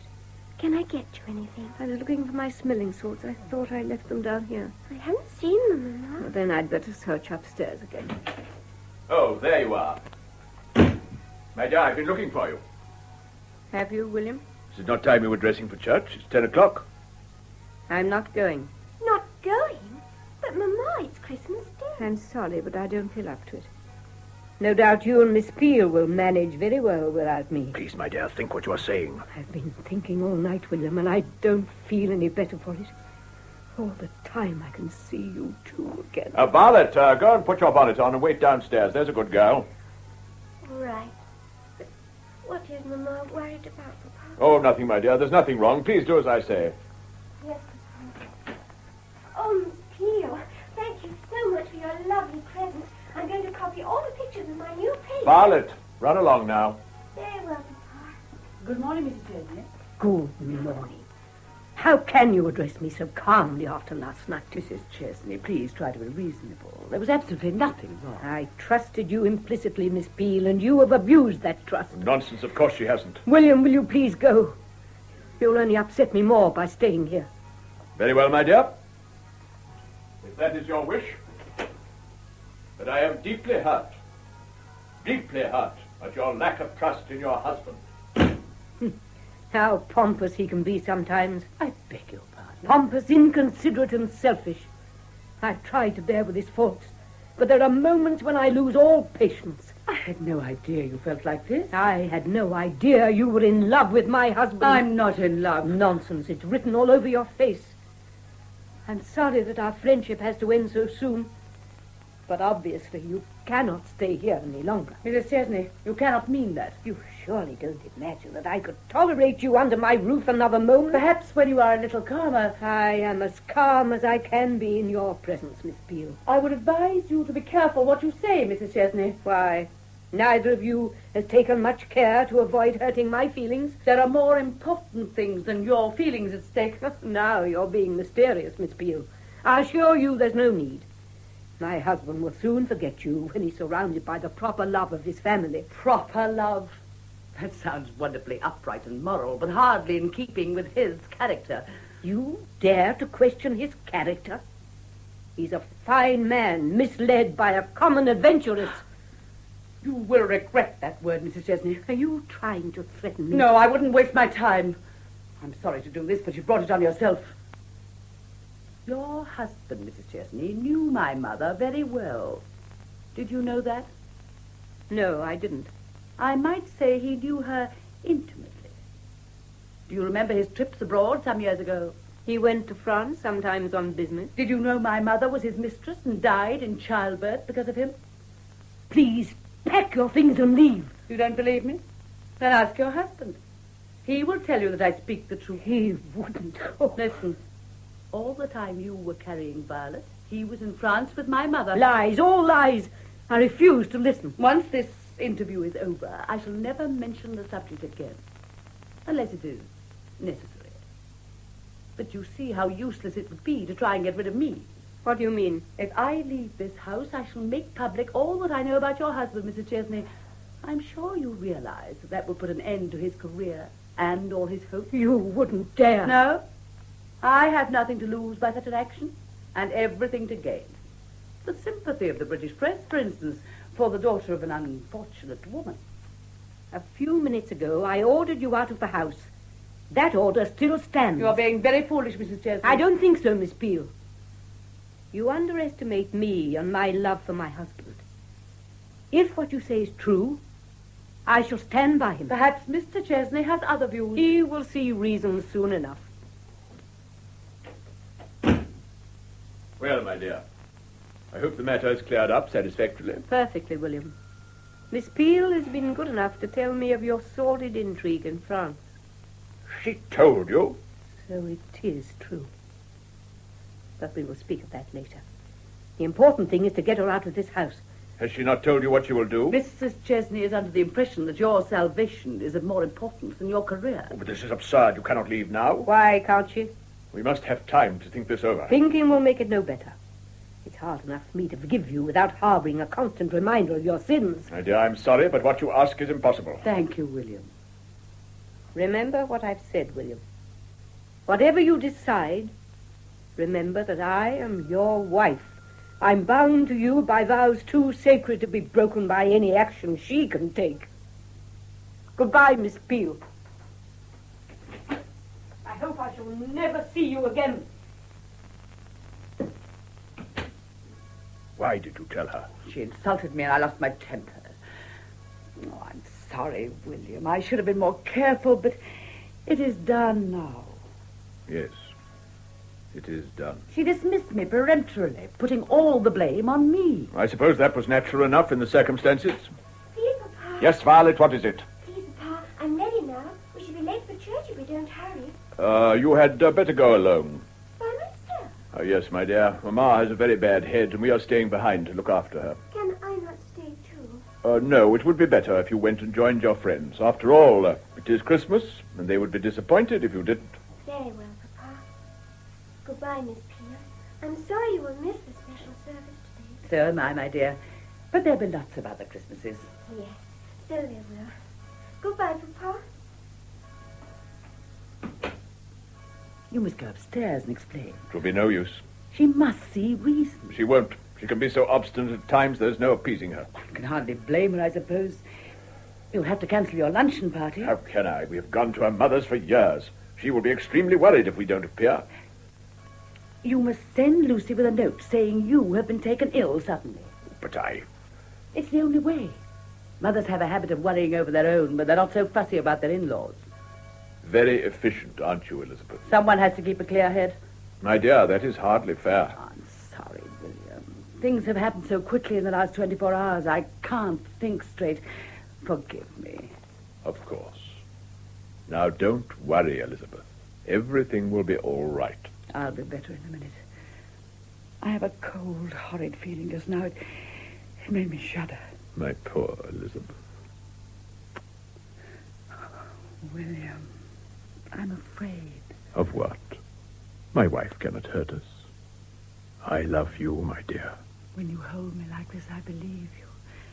And yet, what are we going to do? I want to marry you, Elizabeth. Don't say that. You know it is impossible. Is it impossible? You know it is. Your wife will never let you go. If she were out of the way, would you marry me? You know I would. Well, then, we can dispose of her. Between us. Dispose of her? Yes. You can't mean what I think you mean. I mean what I say, Elizabeth. My life with her is hopeless. You said so yourself last night, and it's true. It is you that I need, Elizabeth. And I need you desperately. But I couldn't kill. Not even for you. Don't think of it as killing. In fact, it would be doing her a kindness. She is a sick woman, you have seen that. She might go on for years with headaches and pains at the slightest thing. I cannot stand it much longer. You must help me. What is your plan? I lay awake all night, working it out. It's very simple. An overdose of her sleeping draught. This headache of hers is a godsend. How do you mean? We will persuade her to take a dose now, so as to be better by luncheon time. And then? As soon as she's unconscious, we will shut the windows and turn on the gas. The doctor will suspect. He will suspect her heart. When she is gone, we will open the windows and rid the room of the smell. The sleeping draught will only be strong enough to make her unconscious quickly. When do we do this? The sooner the better. Now? Oh, no, I couldn't. I must have time to think. If you hesitate now, you will never work yourself up to it again. This is an ideal time. Everybody is out. What about Lucy? I'm sending her to Mrs. Bradford's with a note about my illness, remember? And Cook? Cook is down in the kitchen, concentrating on luncheon. How long will Lucy be gone? At least 20 minutes. It will be over by then. That note. Be careful what you say. If Mrs. Bradford let it out that you were supposed to be ill instead of your wife, they would be suspicious. How clever of you to think of that. I will say we are delayed and will be there an hour later. What is my part in this business? While I am writing the note, go to my wife and apologize. Say that you are sorry for those dreadful threats you made, and that you've come to a financial arrangement with me to hold your peace. Something to that effect, anyway. But don't lay it on too thickly, or she might suspect a too sudden change of front. I understand. Tell her I will be up in a few minutes to sit with her. While she rests, pour out the sleeping draught yourself and give it to her with some water. She usually takes 1 teaspoonful, so double it. It's tasteless, I understand, so she will not notice any difference. And then? You come back here and keep watch for Lucy. William, hold me close. There, my dear. 'Tis I who will be doing the deed, not you. I love you, Elizabeth. Think of our love when you are with her. Are you ready? Yes, William. Then go before Violet returns. Meanwhile, I'll write that note. Are you quite sure you've thought of everything? Yes, my dear. Quite sure. Oh, Lucy, is that hot water bottle for Mrs. Chesney? Yes, Miss Steele. I'll take it up for you. I'm going to see her now anyway. There you go, Miss Steele. Take you and say thanks. Don't go, Lucy. I want you to run an errand for me.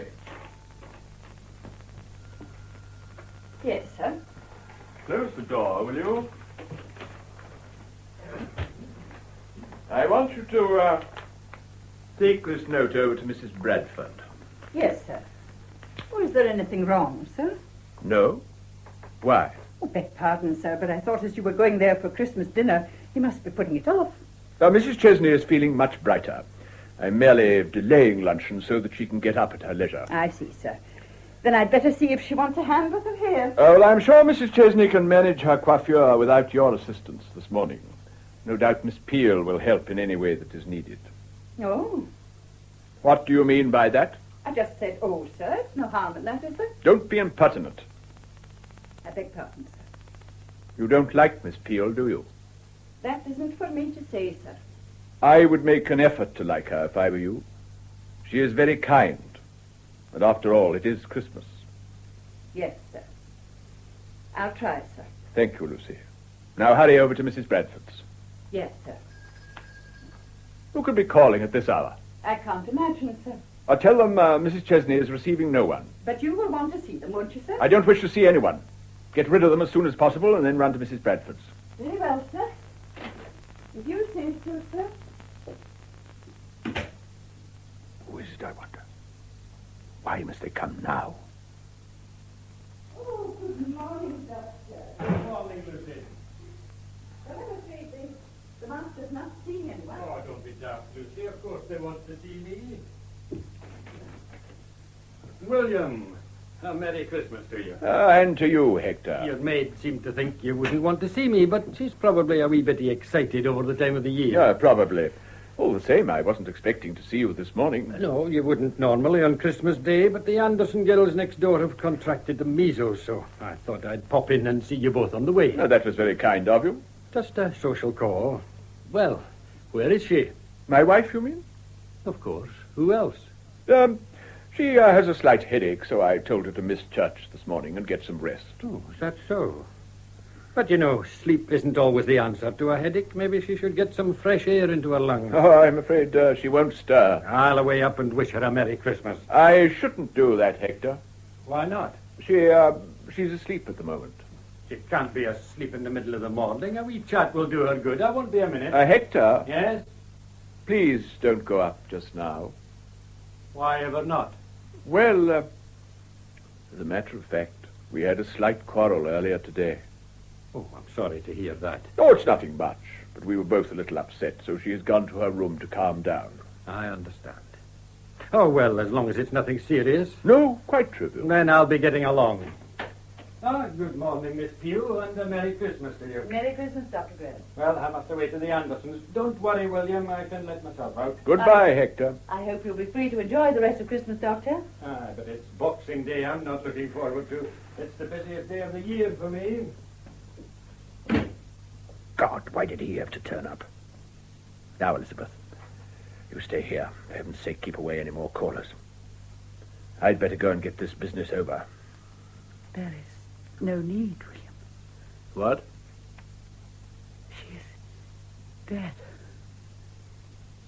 Dead? Good heavens. I'd better go up and see for myself.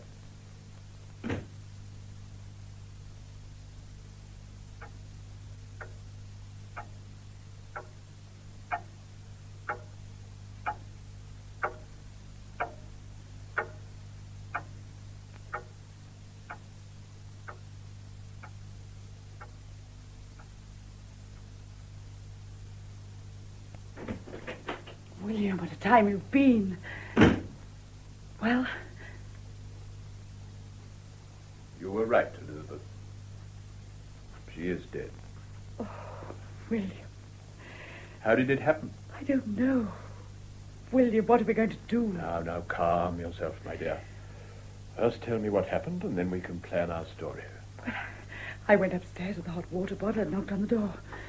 I found her lying in bed, propped up with pillows. She looked dreadful. Her face was so white, and her eyes were hollow with tears. She was past crying then. I tried to apologize, but the words almost stuck in my throat. Again, she told me to pack my things and leave, and I agreed to do so. Anything to get out of her presence. I'm sure she did not believe me, but she nodded and turned her head away. I poured 2 teaspoonfuls of the sleeping draught into the glass of water by her bed and urged her to drink some exactly the way you told me, William. Without looking at me, she obeyed. And then an odd expression came into her eyes. I wonder if I shall ever wake again, Miss Peel, she said. I asked her what she meant, but she did not reply. It was then I realized why she looked so strange when I went in. She must have taken some of the medicine herself, because by the time she had drunk the mixture I had given her, she was nearly asleep. I became frightened of what I'd done and tried to waken her. I slapped her hard, but she'd gone. I feel so cold down here. What are we going to do, William? We must send for the doctor, my dear, at once. It is no use. She is dead. But he must certify her death. Why didn't you tell him when he was here? I was afraid. Afraid? I had to see you alone first. I was frightened of what to say. That was a bad mistake, Elizabeth. We must see that everything looks as natural as possible. What do you mean? He will think it is either heart failure or suicide. But one thing he won't suspect is murder. He's only gone next door. Go and fetch him. I can't do that. It will look better if you do. Tell him you took the hot water bottle to Mrs. Chesney and found her there dead. He will never suspect you of any ulterior motive. If you say so, William. I will get you through this business. Never fear. Just trust in me. I do, William. When you're close to me, I feel safe. As I do, too, my dear. When you have told the doctor, meet Violet at church and break the sad news. It'll give you a little more time to collect your wits. Hurry, my dear. Fetch Dr. Graham. Oh, excuse me, sir. Go at once, Miss Peel. Yes, Mr. Chesney. Oh, I beg your pardon, Miss Peel. I forgot to wish you a Merry Christmas at breakfast. I do hope... I shan't be long, Mr. Chesney. Well, I did try, sir. But you see how she treats me. Never mind that for the moment, Lucy. You must prepare yourself for a shock. A shock, sir? Yes. While you were delivering that note, Mrs. Chesney... Mm-hmm. This is terrible. Mrs. Chesney passed away suddenly. Passed? Oh, she couldn't have, sir. I saw her at breakfast only a few minutes before I went out. Nevertheless, it is true. Her heart, I imagine. Oh, can't believe it, sir. Mrs. Chesney dead. Oh, no, sir. It isn't possible. Miss Peel has gone for Dr. Graham. Oh, dear. Try to pull yourself together, Lucy. Now, when Miss Violet returns, will you take her downstairs out of the way? Oh, yes, sir. And when you have a moment, pull the blinds over all the windows. Yes, sir. We must all try and be brave in front of Miss Violet. A lot of the responsibility will rest with you. And me, sir? Yes. Miss Violet has known you all her life and trusts you implicitly. You must help her all you can. I'll do my best, sir. Oh, poor motherless lamb. Then you must stop crying, if only for her sake. Yes, sir. I'm just upset. It's coming so sudden like this. Then you can imagine Miss Peel's feelings on finding my wife. Miss Peel, sir? Yes. She found her already dead when she took the water bottle up. Oh, but, sir, I know... I found the front door open, so I walked in. William, this is a terrible business. Miss Peel came to tell me. Are you sure she's gone? Yes, Hector, I'm afraid she has. Will you forgive me if I don't come up with you? I don't think I could bear any more just now. Of course, I quite understand. Lucy, will you take the doctor upstairs? I would like a few minutes by myself. Of course, sir. Oh, Doctor, this is a sad day for us all. It is indeed. Better pull down the blind.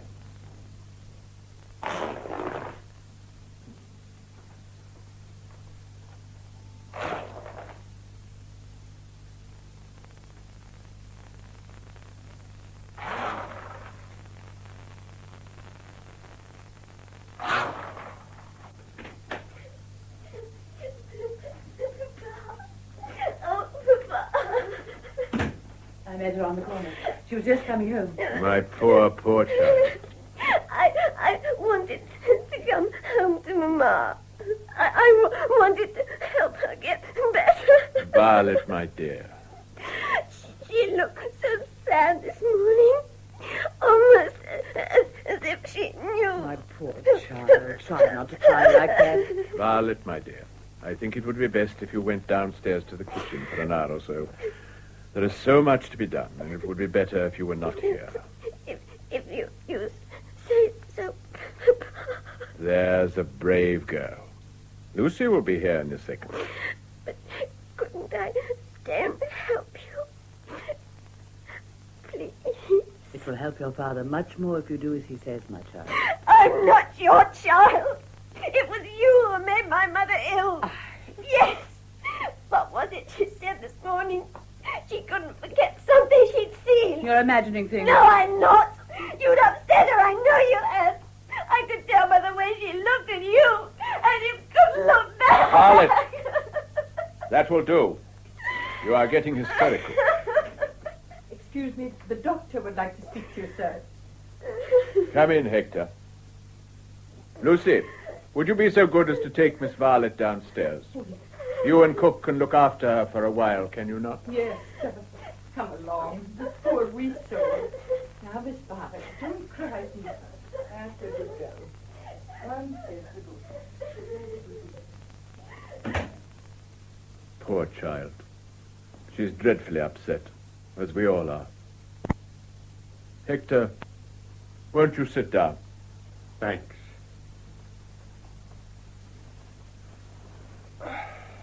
I'm deeply sorry about all this, William. It is a terrible shock. But we must be practical, I suppose. I imagine the next step is to send for the undertaker. I'm afraid it's not as simple as that. You see, it wasn't her heart. At least, not directly. Not her heart? What was it, then? I can't commit myself so early, but it looks to me as if she had had an overdose of her medicine. But that is impossible. She was so cautious about the dosage. Oh, I know she could be careless in many ways, but she always carried out your instructions to the letter. Aye. Well, you see, I wonder if I could speak to you alone a minute. Why, yes, certainly, if you think it necessary. Miss Peel, in these last few months, has become a close friend of the family, you know. Just the same, I would rather see you alone. As you wish. Miss Peel, would you be so good as to withdraw for a few minutes? Mr. Chesney. The doctor wishes a private word with me. No doubt it will all be cleared up shortly. Very well, Mr. Chesney. Well, Hector? What I'm about to say is quite in confidence, you understand? Naturally. The fact is, I'm profoundly uneasy over the whole business. You see, the glass of water beside her bed had the remains of a large proportion of sleeping draught in it. I expect she took some to make her sleep. Ah, but there was more than a single dose there. Are you certain? Not of the exact amount without analyzing it, of course, but there must be enough there to have killed her. Hector, that is a terrible thing to say. I'm sorry to have to say it. I was fond of you both. Mrs. Chesney was a kind, sweet woman. She was, indeed. The point is, I had given her a new bottle only 2 days ago, and now it's empty. It was very strong stuff. I remember her telling me how careful she had to be with it. That's what I can't understand. She didn't seem to be the sort who would take her own life. I should not have thought so. Do you know any reason why she should have done this? I don't, Hector. It is a terrible blow to me. I can only suppose I must have failed her in some way as a husband. You told me you had had a quarrel with your wife just before she went upstairs. Yes, but it was a trivial affair. Nothing that could possibly make her do this dreadful thing. No. Well, women are strange creatures. Perhaps the police will be able to throw some light on the subject. The police? Why, yes, I'm afraid they'll have to be called in now. Is that strictly necessary? Aye, it is, William. Absolutely necessary in the circumstances. This is a terrible business for you. I wish I could do something to help. Oh, you must do your duty, Hector, in the same way that I'm sure the police will. Shall I ring for Lucy to go and fetch them? Aye, that would be best. This is a bad thing for Violet, poor wee soul. Her mother dead is bad enough without the police trampling all over the place. Will they, be here for long? It all depends. They will be as unobtrusive as possible. Perhaps it would be better if I sent her away for a while. Oh, I shouldn't do that. She will need your love and affection more than ever now. I suppose so, yes. You rang, sir. Oh, yes, Lucy. How is Miss Violet now? Oh, a little restless, sir. But cook's making her some fudge to try and take her mind off things. Thank you. Lucy, I'm afraid there is some doubt as to how Mrs. Chesney died. The doctor thinks we should send for the police. Oh, mercy me. No, Lucy, there's nothing for you to be afraid of. If they ask you any questions, just answer them truthfully. Yes, sir, I'll try. Then will you go and fetch them, please? What? Me, sir? Yes, Lucy. The police station is only around the corner. Ask the sergeant on duty if he could send a man along. Very well, sir. And Lucy, don't stay to gossip with anyone. As if I would, sir. This must be kept as private as possible, do you understand? We don't want the entire street to know what has happened. Oh, no.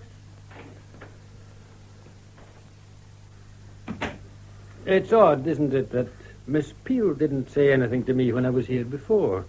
Yes, but she explained that to me. It seems she feared that suspicion would be thrown on her. Why should she imagine that? Probably because it was she who first discovered that my wife was dead. Is that a fact? Well, she mustn't harbour such foolish thoughts. William, you're having a bad time of it. I think I'll wait downstairs for the police to come, and then we can go up without disturbing you. Will they not want to see me? Aye, they'll want a word afterwards, but try to have a rest before they arrive. Oh, I'm all right. You haven't had time to take all this in yet. The strain will come later. You still have a lot to face. I realize that. So prepare yourself while you can. I am your doctor, you know. Very well, Hector. I will sit here for a few moments, if you insist. Good. I'll away downstairs and wait for them.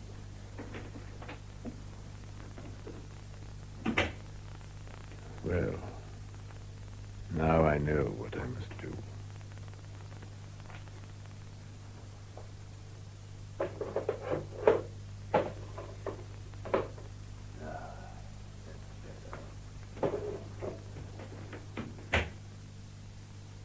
William. Oh, it's you, Elizabeth. I didn't hear you come in. I was waiting at the end of the landing for him to leave. I see. And what did he say that was so important?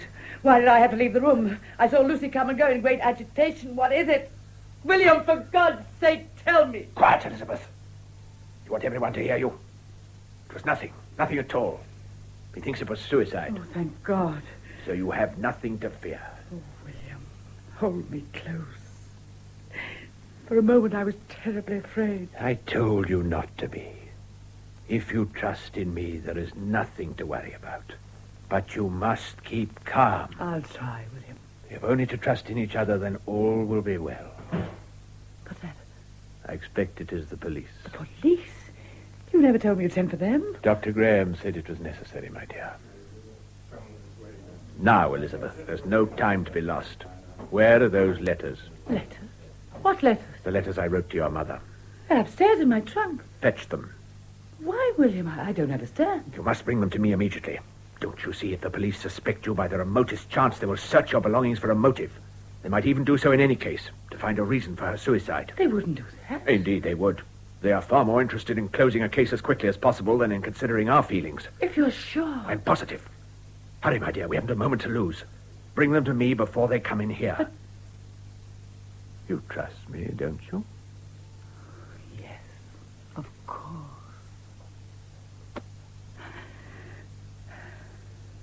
I'll fetch them at once. Quickly, my dear. Lucy, is that you in the hall? Yes, sir? Come in here a moment. Yes, sir? Was that the police I heard going upstairs? Yes, sir. It was Sergeant Wilde. Do you know him, then? Oh, I've seen him occasionally, sir. It was he who found the wee dog that Mrs. Anderson next door lost. I see. Did he ask you any questions on the way here? Oh, no, sir. No, he hardly said a word to me. Good. I only wanted to warn you that if he does, you must be completely truthful. I always am, sir. So I thought. But when speaking of Miss Peel, you must try not to show your personal animosity towards her. It would be very unfair. Do you understand? Yes, sir. You had better go back to them in case they want anything. I shall be in here when they have finished. Very well, sir. But there is just one thing that... Ah, there you are, Miss Peel. That is all, Lucy. Yes, sir. Excuse me, Miss Peel. Here they are. Are you sure you have them all? Quite sure. I always kept them all together in this little box. Good. But why are you burning them? You don't need them any longer.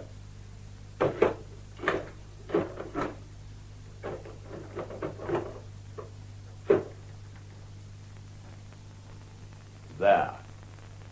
The last barrier is cleared between us now, Elizabeth. We are free. You are free. Elizabeth. It's strange. I feel no remorse for what I've done. I should, shouldn't I? I don't know. But now that those letters are burned, I feel closer to you than ever before. Naturally. We could not have gone through our lives with anything between us. Now we shall be able to conquer the world together. Once the police are satisfied... They won't find anything. Leave it to me. Listen, I think they're coming. Are you ready for them? With you, I'm ready to face anything. It won't take long. Excuse me, the sergeant, sir, and the doctor. Ah, come in, both of you. William, this is Sergeant Wilde. He would like to ask you a few questions. Good morning, sir. May I convey my deepest sympathy to you and apologize for intruding on your privacy at such a time? Not at all. I realize that you have to do your work the same as anyone else. Won't you sit down? No, thank you, sir. I would rather stand. Just as you wish. Oh, this is Miss Peel, our governess. How do you do? How do you do, Sergeant? Do you wish Lucy to be present? If you don't mind, sir. There are one or two points I would like to clear up. Of course. Shut the door, will you, Lucy? Yes, sir. And now, Miss Peel, I understand you discovered that Mrs. Chesney. Yes, I did. Could you tell us exactly what happened? There is very little to tell. I took a hot water bottle up to her room. She had a slight headache and was staying in bed for the morning. Had you seen her earlier? Oh, yes. Not at breakfast, though. She had hers upstairs. Was not that unusual, being Christmas Day? I suppose it was, but Mrs. Chesney suffered often from her headaches, as Dr. Graham will tell you. So that although it was disappointing for our little girl, my wife remained in her room. I see, sir. Go on, Miss Peel. Well, I knocked at her door, but there was no answer, so I went in and found her dead. It was horrible. Surely you would have thought she was simply asleep. Didn't you try to wake her? Of course. How silly of me. Recollecting the scene has made me feel so upset again. There is no need to be nervous if you have nothing to hide. I am hiding nothing, Sergeant. Good. Well, Miss Peel? Well, I shook her, but she didn't open her eyes. She just lay there. I realized she was very cold. Unnaturally cold. And suddenly I knew. I was frightened. I'd never seen a dead body before, so I ran out of the room and downstairs as quickly as possible. Oh, but Miss Peel, you couldn't have... What do you mean, Lucy? Oh, I beg pardon, sir. I shouldn't have spoken, but I don't understand it. What don't you understand? Well, sir, when the doctor came to see Mr. Chesney, I went upstairs. Lucy, I gave you strict orders to leave straight away with that note to Mrs. Bradford. I know, sir. But I was worried about my mistress, so I went up to have a peep at her. Did you suspect there was anything wrong? Oh, no, sir. I thought she might need me, that's all. Did you think that Miss Peel wouldn't be capable of looking after her? No, sir. Miss Peel has always done her duty as a governess very well. No, it wasn't that. I suppose I just wanted to help, sir. I see. So you went upstairs? Yes, sir. And went in? No, sir, not exactly. I got as far as the door, then I heard voices, so I went away again. You heard voices? Yes, sir. You couldn't have. Could you identify those voices? Yes, sir. Well? It was Miss Peel and Mrs. Chesney. You are quite sure? Oh, yes, sir. This is ridiculous. You surely would not believe her word against mine. The woman has disliked me ever since I came here. She's jealous of me. That isn't true, Now, sir. one moment, Miss Peel. I would like to hear all of Lucy's statement first. Well, sir, I only stayed a moment. I didn't hear much, that's true. What did you hear? Something about Mrs. Chesney telling Miss Peel to leave at once. She tried to calm her down, but, well, I didn't wait for any more. Frightened of being discovered, eh, Lucy? That's right, sir. Besides, I had to leave for Mrs. Bradford. Mrs. Bradford? That's Mrs. Chesney's mother. I see. Miss Peel? Yes, Sergeant? Were you aware that Mrs. Chesney took a sleeping draught occasionally? Yes. Did you notice the medicine bottle beside her bed? I think so. Think? You either did or you didn't, Miss Peel. I noticed it, yes. And the glass of water also beside her bed? Yes, of course, but what has... Did you know that it contained approximately half a bottle of sleeping draught? That is impossible. I didn't... Well, Mr. Chesney, how could that be? I don't know, Miss Peel. I don't understand. How could it have got in there? Obviously, somebody poured it in, Miss Peel. I'm sure it wasn't. Yes? Of course, I didn't really notice the water glass particularly. Nor the empty medicine bottle beside it? Empty. Empty. Dr. Graham. Yes, Sergeant. It was Miss Peel who called you in, I gather? That is correct. And yet you told me you had visited Mr. Chesney earlier. That is also correct. Did you see Miss Peel then? Only for a few seconds. She had just come downstairs from Mrs. Chesney's room. I presume so. Odd, was it not, that she didn't tell you at once what had happened? Aye, I remarked on it to Mr. Chesney here, but he seemed to think she was afraid of something. Afraid? That was what you said, William, wasn't it? Yes, it was. Perhaps you could elucidate this further for us, sir. It is rather difficult, Sergeant. Miss Peel was naturally overwrought and hysterical. She seemed to think that because she had a scene with Mrs. Chesney... Then she had had an argument? I am afraid so, yes. Even Violet remarked on it. William! She was afraid that as it was she who found Mrs. Chesney dead, she would be suspected of murder. William, how can you say that? It isn't true. William, what are you talking about? I am sorry, Miss Peel, but one has to tell the truth, hasn't William. one? Sergeant. Yes, Miss Peel. William, you must help me. My dear Miss Peel, we, that is my wife and I, both tried to help you. But you cannot expect me to shield you now. What? If you have killed my dear wife, I shall do everything in my power to see that you pay for it. William, don't speak like that. Are you not going to help me? Sergeant, I am afraid there are some things that must be told now. My wife and I tried to gloss them over, but that is no longer possible. Go on, sir. This woman insinuated herself into our home and we did our utmost to make her welcome. Lucy here will testify to that. Yes, indeed, sir.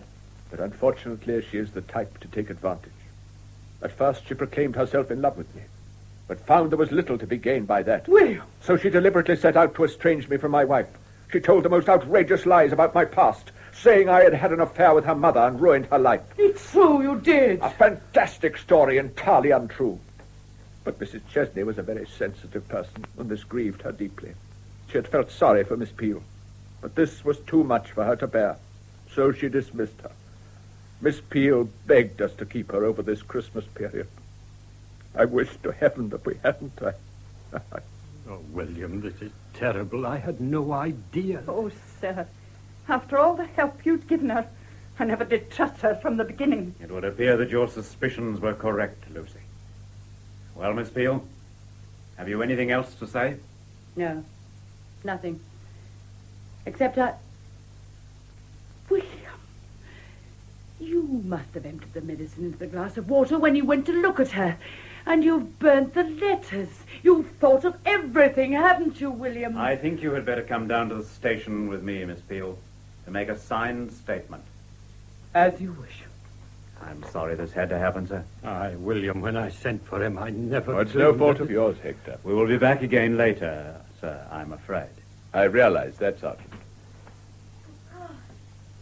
Violet, my dear, you shouldn't be here, you know. I'm sorry, Papa, but I felt lonely down there with Cook. Of course, my dear child. We must go now, sir. Thank you again for all your help. Goodbye, William.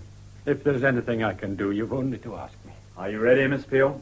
Where are you going, Miss Peel? She is leaving us for a while, Violet. Try not to make it too hard for her. Come back soon, Miss Peel, please. I wanted to apologize for being so rude to you earlier. I'm sure Mama wasn't really angry with you. It was just the suddenness of it. Come along, Miss Peel. William, did you plan this from the beginning? Didn't you mean anything you said to me? Goodbye, Miss Peel. Your plan did not succeed after all, did it? No, William. But as you once said, plans have a habit of going wrong. You may find that yours was not infallible either. Miss Peel. Yes, sir. I come.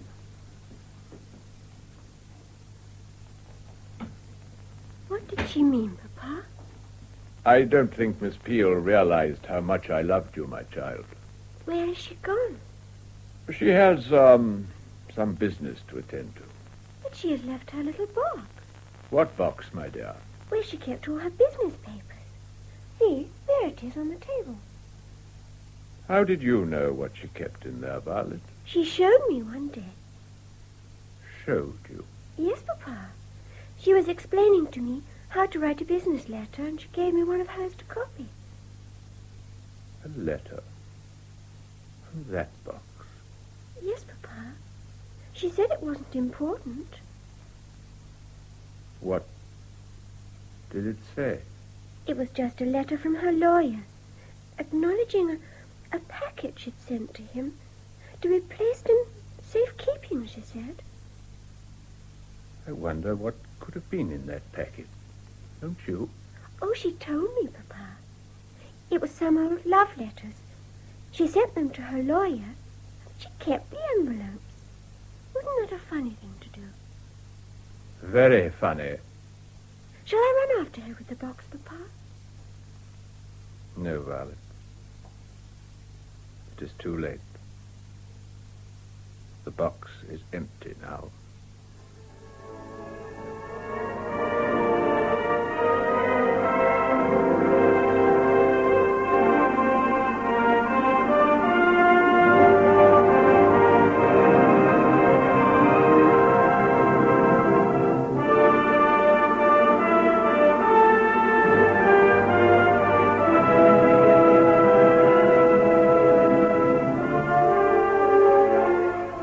That was Ruth Dunning as Elizabeth Peel, Hamilton Dice as William Chesney, and Mary O'Farrell as Mrs. Chesney in Sweet Sorrow by Ronald Barnes, with Beryl Calder as Violet Chesney, Duncan McIntyre as Dr. Graham, Molly Rankin as Lucy, and George Hagan as Sergeant Wilde.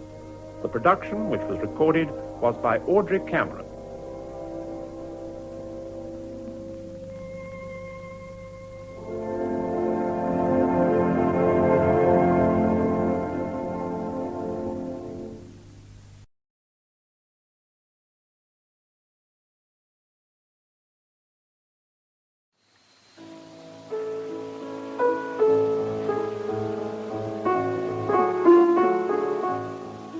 We present Anthony Nichols as Dr. Thorndyke and Peter Cook as Marcus Potomac in Mr. Potomack's Oversight, adapted by Molly Hardwick from the novel by R. Austin Freeman.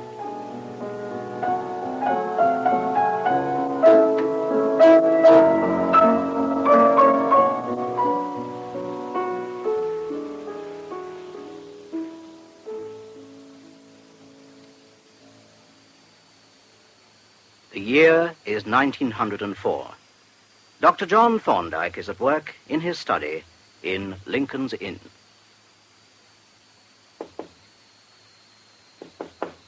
Sir, Dr. Thorndyke, sir. Oh, come in, Polton. Excuse me for disturbing you, sir, but I thought I'd better remind you you have not yet had any supper. Oh, dear me, what a memory you have, Polton. You will not want your desk disturbed. Inspector, I'd better put your supper in the little laboratory. Yes, that will do admirably. My desk certainly has rather more than its share of paper, now you mention it. Interesting document, sir? I detect a wistful note in your voice, Polton. I must confess to a little curiosity, sir. Pray don't apologize. An excellent quality in a laboratory assistant. And not undesirable in a medico-legal man, I flatter myself. Which is why you find me studying this role of kinematograph film. Indeed, sir. Very interesting. Over 200 exposures there, I would say. Professional work? No, a talented amateur. My client, Mr. Stalker, has a nephew, one Harold, the inventive genius of the Stalker family, who has invented a remarkable recording camera which will take small photographs in a series and mark each one with its serial number. So that there can be no mistake about the sequence. Exactly. Most ingenious. And this particular roll represents... Footprints, Polton. A great many footprints. Harold Stalker, true to his name, embarked upon the trail of an absconding man, or at least a missing one, and it was a chance to show what his camera would do, and he took it. And Mr. Stalker felt it might interest us, I suppose, sir. Quite right, and so it does. I've been looking into the photographs and some other facts and figures, and the result is very interesting, both from our point of view and that of the Griffin Life Assurance Company, to which I have the honor to be advisor. Then I take it we shall be following up the trail, Doctor? The trail of the 200 footsteps. Yes, Polton, we shall. And I think it will shortly lead us to the small village of Borley near Aylesbury. Very good, sir. It's a queer case, Polton, very. But then I live by queer cases.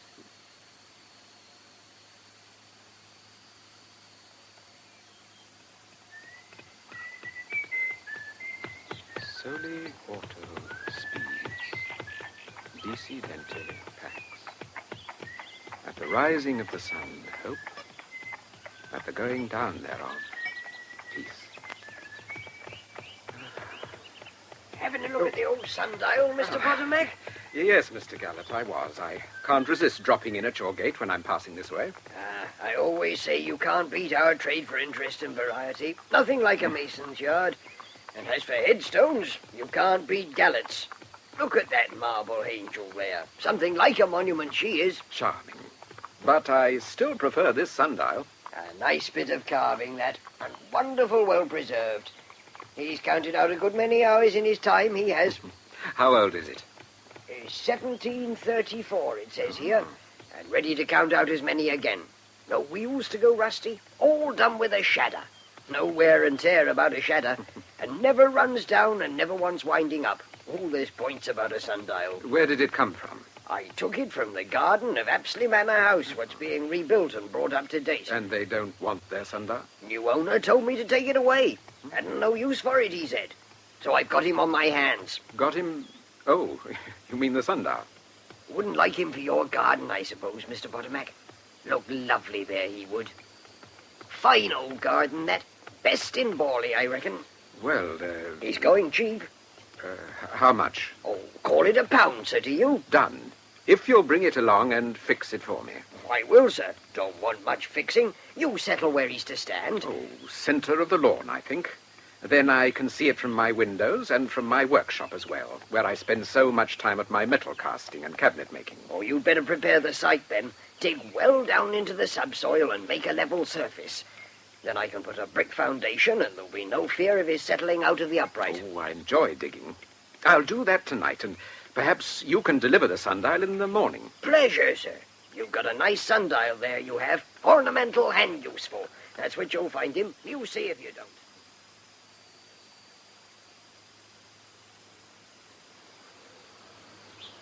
Here we are, sir. All present and correct. Nice and early, too, Mr. Gallant.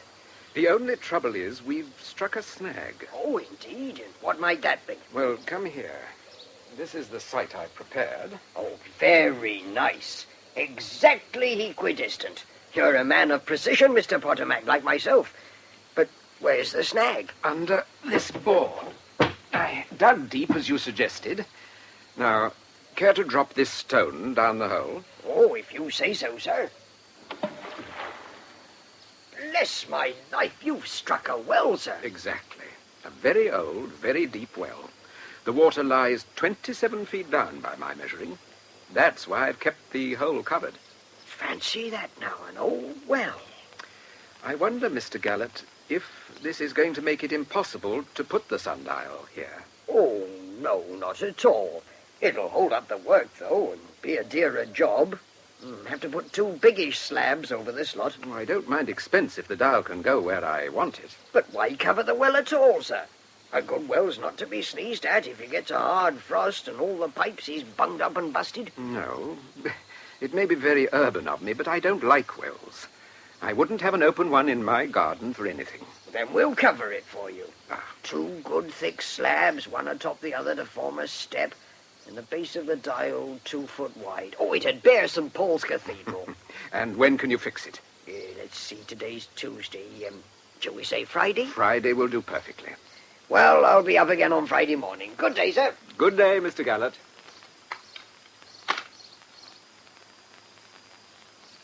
The postman's just been with a letter for you, sir.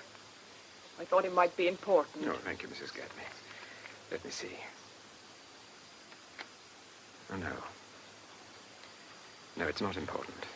Will Mrs. Bellard be coming to tea today, sir? She usually does of a Tuesday. Oh, yes, I expect so, Mrs. Gadby. Then I'll make some of those scones she likes.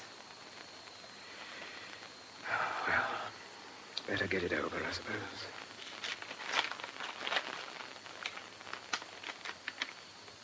Dear Jeff. Dear Jeff, he has the effrontery to call me. I send you this little billet-doux. Deep regret, which I know you'll share, but can't be helped. I had hoped that the last request would have been, in fact, the last one, whereas it turns out to have been the last but one.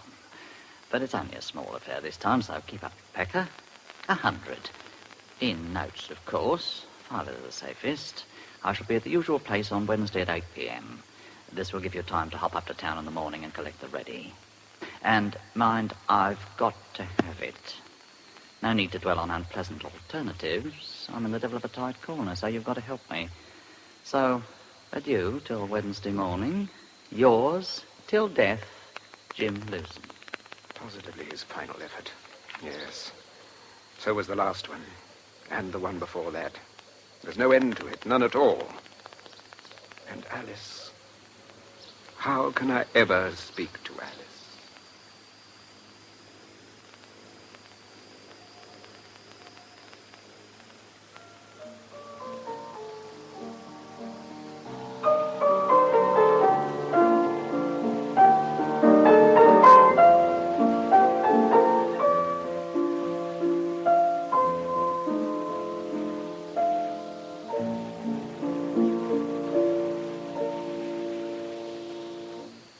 Thank you. That was very charming. I thought it had charmed you into a sort of trance, Mr. Pottermac. You looked very far away. Did I? How rude of me. I can assure you I wasn't. It would be impossible in your company. I enjoy your compliments as much as Mrs. Gadby's cons. Must be a very vain person. piano is so much better than mine. In fact, your house is so much better than mine altogether. Oh, I can't quite agree with that. I may have roses round my porch, but you have a lavender hedge. Planted in 1761. Isn't it curious how we both love old things and places? So many things in common. Yes, we have. Yes.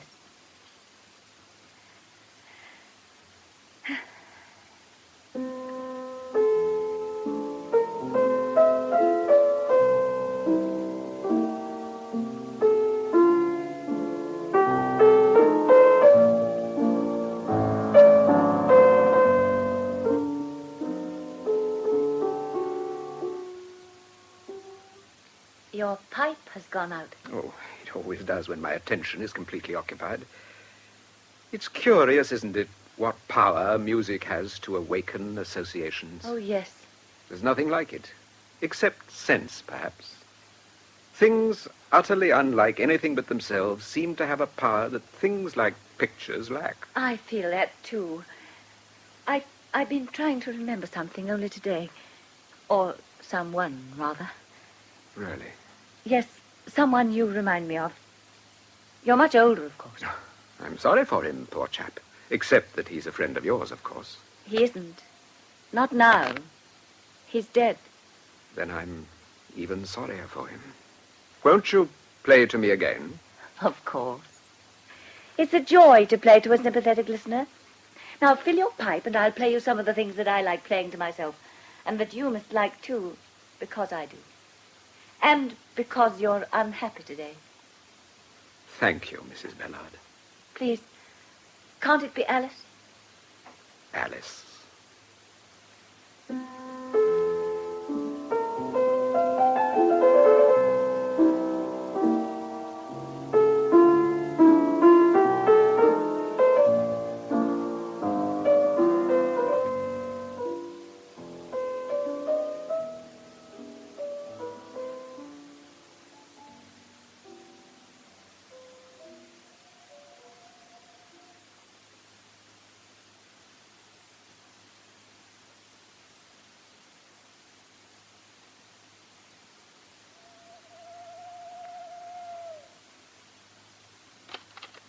Who's that?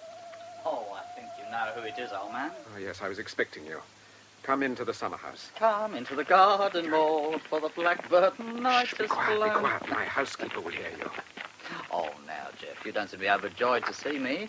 Won't you shake hands with an old pal? No. Come inside. Oh, very cozy in here. Well, what about a mild refresher, eh? Just while we discuss business. Oh, come on, I know you keep a bit in here. Very well.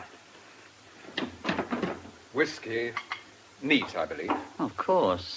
You're not going to join me, Jeff? No. I only drink with friends. And don't call me Jeff. Oh, all right then. Marcus. Funny name, Marcus, isn't it? A brand, or rather, a Brandon snatched from the burning. Can we discuss the matter that brought you here, Lucian? After I've had my drink.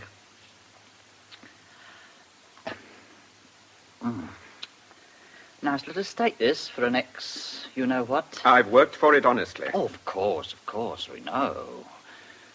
Been digging up your lawn, I see. Going to set up a flagstaff? No, I'm going to have a sundial there. Oh, a sundial, eh? Going to get your time on the cheap, eh? I suppose you'll have a motto on it. Tempus fugit's the usual thing, always appropriate, but particularly so in the case of a man who's done time and fugitive. Do come to the point. Well, you got my letter, I suppose? Yes. Been up to town today? No. Well, I suppose you got the money. No, I haven't. But hang it, man, didn't I tell you it was urgent? I've got to pay that 100 tomorrow. As I hadn't got the money, I've got to borrow it from you-know-where. And I've got to put it back at once. No good, Lucian. It can't be done. Can't be done? What the devil do you mean? I mean this. I'm going to hold you to your agreement, or part of it. You demanded a sum of money as the price of your silence about my past. It was to be a single payment, and I paid it. Within a couple of months, you made another demand, and I paid again. Since then, you've made demands at intervals in spite of your solemn undertaking. Now, this has got to stop. There must be an end to it. Very well, Jeff. Just help me out this time and you'll hear no more from me. It's no good, Lewson. You said that last time and the time before that. If I let you, you'll go on till you've squeezed me dry. If you let me, how do you think you're going to prevent me? Look here, young fellow, my lad, if that money isn't handed out to me tomorrow morning, something's going to happen. Oh, what? A very surprised gentleman at Scotland Yard will get a letter informing him that the late Geoffrey Brandon, runaway convict, supposed dead during flight, is not the late J.B., but is alive and kicking, and at present living under the name of Marcus Potomac, Esquire, with his hair bleached white and a pair of plain spectacles on his nose. There, now, how will that suit you? It wouldn't suit me at all. But before you do it, may I remind you one or two things. First, the runaway convict who was once your best friend was an innocent man. That's no affair of mine. The jury found him guilty. Don't talk rubbish, Lewson. We both know that I didn't do those forgeries, and we both know who did. Give us another drink. If you knew who did it, then you must have been a blooming mug not to tell. I didn't know then. I thought you were honest. Oh, well, we live and learn, don't we? It's stuffy in here. Let's get out into the garden. Have a walk, eh? Are you sure you can walk?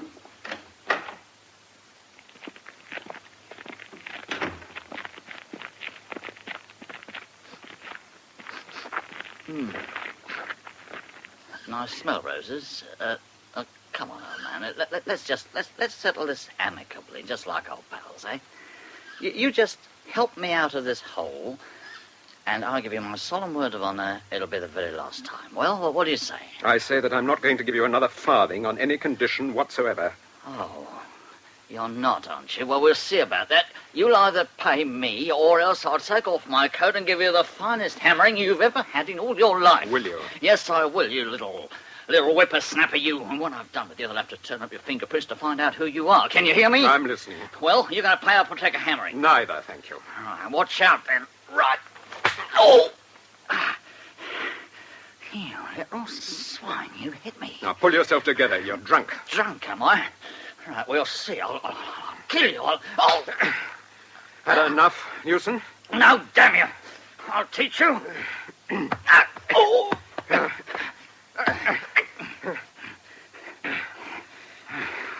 Got you now. I'll throttle you. No, you won't. Newson, look out! Newson! Newson! My God!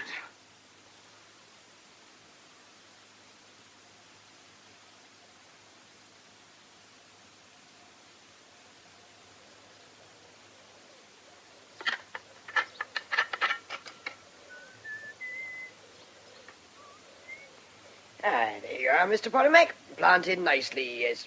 And if the mortar isn't disturbed till it's had time to set, he won't want touching again for a century or two. No, of course not. You get a bit of smooth turf round him and a few flowers, he'll be as safe as houses. Yes, he will. I mean, it will. You've made a very nice job of it, Mr. Garrett. Thank you, sir. Well, I'll be on my way. Oh, I suppose you know about the young gent outside your gate taking photographs of the ground. Of the ground? Ah, the path. Seems as there's some footmarks there. It's them he's a-taking. But what for? Oh, I don't know, but I got my ideas. I suspect it's something to do with that bank manager that I was telling you about. Mr. Lewis. Lewson. There's no news of him, and he was seen coming this way Wednesday night.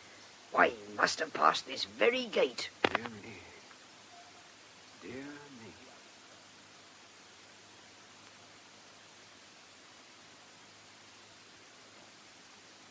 A little more port, Doctor? Thank you, Bolton. I think I will. An excellent bottle. The 70, isn't it? Yes, sir. And for you, Superintendent? I think so, yes. If your cellar can spare it, Thorndyke. The entertainment of Scotland Yard, and especially of my old friend Superintendent Miller, my cellar is as boundless as the sea. The more I have, the more I give to thee, for both are infinite. The Bard of Avon, sir. Romeo and Juliet. Quite correct, Bolton. Can't fault him on a quotation, Miller. Knows a blooming sight more than me, does Bolton. It was Dr. Thorndyke gave me my scholarship, sir. But for him, I'd have been a poor lad in a workshop with neither place nor learning. Why, disowned your native genius, Bolton, and selfishly harnessed it to my own trade. Speaking of which, You studied those footprint photographs, Miller? Well, I have, but they don't tell me much. What have we got? 200 numbered photographs of footprints taken on the second morning of the disappearance. Photographs accompanied by a 25-inch ordnance map on which each footprint was indicated by a numbered dot. A row of dots started at the bank, became lost in streets, entered and followed a footpath which passed along a garden wall in which was a gate, continued through fields to a point at which they stopped. Exactly. Yet a careful examination of those photographs led me to believe that the missing man had entered the gate in that garden wall and never come out again. How do you work that out? Because I am convinced that this was not a single series of footprints made by one man, but two series made by two different men. The first series ended at the gate, the second series started at the gate and ended in the field. Then the footprints weren't all alike. Well, it depends what you mean by alike. Perhaps Polton can tell us why a man wears circular rubber heels. I wear them myself, sir. If I wear ordinary leather ones, I wear them out, all down the side. And how do the circular heels help you?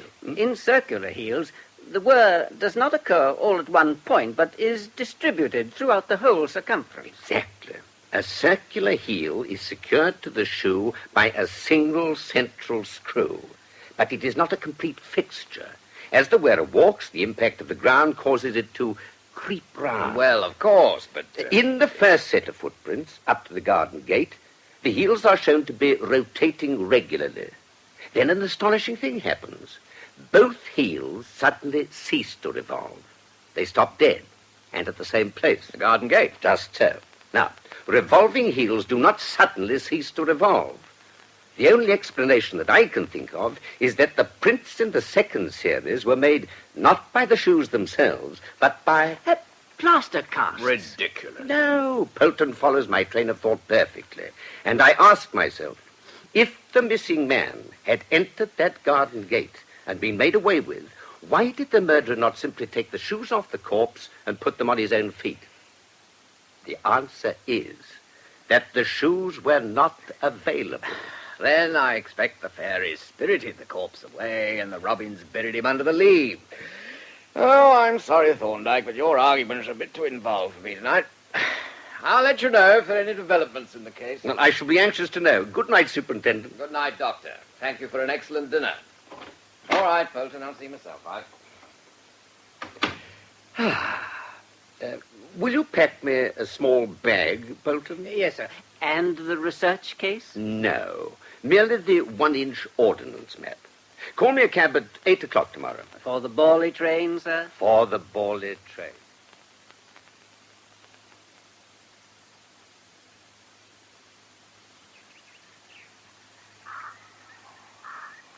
Good morning. Morning. Would you be so good as to tell me the way to the Chestnuts? That gate there, front of you. Oh, thank you very much.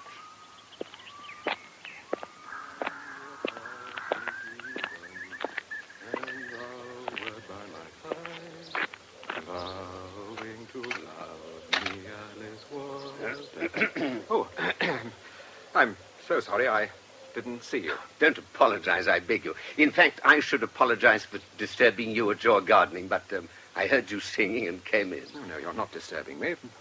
How can I help you? Well, I wonder if you could tell me the way to Potter's Wood. Potter's Wood? Oh, yes. The lane outside leads to it about half a mile further on. Where does it lead to eventually? It crosses the fields and joins a by-road to the main London road. Was that where you wanted to go? No. It's the path itself I'm concerned with. The fact is, I'm making a sort of informal inspection in connection with the case of a man who disappeared a short time ago. The manager of a local branch of Perkins Bank. Oh, yes, I remember. Is he still missing, then? Yes, he is. What is Potter's Wood like? Is it a place where a man might lose himself? No, it's only a small wood. Has it been searched? I really can't say. It certainly ought to have been. I thought perhaps that you were connected with the police. Oh, no. I'm a lawyer. I look after some of the affairs of Perkins Bank. As I happen to be in the district, I thought I would come and take a look round. I see. Yes.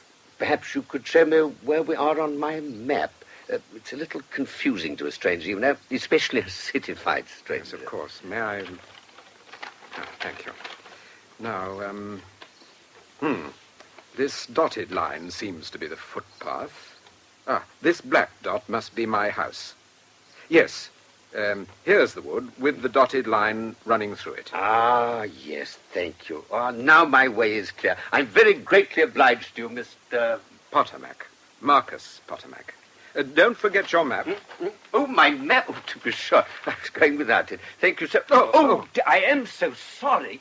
Your spectacles. No, it isn't. Perfectly all right.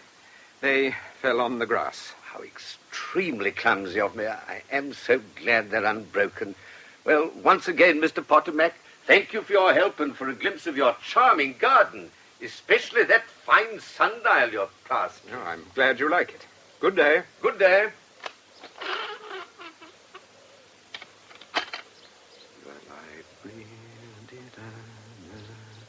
Cooling my fevered brow, the stream flows.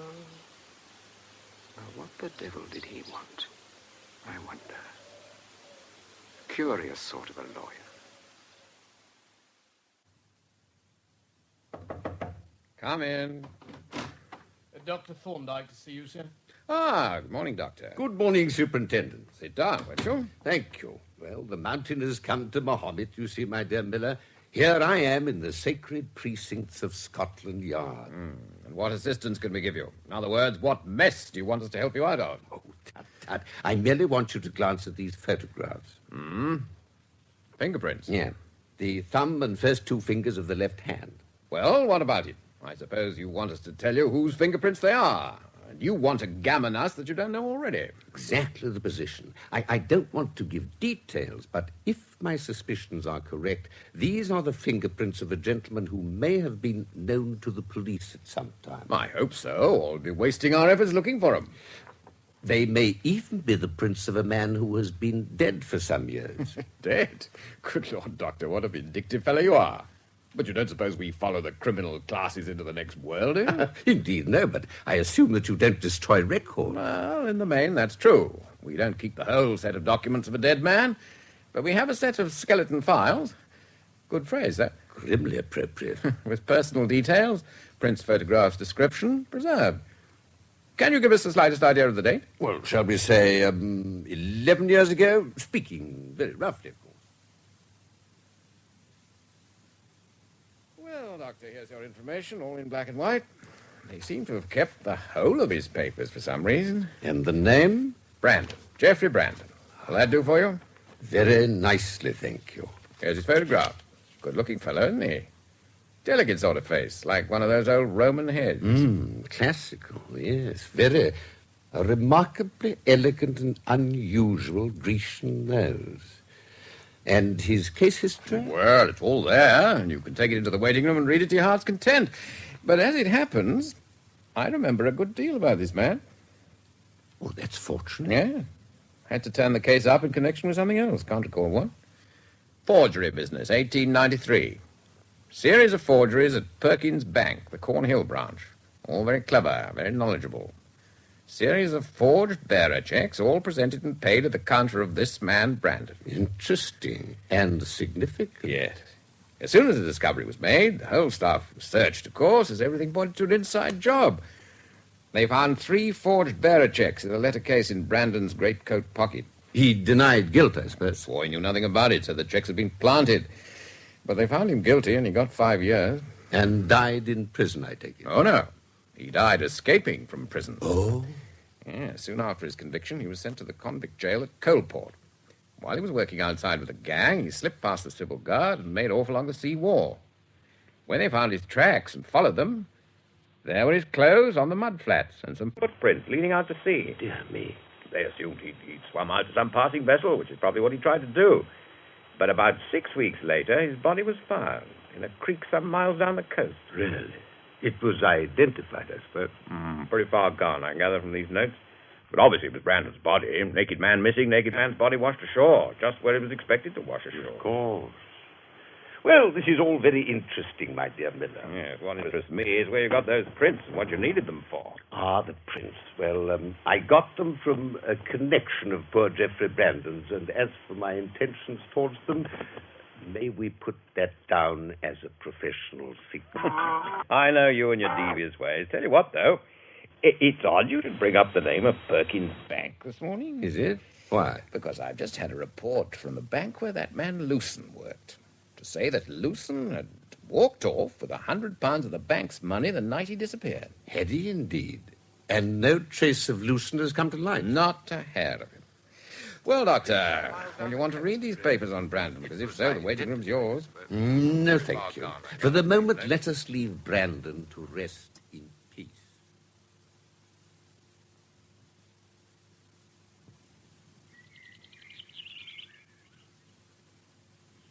At the rising of the sun, hope. At the going down thereof, peace. You sound as though you liked the motto, Alice. Ah, it's beautiful.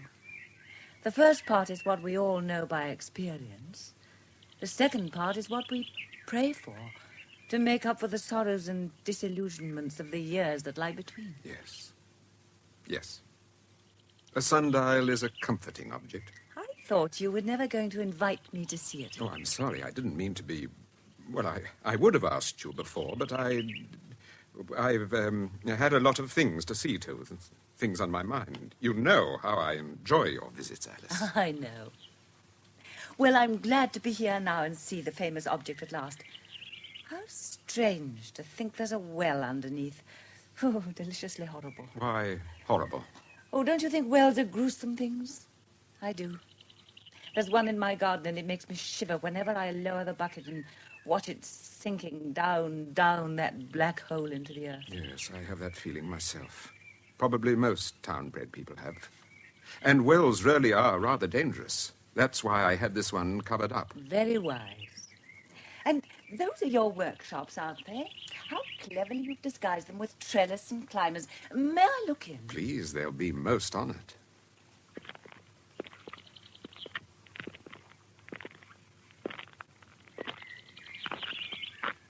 Here we are. How splendid. And what a range of things. A joiner's bench, a forge, a lathe, an emery wheel, plaster of Paris. What a versatile workman you must be. And what a knowledgeable lady you must be to recognize them all. Well, I think women should know far more than they're supposed to know, and be able to earn their own livings at many trades. If I had not been left a small legacy, I should be very poor and helpless now. No, Alice. Never, if I could... I'm glad I've seen the place where you work. Now I can picture you to myself busy and happy. You are happy when you're working here, aren't you? Isn't every workman happy when he's working? I expect so. And you have so many skills in your hands. Well, I had to turn my hand to most things when I was in America. Making my fortune, as they say. But you didn't stay there. You came back to England. What brought you back? Hope, perhaps. Hope? Of what? Of regaining something. Security, happiness, home. Well, you have the security and the home. But the happiness, I wonder. You always seem very cheerful, yet sometimes I think you're not really happy. You're right, Alice. My life is incomplete, and all these hobbies of mine are only makeshifts to fill a blank. But it could easily be made complete. Marcus. A word from you would be enough. If you were my wife, Alice, there'd be nothing left in the world for me to want. Oh, my dear... Why not, Alice? We're the very best of friends. We like the same things and the same way of life, and I love you very much, Alice. Though I haven't said so before because of other reasons which are gone now. Won't you say yes? Marcus, dear Marcus, I would say yes, joyfully, thankfully, if only it were possible. But it isn't. I can't be your wife. But why? What prevents you? My husband. Your husband? Yes. Oh, you believe that I'm a widow, so does everyone here. I'm not. My husband is still alive, though I won't live with him or acknowledge him. Oh, Marcus, dear, don't look so stricken. Come and sit down, and I'll tell you the whole wretched story. Yes. Tell me. Well, when I was a young woman, I was engaged to a young man named Geoffrey Brandon. You're shivering, Marcus. What's the matter? Nothing. A goose walking over my grave. Go on. It's odd talking about Geoffrey to you because you're so extraordinarily like him. You look much older, of course, but apart from that, you might be his twin. That's what attracted me to you from the first. I'm glad. Geoffrey worked in a bank. We were going to get married. Then everything finished. A most dreadful thing happened. A series of forgeries was discovered at the bank and suspicion fell on Geoffrey. He was convicted and sentenced to 5 years in prison. But you didn't believe him guilty. Of course not. I knew him. Well, he was silly enough to escape from his guards while he was in a working party, and in trying to swim out to a ship, he was drowned. I went to the inquest, but... Oh, I don't want to talk about it. No, don't try, my dear. After Geoffrey died, I thought, of course, that I'd never marry, but things worked out differently. Geoffrey had one close friend at the bank, a clerk called James Lewson. Lewson? This man, Lewson, came to see me often after Geoffrey's death and kept saying how much he believed in Geoffrey's innocence. Naturally, I was drawn to him for this, as everyone else seemed to take the poor boy's guilt for granted.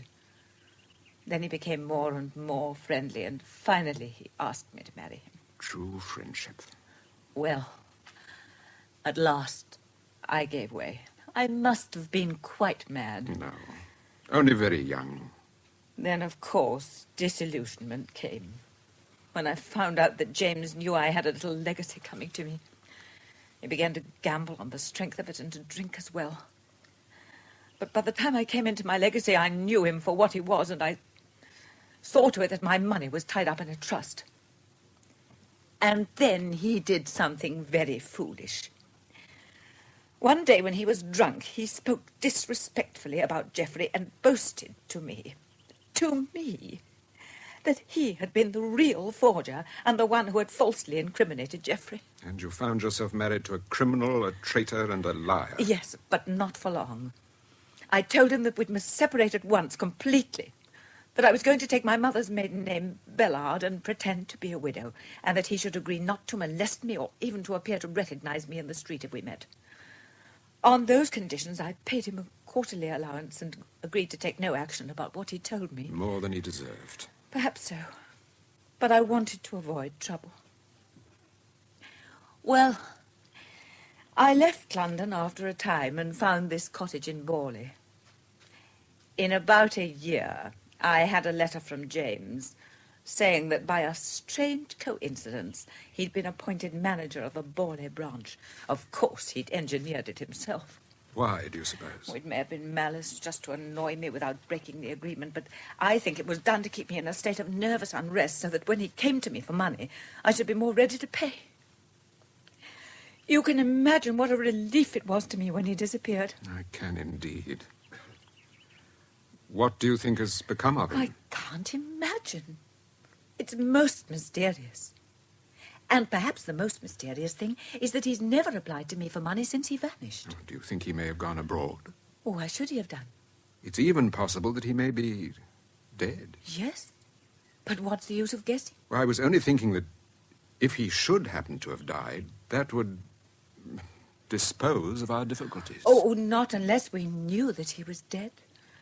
If he were dead and his death was never proved, or if he died without being identified, then I should be bound to him as much as ever. But if it should ever become known as a fact that he was dead, then would you say yes, Alice? Marcus, dear, if I were free, I'd gladly, thankfully take you for my husband. Thank you for saying that, at least. Supposing he were dead... Oh, what's the use of supposing it when there's no reason to? I only wish he were dead. He ruined poor Geoffrey's life, and he's ruined mine, and Now yours. Only part of our lives, surely. We can still salvage something, Alice. Yes, you're right. We can still be friends, as we can't be anything else. That's all I ask. It's all I can ask.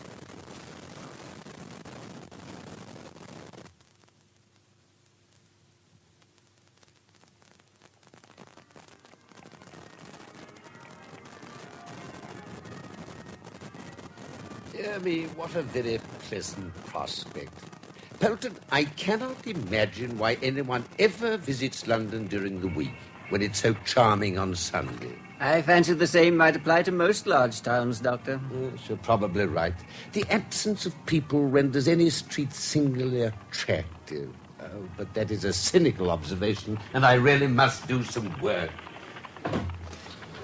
Superintendent Miller has sent over all the papers on the Lewson case, sir, before the file is closed. Oh, thank you, Polton. Letter found addressed to Lewson, opened by the police. Dear Lewson, I think it necessary to tell you plainly that this can't be allowed to go on.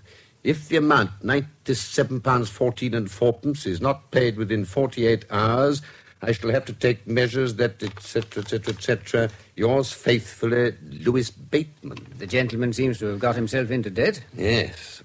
He seems to have dropped over £600 in the last 12 months. A shocking amount, Doctor. It is indeed. Particularly for a man earning only £600 a year as Lewson did. Now, where did he get the money for his speculations? Sums always paid to the broker in cash. If I may say so, Doctor, it sounds as though the late Mr. Lewson might have been rather a fishy customer. Exactly my own conclusion, Polton. But let us not call him the late at this stage. Oh, too early to presume death, sir? Too early? My dear Polton, if you take the trouble to study the law relating to the presumption of death, you will find that in 1850, the Court of Queen's Bench refused to presume the death of a person known to have been alive in 1027. Good gracious, sir. So you see, in order to presume death, we must have a body. And if we can't produce a body, the thing is quite impossible.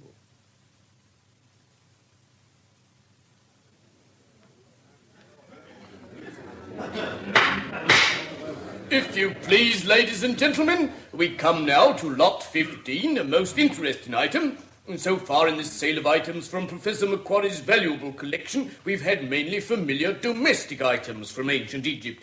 Now we come to an Egyptian mummy.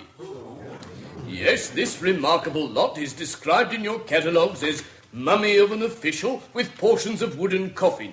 Label on coffin gives name of deceased as Karma Heru, a libationer of the 19th or 20th dynasty. So you see, ladies and gentlemen, what a sensational and indeed awesome object you may become the fortunate possessor of. Now, who'll start the bidding? Come. This is not at all what I expected. Egyptian mummy, high-ranking temple official, fine state of preservation, only a few trifling restorations needed. Why, you could dress him up in your uncle's coat and hat and he'd pass for a living man. At least for one that hadn't been dead very long. Well, really now, this won't do. Can't I have a few bids for this unique object? Who'll start it now? You, madam. 10 shillings. 10 shillings? It's worse than ridiculous, it's irreverent. You over there, sir. 15. Any advance on 15 shillings? £1. Go in for £1. Any advance on 20 shillings? Very well, then. Lot 15 goes for £1 to the gentleman with the grey hair and spectacles.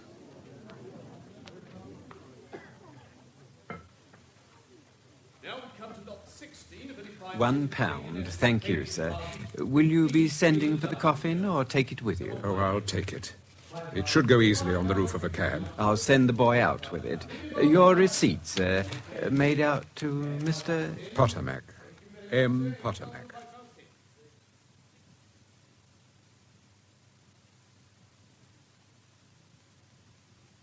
Mr. Pottermack? Mr. Pottermack? Oh, there you are, sir. What is it, Mrs. Gadby? Only that I can't find the key of the tool house. I thought you might have it in your pocket, sir. The key? Oh, yes, to be sure. What do you want it for? Well, there's a nasty nail come up point forwards right in the middle of the kitchen floor, and I wanted to hammer it down so nobody'd injure themselves. Oh, I see. Yes, well, I have the key on me, but as it happens, I'd rather you didn't go in because I've got some rather noxious artificial manure in there, which I'm keeping for compost. Oh, very well, sir. But what about the hammer? Oh, there's a spare one in my workshop, I think. I'll go and get it for you.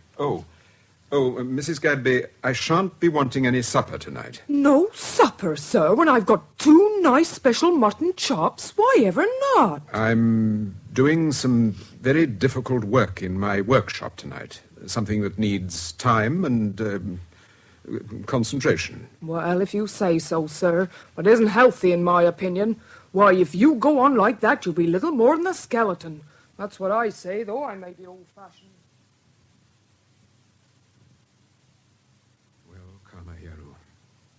Here you are. And pretty horrible you look, I must say. But convincing enough, I think, by the time you've lain out in Potter's Wood for 6 months or so. Now, let me see, is there anything I've forgotten? Pin-headed worsted waistcoat. Plain grey cotton shirt. Spotted necktie. Yes, it's just as well they published a detailed description. Underclothing marked J.L., Lucent's own jacket with some letters in the pockets. Yes, I think that's about all. Well, if you don't convince them the villain's dead, nothing will. It's taken me 6 weeks to transform you into James Lucent. And I flatter myself you're a work of art. Now all I've got to do is to get you to Potter's Wood. Somehow. And may heaven send me a dark night.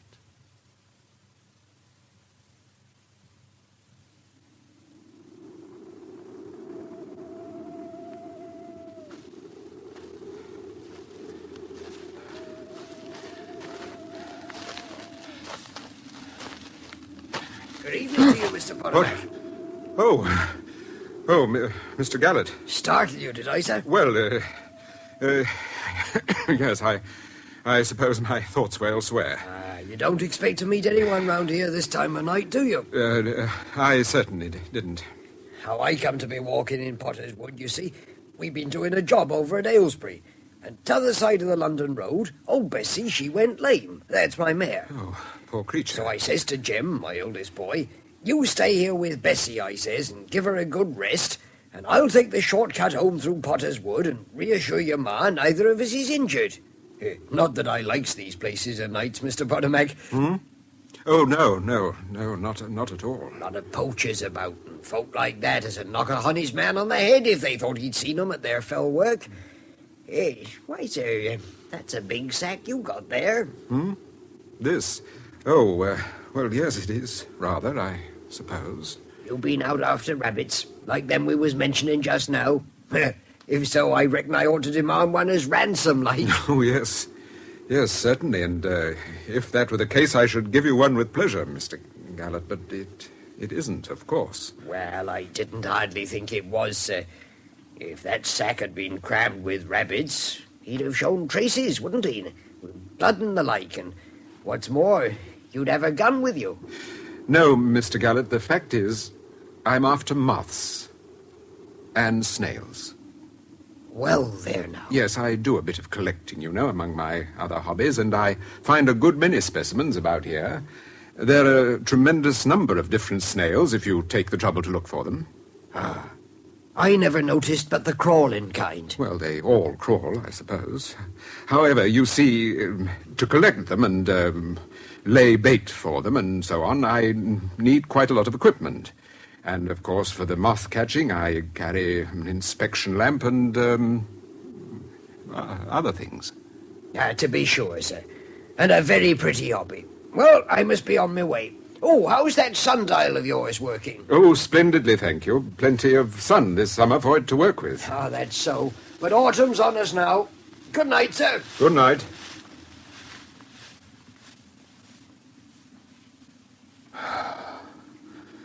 Thank heaven it was only Gallas.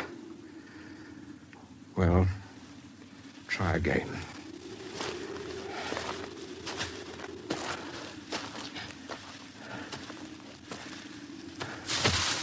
Who's that? Who's there? Only a fox. Oh, dear, how much further?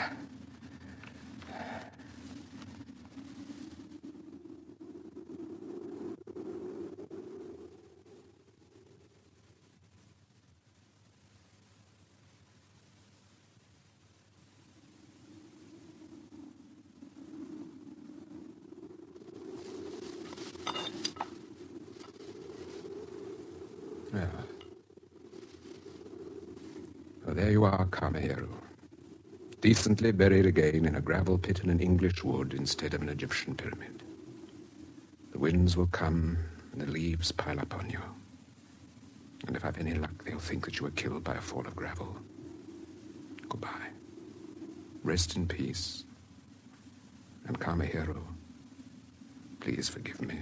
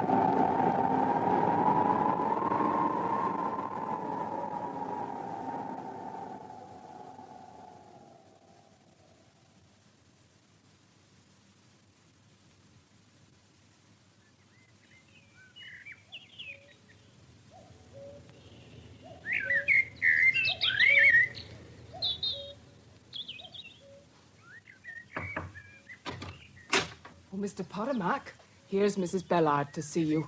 And in quite a taking, if you ask me. Please show her in, Mrs. Gadby. It's all right, Mrs. Gadby. I am in. Shall I bring you and Mrs. Bellard some sherry, sir, seeing as it's still cold these mornings in spite of a late Easter? Yes, that would be nice, Mrs. Gadby, thank you. Marcus, have you heard about James, I mean? James? You don't mean to say that fellow has turned up again? Then you haven't heard. He's dead, Marcus. They found his body yesterday evening. The news is all over the town this morning. Good heavens. This is news with a vengeance. Where was he found? Quite near here, in a gravel pit in Potter's Wood. He must have fallen into it the very night he went away. Then he's been lying there all these months. But, I suppose there's no doubt it is Lewson's body. Oh, not in the least. Of course, the body itself was quite unrecognizable. They say it actually dropped to pieces when they tried to pick it up. Isn't it horrible? But the police were able to identify it by the clothes and some papers in the pockets. Otherwise, there was nothing left but the bones. It makes me shudder to think of. Yes, it does sound rather unpleasant. But it might have been worse. He might have turned up alive. Now you're rid of him for good. Oh, I know. It's an enormous relief. But still, what ought I to do, Marcus? Do? Yes. After all, he was my husband. What do you suppose you ought to do? Well, don't you think that somebody belonging to him ought to come forward to identify him? But, my dear, you can't identify his bones. You've never seen them. Besides, you say he's been identified already. Well, then, to acknowledge him. My dear Alice, why on earth should you acknowledge him when you repudiated him years ago? No. You just keep quiet and let things take their course. Think of all the scandal and gossip that would start if you were suddenly to announce yourself as Mrs. Lewson. Yes, I suppose so. You're still willing to marry me, dear, aren't you? You know I am, but let's talk about it now. No, I don't want to, but we have to settle this other thing. Suppose we were to marry in the reasonably near future. If you had made known the fact that you were Lewson's wife, and if it should turn out that Lewson met his death by foul means, what do you imagine people would say then? Of course. They'd say we'd conspired to get him out of the way. Oh, Marcus, you are clever. I'm glad I came and consulted you. Sherry for you, sir and madam, and ratifee biscuits. Oh, thank you so much, Mrs. Gadby. Put it down there, please.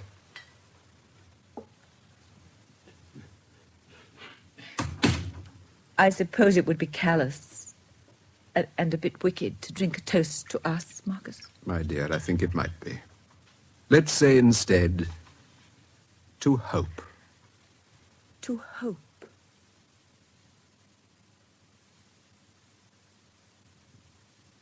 An inquest on the body is to be held at the Town Hall Brawley on Thursday next at 3 p.m., when the mystery of the disappearance and death will no doubt be elucidated. Well, Polton, there's your fishy customer run to earth at last. Yes, Doctor, but you don't sound as if you'd quite the same opinion as the reporter had. Your detective instincts are growing, Polton. I haven't. Then you don't think he... I don't think anything at the moment, except that if this is indeed James Lewson's body, my previous conclusions have been sadly mistaken. Then no crime may have been committed? I fear a serious crime may have been committed, Polton, if not two crimes. Then shall you be going down to the inquest, sir? Almost certainly, unless I have any previous engagements for Thursday. Oh, none that can't easily be put off. I particularly wish to go, Polton, because this item of news has rather changed my position with regard to this case. How, Doctor, if I may ask? All I can tell you at the moment is that hitherto my attitude to it has been that of a spectator, of an academic investigator at the most. Now I feel it may be my duty to take a more active interest, both as a citizen and an officer of the law. I see, Doctor. Then we shall be travelling on Thursday morning? We, Polton? Well, I thought perhaps your research case and any documents I might come in useful. But if you would rather I remained here... No, of course you shall come. And now if you will kindly take this brief round to Mr. Anstey and tell him I've made a few notes on it for his benefit.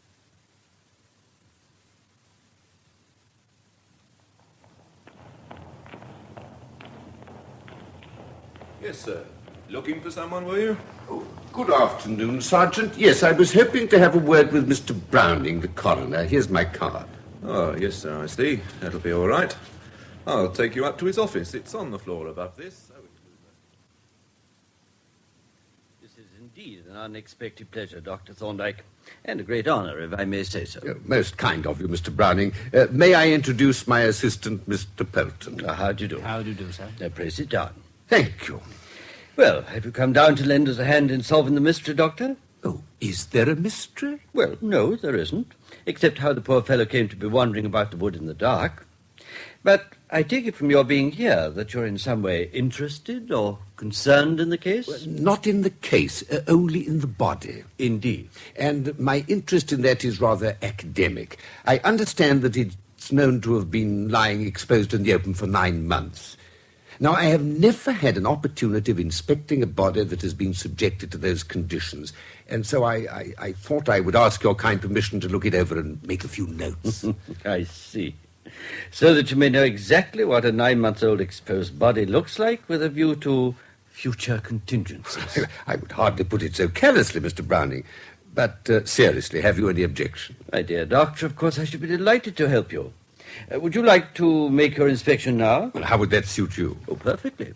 The jury will be going in to view the remains in about half an hour, but it won't interfere with your proceedings. In any case, you'll probably be finished by then. Are you coming to the inquest? I should like to. The evidence may help me to amplify my notes. Then I'll see that a chair is kept for you. And now I'll tell Sergeant Tatnall to take you to the mortuary and see that you and Mr. Polton are not disturbed while you're making your notes. There you are, sir. That's it. I'll have to stay at the door if it's all the same to you, sir, in case any of the public try to get in. That's quite all right, Sergeant Tatnall. I should say they would be very ill-advised if they did, wouldn't you, Bolton? Very, Doctor. Horrible, isn't it? Unpleasant, yes, but interesting. Now, let us look at the deceased. Here is the pile of clothing I see. May I have the police description of Lewson? Here, sir. Thank you. Now, frieze jacket, pinheaded worsted waistcoat and trousers, grey cotton shirt, yes. Underclothing marked JL, yes. That all seems to agree. Now, contents of the pockets. Visiting cards, James Lewson, Perkins Bank, High Street, Bawley. Letters. Letter from the broker Bateman. Demand from bookmaker, laundry bill, tailor's bill, leather cigarette case, handkerchief.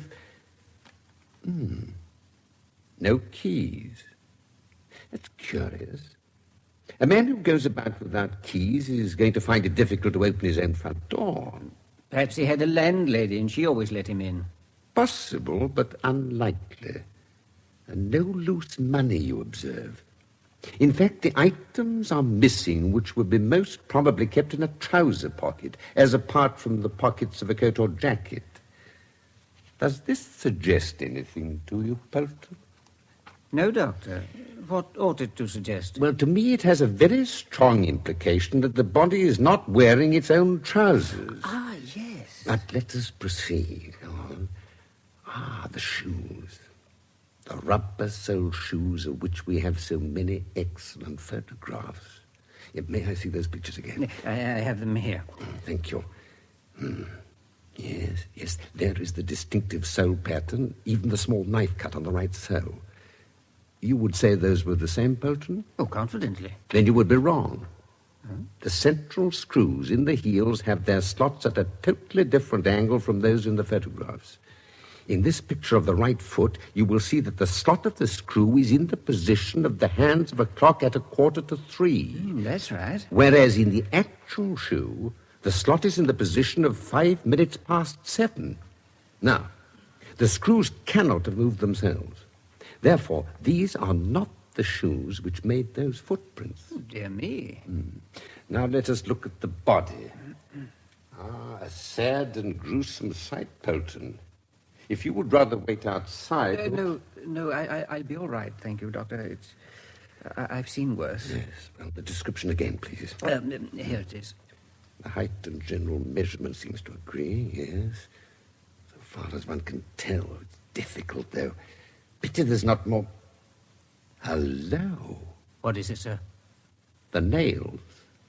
Do you see anything odd about them, Polton? Your eyes are younger than mine. A sort of orangey yellow color, you mean, sir? That's right. Very interesting. Very interesting indeed. I think, Polton, that this case is going to prove even stranger than it first appeared.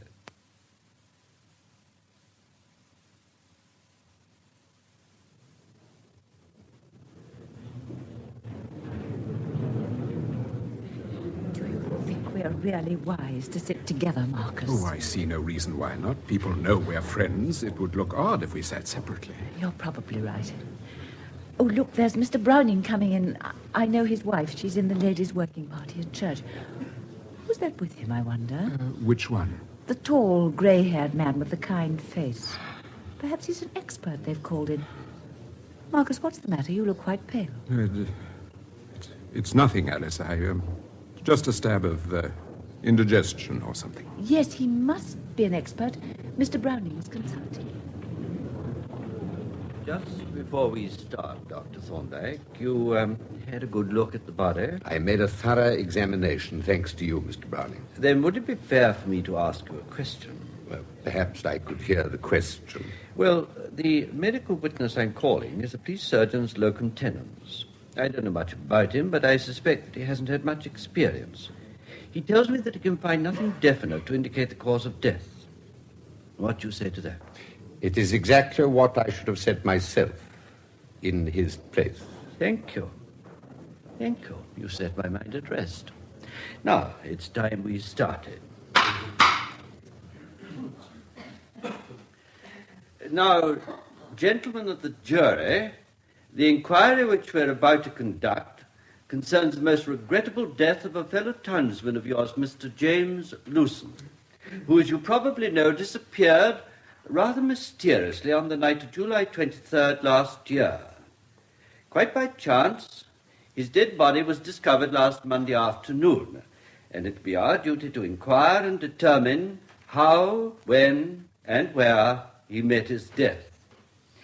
I needn't trouble you with a long preliminary statement, as the testimony of the witnesses will supply you with the facts, and you'll be entitled to put any questions that you may wish to amplify them. Well, we'd better begin with the discovery of the body and take events in their chronological order. Call Joseph Crick.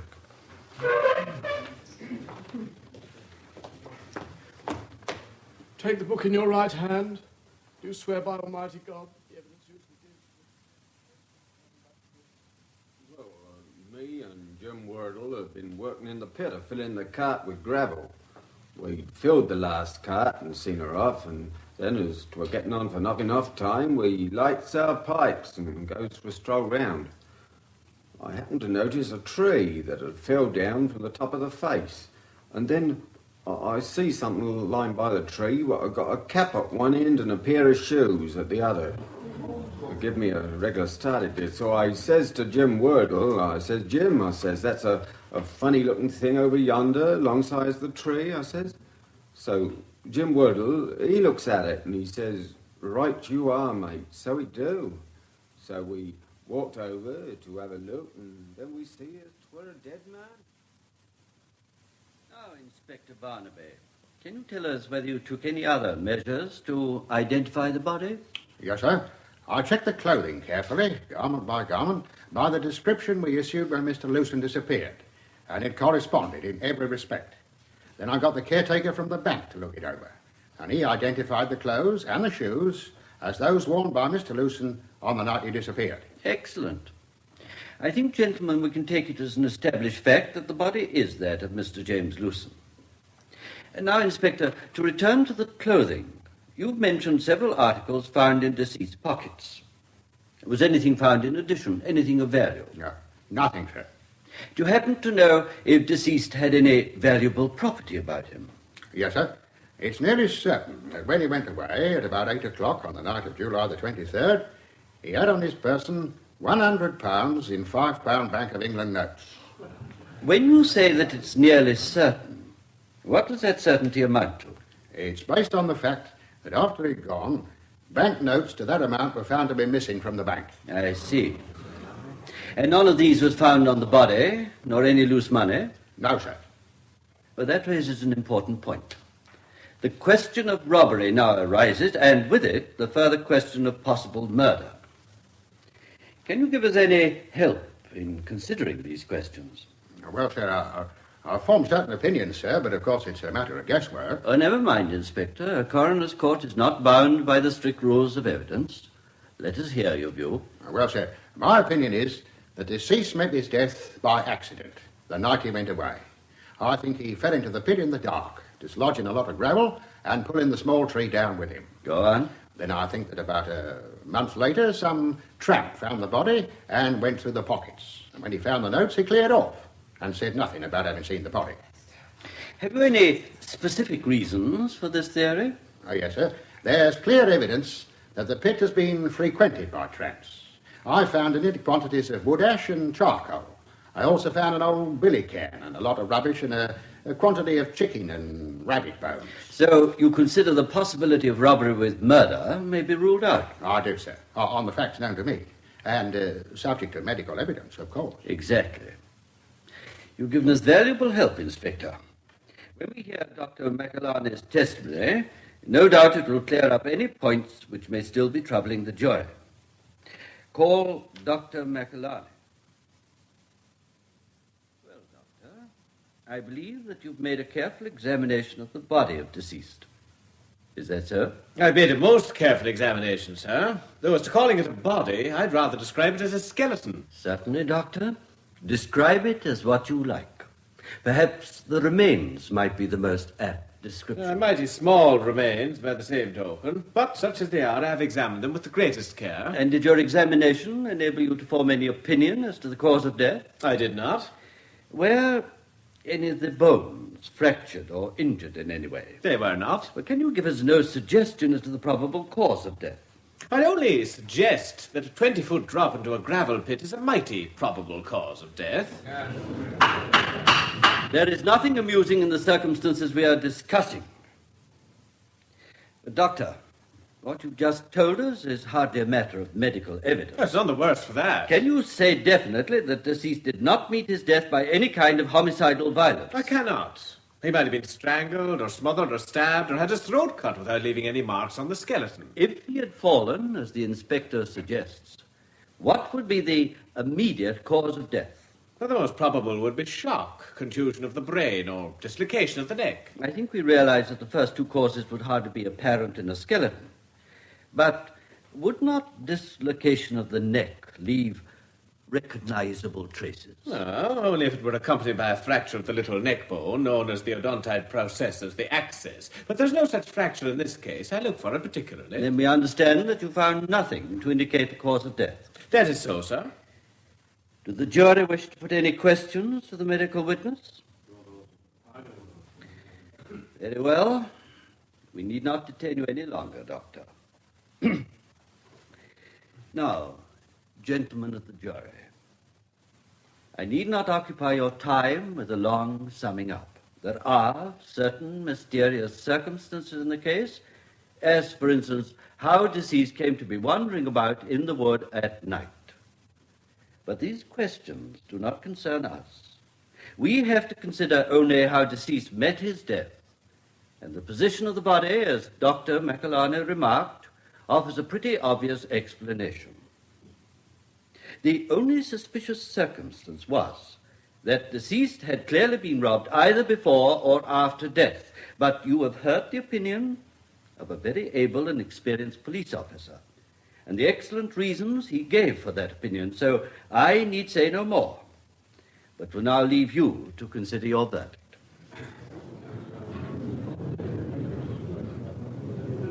You found that interesting, Pelton? Oh, deeply, Doctor. So did I. It appeared to me a fascinating study of the perverting effect on judgment of an unconscious bias created by the suggestive power of a known set of circumstances. Indeed, sir? Yes. All the evidence that has been given was true. All the inferences were sound and proper inferences. Yet the conclusion which will be arrived at will be wildly erroneous. If you say so, Doctor. So James just fell into that pit. I expect he was drunk. He usually was by that time of night. Yes, very likely. They didn't call that nice elderly man after all. I was sure they would. So was I. Do you think he's another doctor? No, a lawyer. Oh, they know him. No, I mean, well, not really. I happened to meet him once. He asked me the way to some place or other and said he was a lawyer. Oh, I see. Marcus, dear, you've been so strange in your manner this afternoon. You sure you're not ill or worried about something? No, my dear. As a matter of fact, at this moment, I'm very relieved and happy. Relieved? Oh, that they've taken this attitude about James. Yes, so am I, dear. Now there won't be any further inquiries, and none of the past need ever come to light.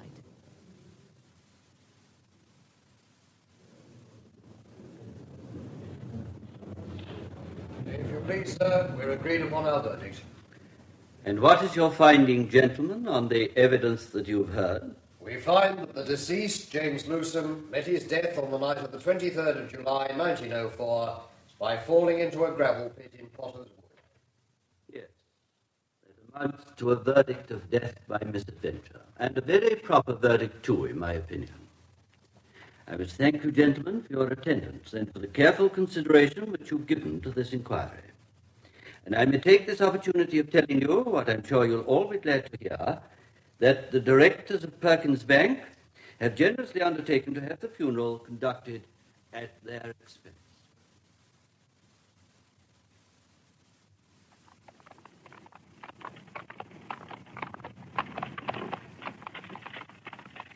Now let's go back and have some tea, Marcus. I can do with this, can't you? I certainly can. Lots of tea, scones, honey. Those little biscuits Mrs. Gadby makes, what are they called? Cupids. Cupids. Then we'll go into the garden and plan next year's flowers. Why not this year's? It's only April. Oh, you stupid, Marcus. Because next year we might... You might be in a position to tell my garden how to behave. Well, yes. Oh, Marcus, I shall miss Lavender Cottage. But I do feel so at home in the chestnuts already. And so you should, dearest. Alice, I can hardly believe it. The shadow's lifted and we're free. Good afternoon, Mr. Pottermack. Oh, I'm afraid I startled you, but I thought you noticed me at the inquest. yes, I thought it was you, Mr. Thorndyke. John Thorndyke, and this is Mr. Polk. Oh. How do you do, sir? How do you do? May I present Mrs. Bellard, a neighbor? That is a friend. How do you do, Mrs. Bellard? How do you do?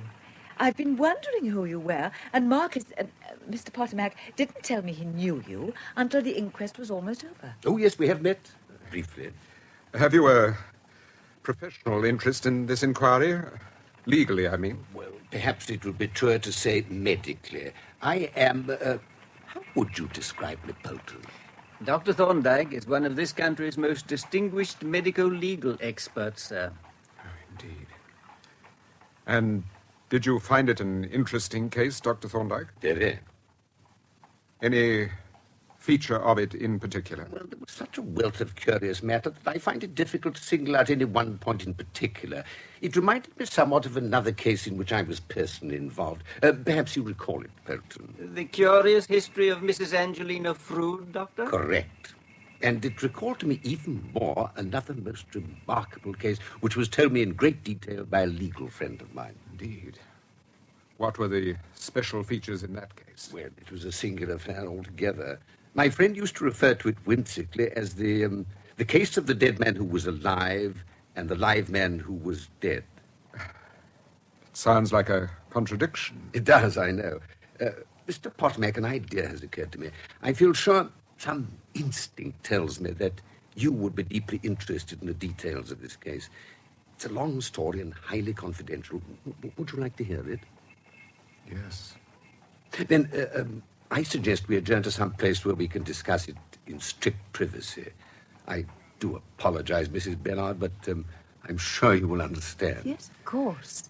If I may suggest it, Polton here would be delighted to escort you to the Tudor Rose Tea Room, a most respectable establishment, which I recall is in Church Street, and there entertain you to tea. Am I right, Polton? I shall be charmed, Doctor. That's very kind of you. Come and see me this evening, Marcus.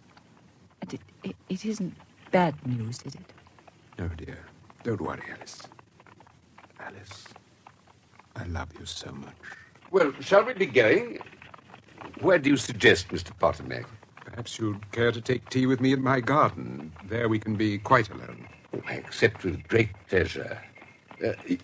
Polton, you will find me with Mr. Pottermack at the Chestnuts 20 minutes before the 5:30 London train. Very good, sir. An excellent idea of yours, Mr. Pottermack. I shall be re-entering that very gate through which I had the fortune to make your acquaintance so many months ago.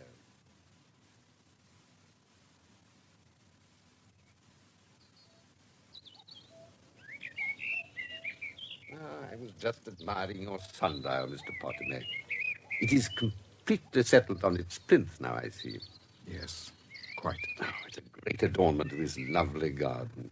How do you like the motto? Oh, let me see. I don't think I read it on my first visit. Sole orto spes decidente pax. Hope in the morning, peace at eventide. A pleasant, optimistic motto and new to me. Should I be wrong if I were to assume there's a well underneath? No. No, there is an old well. It had been disused and covered up, and I found it by accident when I was leveling the ground for the sundial. I very nearly fell into it. Ah, so you decided to put the sundial over it to prevent any accidents in the future? Yes. That would be about the latter part of last July? Yes, probably. Your tea, Mr. Pottermack. Oh, thank you, Mrs. Gadby. I put the rustic table on the lawn. It was rather stuffy in the summer house, I thought. Yes, and them spiders, too. There we are. I bought plenty of everything, but if you want more hot water, just call for it, sir. Yes, thank you. We will. Oh, really, your housekeeper must have thought you were entertaining a Sunday school treat instead of one ascetic lawyer. However, I confess I'm quite hungry. May I help myself? Do. Let me give you some tea. Thank you. Now, I expect you're impatient to hear about this case I mentioned. I'll begin with an outline sketch of it in the form of a plain story. Then, as you listen, you can tell me whether anything at all like it has ever come to your knowledge. Oh, my experience is more limited, but I'll do my best. Good. My legal friend told me then the history of two men whom we will call Mr. Black and Mr. White. At the beginning of the story, they were close friends, and both were at a bank we will call Allsops. A series of forgeries occurred, and suspicion fell on Mr. White. The evidence against him was striking, but to my friend, who heard about it much later, it was decidedly unsatisfactory. He was inclined to suspect that the crime was actually committed by Mr. Black. Was he really? However, the jury found Mr. White guilty, and he was sentenced to 5 years' penal servitude.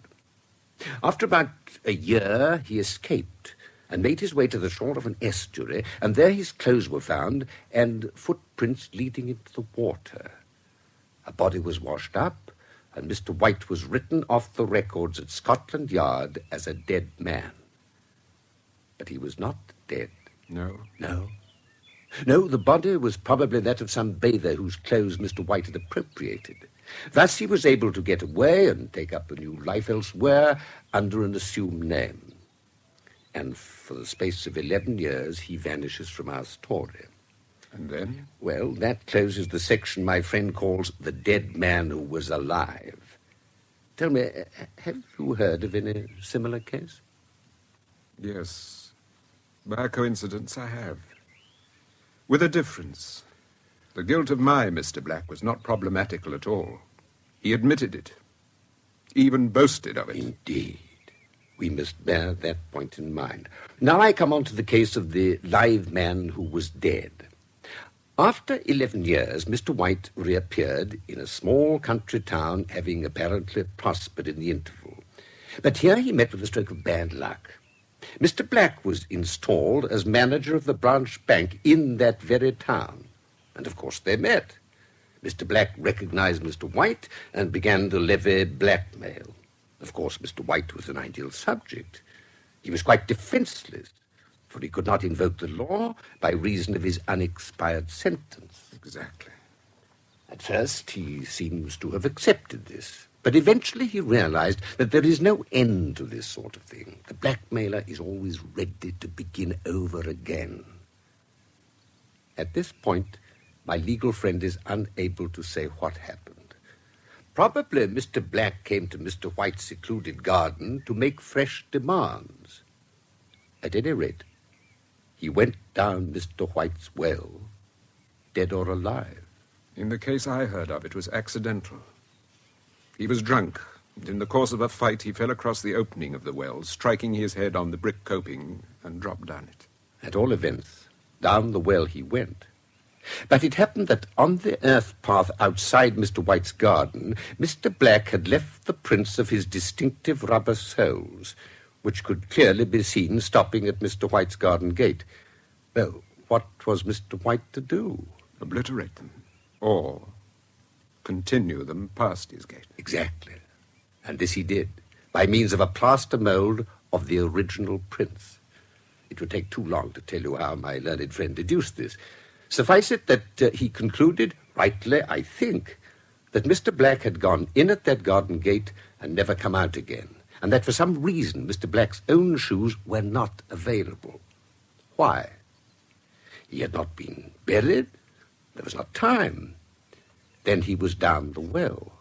The well which my friend had gathered stood below the sundial in Mr. White's garden. He took it for granted, did he? No.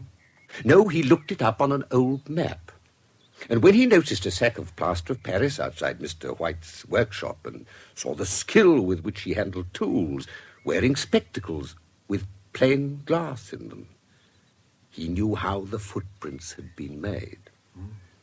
Your friend seems to have been singularly thorough in his investigations. He was.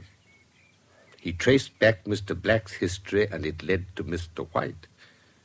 He pursued cause and effect until they showed him exactly why Mr. White, assuming he was alive, should want Mr. Black out of the way. He ascertained that Mr. White was alive by taking his fingerprints to Scotland Yard. And they identified them? not as those of a living man. My friend was very cautious. And what action did your friend take? At this stage, none. He considered it perfectly clear that Mr. White ought never to have been a convict at all. As to the killing of Mr. Black, that might well have been accidental, as in your case it was. The law offered Mr. White no protection, no remedy, and my friend thought him right to have protected himself as best he could. But then, of course, the alleged body of Mr. Black turned up. Yes. This put my friend in a very difficult position. Even if it were not Mr. Black's body, it was someone's body, and it seemed to imply a previous crime. So your friend attended the inquest? Yes, and very relieved he was to find that the body was no more nor less than that of an Egyptian mummy. But how did he know that? Because the finger and toenails were stained with henna. The ethmoid bones bore signs of the embalming process, and one or two further signs. Dear me. And Mr. White thought he was so clever. So indeed he was. But one thing my legal friend could not understand was this. Why did Mr. White put the mummy there at all? Because Mr. Black had married by trickery the girl whom Mr. White loved, and who loved him. Because Mr. White had found her again on his return to England. Still married to Black, but separated from him and being done for money by him. Because, even when the shadow of the blackmailer was lifted from Mr. White, he still could not marry her, so long as Black was thought to be alive. I see. My friend never thought of that. Tell me, did the lady recognize Mr. White when they met again? I think she recognized something in him. I don't know how much. Perhaps she knew him altogether. The ways of women are beyond me, Mr. Potomac. Well, as I was saying, with the discovery of the mummy, my friend's interest in the case came to an end. But you haven't finished your story. Why, what have I forgotten? You haven't told me what became of Mr. White. I think we can read from your sundial his history in a nutshell. What? Where? At the going down of the sun, peace. He married his old love and lived happy ever after. Thank you. Thank you, Dr. Thorndyke. That was Anthony Nichols as Dr. Thorndyke and Peter Cook as Marcus Potomac in Mr. Potomac's Oversight, adapted by Molly Hardwick from the novel by R. Austin Freeman. The rest of the cast was as follows. Polton, Will Layton. Gallett, Harold Reese.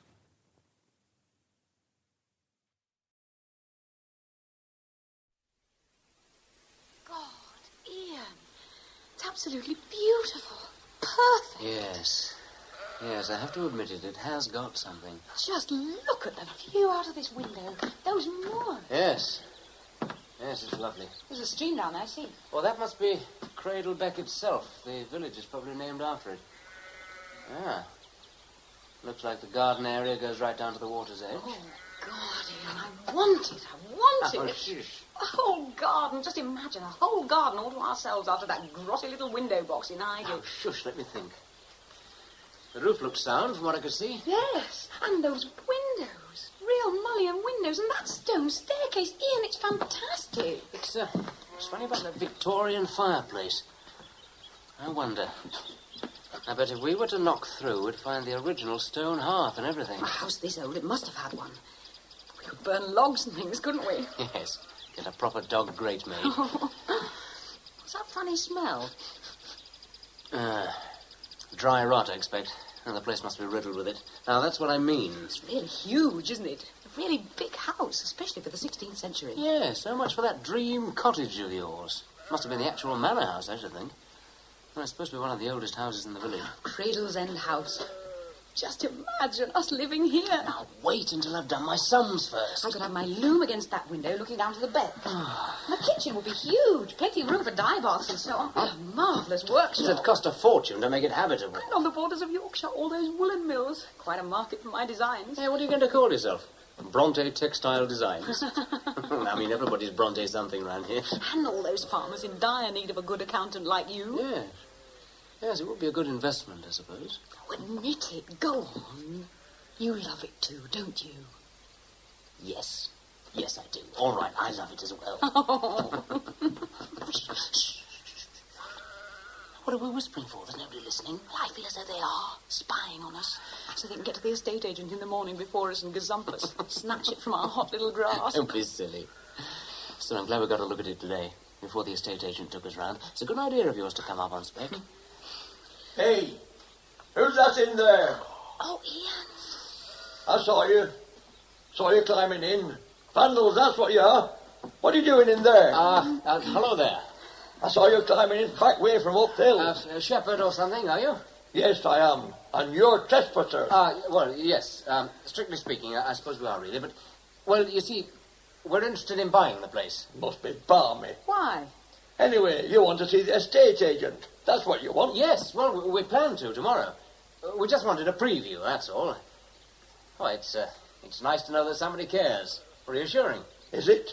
We could be neighbours before long, Mr. Neighbours? Where do you come from? London, is it? Well, yes, we do, actually. Actually. Whole place will be full of off-comers before long.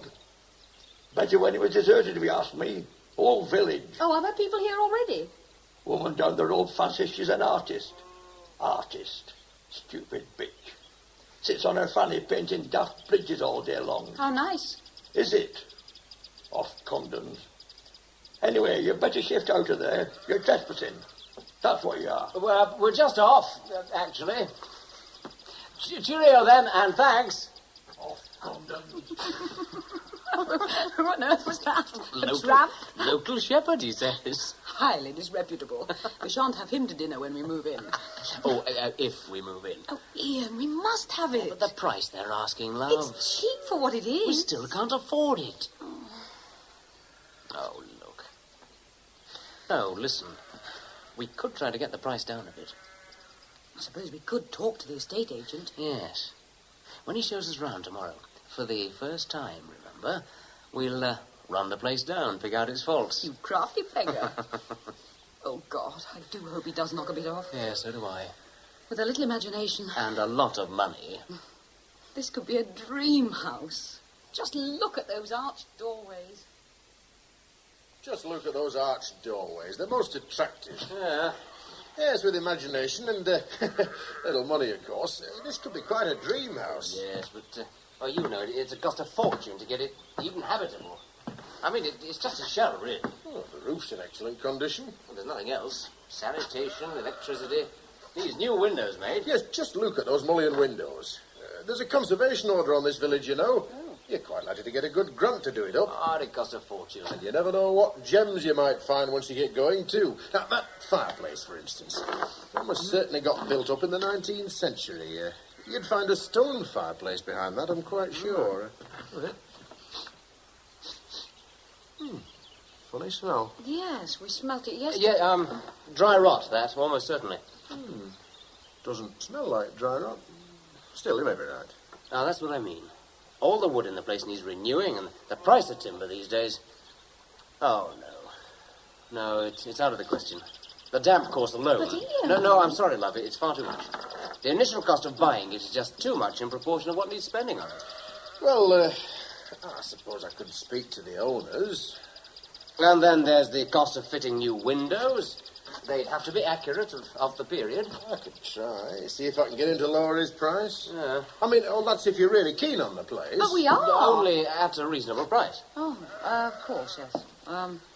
After all, we'd have to find proper oak beams and everything to support the upper floor. Oh, gosh, you're right. Yes, that'd be pricey. Well, I'll see what I can do. I'll phone him this morning. Call back to the office this afternoon, if you like. Well, is it worth hanging around, darling, do you think? Oh, well, I don't know. We've Both got to get back to town for our work, you know. Oh, you both work? Yes, I'm a designer. Commercial. See. Well, textiles, paper goods, carrier bags, that kind of thing. Ian's an accountant. Oh, really? That's very interesting. Yes, the chap we have doesn't seem much cop. Hey, he's all right, I suppose, but a bit of a mix-up over some VAT, though. I don't know, it's a bit of a headache. Yes, it can be a problem if it's not handled properly.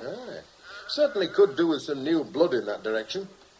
London-based now, are you? Yes, of course, I'll be looking for new clients if we're to move up here. Though it's a bit unlikely at the moment.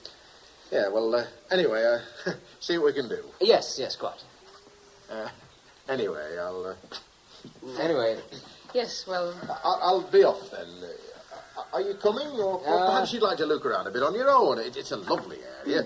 All people like yourselves moving into it, doing it up. Really? Yes. Cradlebeck was a deserted village a year or so ago. How sad.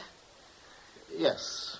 Well, Yes, well, I think we'll just have a pot around, see what there is to see. Hey, Alex? Yes, why not? Well, see you later on today, then, eh?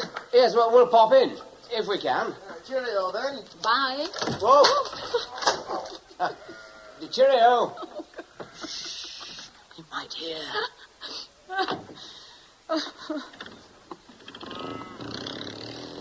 Oh, I hope he gets the price down for us. He might. He just might. Oh, do you think so? But he was playing the same game as we were. Oh, I hope so. So do I. You do like it. Oh, it's marvellous. What an atmosphere. Yes, it has. It grabs you. Oh, does it? I'll design thousands of carrier bags to help pay for it, I promise. You'd better. I'll go puce designing them. Oh, don't do that. Isn't it peaceful? Yes. After London. Oh, yeah. It would be nice. Just think. A year from now. Coffee ready? What? Is the coffee ready? Oh, yes, so shut the door. Oh, thank God for that. What a din. They said they'd be ready upstairs this week. Builders are never done when they say they will be. Well, they should be. Here.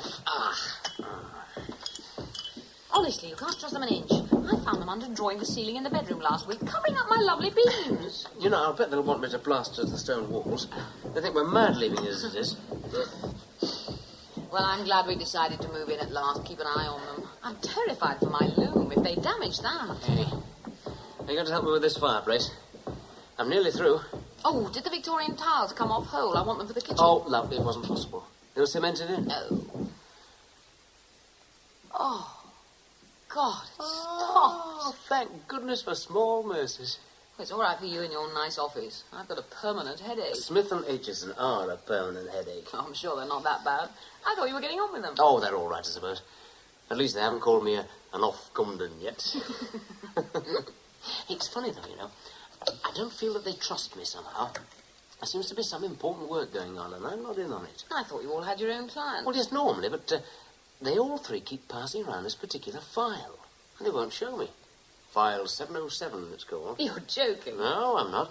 I'll have to get to the bottom of that. I feel left out, not properly taken into the firm's trust. Oh, I expect you'll see this secret file soon enough. Yes. Well, I suppose the men will be wanting their tea. I'd better get the kettle on. No, don't bother. I brought them some beer. Whatever for? They'll never finish upstairs at this rate. Special day. Celebration, love. Have you forgotten? What? Your birthday's not till December. Anniversary. Oh, it's not. You're bonkers. Of the day we bought Cradle's End House. Oh, is it? Yes. Oh, what a pity. What do you mean? I invited them round for a fortnight's time. Oh, the builders?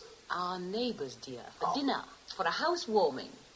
I thought we might have the fireplace done by then, and we could light a log fire and have dinner on that big table we saw in the antique shop. Oh, Alex. Oh, come on, then. Let's get to work on that fireplace. The first anniversary is just the day to do it. Right. Ready? Stand back. Wherever did you get that pickaxe? The men. This should make me fit. Oh, be careful. Made it. First hole for the use of. The men will think we're demolishing all their good work. You're right. down there, are you? Yes, thank you. Just knocking out the fireplace. Oh, I see. There you are, Izzy. All right, let's make it a bit bigger, shall we? Oh, Ian, that smell. Oh, God. Oh, God, that's horrible. What on earth's that? Oh, it's coming from the hole. Yes, I think it is. Oh. What on earth is it? I haven't smelt it before, have you? No. Well, not since we moved in, anyway. That's a fortnight. What is it? Ian, do you remember when we first came and looked at the house, we smelt something funny then? Did we? Yes, we did, yes. When the estate agent showed us round, he smelt it too. Oh, this was bricked up, though. Well, it wasn't as strong. Oh, you said it was dry rot. Oh, yes. Well, there shouldn't be any left now, though. It's all new wood. Well, there wouldn't be wood up a chimney anyway, would there? No. I'm going to take a good look in there. Stand back while I take another swipe.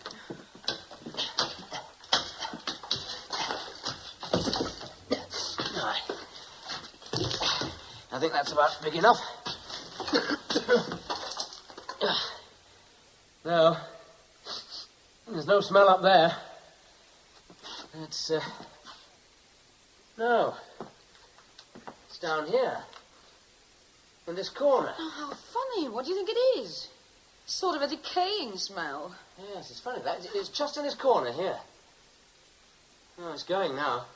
Yes, it's gone. Oh, it was disgusting. Do you think it's a dead bird or something in here? Well, I can but look. I'll have to get to the bottom of it, that's for sure. And there's only one way to find out.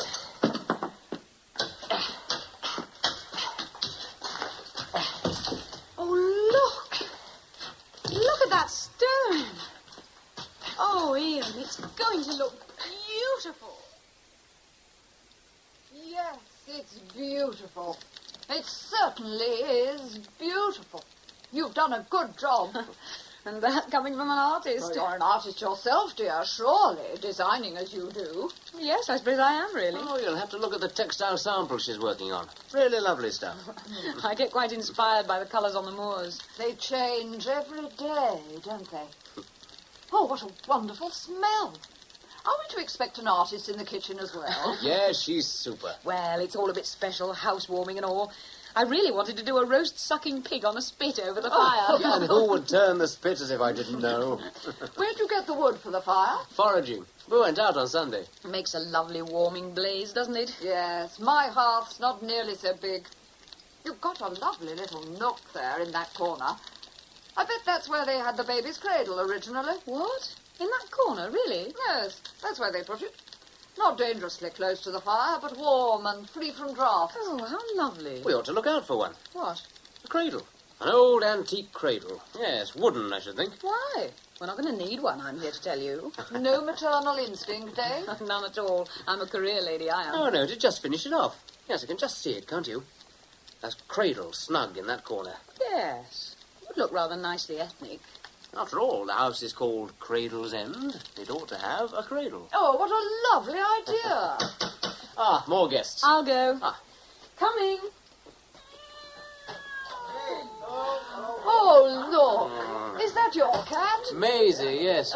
She doesn't like visitors. No? No, a most unsociable cat, Oh, Maisie is. pity. So retire to the kitchen if I'm any judge. You haven't met Mary and Joe? Yeah, glad you could come. Oh, we wouldn't miss a good do. No, she's quite right. Mary and Joe own a boutique in Asconstor. A boutique? Oh, well, we have come to a trendy village. Boutique owners, eh? It's all right, just like Chelsea here, aren't we, Lizzie, old girl? Mary, let me take your coat. Yes, I suppose we are.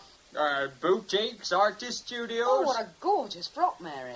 I rather thought so. Flash indeed. Must have cost a fortune. Hey, just look at that label. Oh, I am jealous. I thought our customers wouldn't appreciate it, so I took it for myself. I appreciate it. Hey, that's her story. Well, I deserve it, don't She's I? right, she does. Anyway, it looks gorgeous, doesn't it, Ian? Quite a trendsetter is our Mary. Very striking. In fact, a knockout. Isn't your husband nice? Oh, I'll go. Sorry. Excuse me. Coming. I hear you're a right good accountant, that right? Well, so. We could do with one of those. You know much about shops and trade. There you are, Ian. More custom for you. It's Dr. Sutcliffe. Oh, yes, pleased to meet you. How do you do, Mr. Turner? Oh, we didn't know you were coming. Well, I hope that's all right. We like a big party, don't we, Mary? Yes, we do. Ian, take the coats out to the hall, Oh, would you? yes. Dr. Sutcliffe. Oh, thanks. Oh, Lizzie, dear, I didn't see you over there. How are you? All right. Good. Except for the rheumatism. You shouldn't sit out painting landscapes in all weathers. I've seen you when I've taken my dog out. You have to capture the mood. You should get one of them shooting sticks. She's right. It's them cold stones. It strikes right through to your innards. It's a matter of fact, I do own a camping stool. Good, good. Well, here we all are then. Quite a jolly little gathering, aren't we? Off come duns, everyone. You don't sound it, if you'll forgive me saying so. Sherry, all right, everybody? Oh, grand. Lovely. Well, we're from Blackburn, really. Are you? Mary, Sherry? And I'm sure you need topping up, Lizzie. Oh, thanks. Dry sherry, eh? Makes a change from cocktails. She's got a right passion on for making cocktails, as our Mary. Yeah, ever since we went into this place in Blackpool, right posh it was. Lovely cocktails they did. Went right to your head. The sherry will seem a bit tame then. I love a Montellado.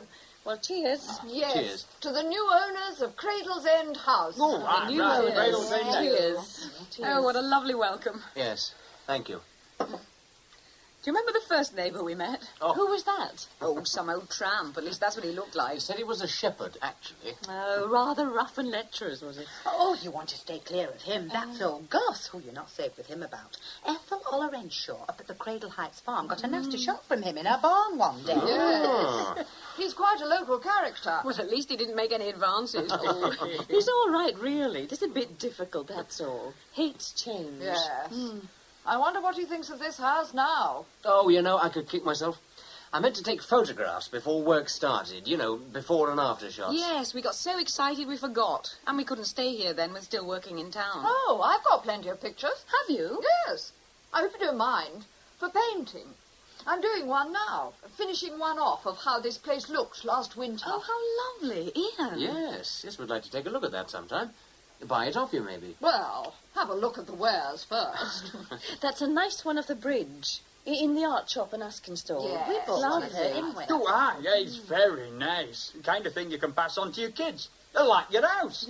Yeah, I suppose so. Yes.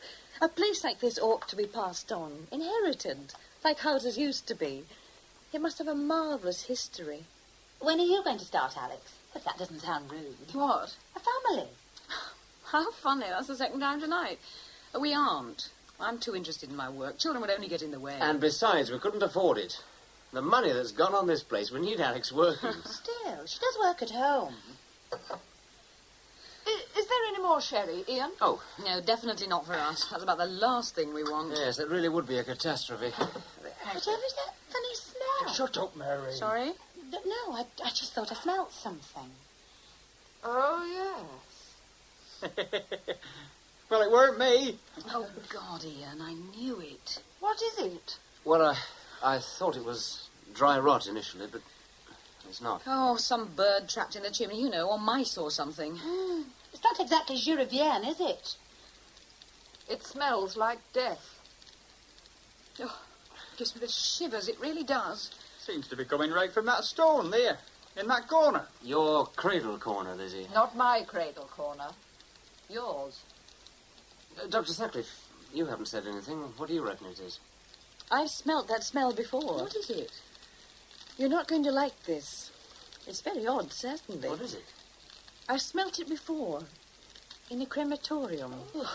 That gives you the creeps. It has the smell of decay and death, certainly. Lizzie's right. But something else, too. It smells distinctly like burning flesh. Oh. Ugh. It's right put me off my dinner. It seems to pervade the house sometimes. I hate it. It's sickening. Well, that's where it's coming from, though. Oh, there. I've opened the windows. I feel sick. Oh, Joe. I knew it. I knew it. It would happen now of all times. Alex, love, Alex, it's all right. It's going. It's going. It's horrible. I wouldn't care if we knew what it was. Well, maybe there's something in the house's history. Something that might explain. Oh, what do you mean? Well, something physical you could nail the smell down to. What the corner was used for, perhaps. There are some very old books in the library reference section. Well, you said it was used for the cradle. Yes, a corner like that usually was. Do you think it's something supernatural? No, there's no supernatural about that smell. I didn't say it was. Maybe the corner's crying out for its cradle, then. You should get one. Keep it happy. Hey, right, that's the answer. Anyway, it's gone at last. Now, shall we get down to some dinner? Yes, come on, everybody. Let's get started. Oh, what an appetizing aroma. Are you a cordon bleu as well? Mrs. Turner? Alex? What? Oh, Dr. Sutcliffe, sorry, I was miles away. You certainly looked in a dream. I suppose I was, really. I tried to phone you earlier to say what a marvellous dinner that was the other night. Oh, glad you liked it. Quite superb. A most enjoyable social occasion. Yes, I enjoyed myself, too. Took my mind off things. Oh? Are you worried about something? Worried? No, why? I'm sorry, you just said I'm off to meet Ian from the office, lunchtime. Ah, that's good. Pub lunch, eh? No, we're going shopping, actually. Alex! Oh, there he is. Oh, hello, Ian. Ah, Dr. Sutcliffe, how nice. We're just off shopping. So I hear. Anything special? Well, I saw a cradle in the antique shop yesterday, Oh. so I brought Alex along to look at it. Quite a coincidence, really. Yes, we were just talking about it over dinner the other night. Yes, I remember. For your corner by the fire. Lizzie's cradle corner. She denies any claim to it. Yes, funny that, the way she said it. Oh, Lizzie's a bit, well, fey, I suppose. The artist in her, maybe. Anyway, I have a call to make. I must be on the road. I'll see you soon. Not on business, I hope. No. You must both come round for drinks. Give me a ring for the week. Will do. Bye. Bye. Bye. Oh, nice woman, that. Yes. Oh, what's wrong? Sorry? What's wrong, dreamer? Nothing. Why? How's the office? Seen your secret file yet? Oh, no, they're definitely keeping something from me. It's very worrying. Ah, here we are. Oh, where is it? I can't see. Well, it's a bit hidden. Under that old sewing machine. There's an umbrella in it. Oh, yes. Wooden. It looks very old to me. I think it's got a carving on the side. Oh, let's go in and have a look.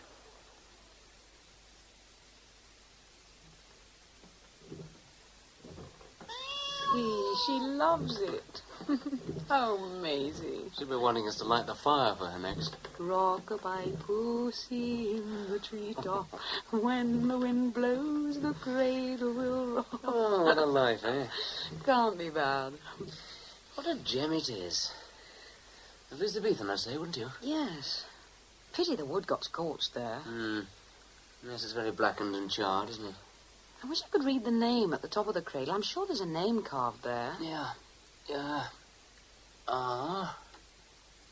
O. Something. Yes, a pity that. I wonder how it got scorched like that. Maisie's gone to sleep. Oh, don't. You'll wake her. Seems a shame. Poor old cat. Anyway, I must be off. Got a client at 2:30. All right, darling. Well, thanks for bringing me home. Oh, I couldn't lumber you with a great wooden thing like that, could I? Anyway, nice change. Yes, makes a break for me, too. Don't work too hard. Take care. It's getting overcast. Don't get wet. Bye. Bye, darling.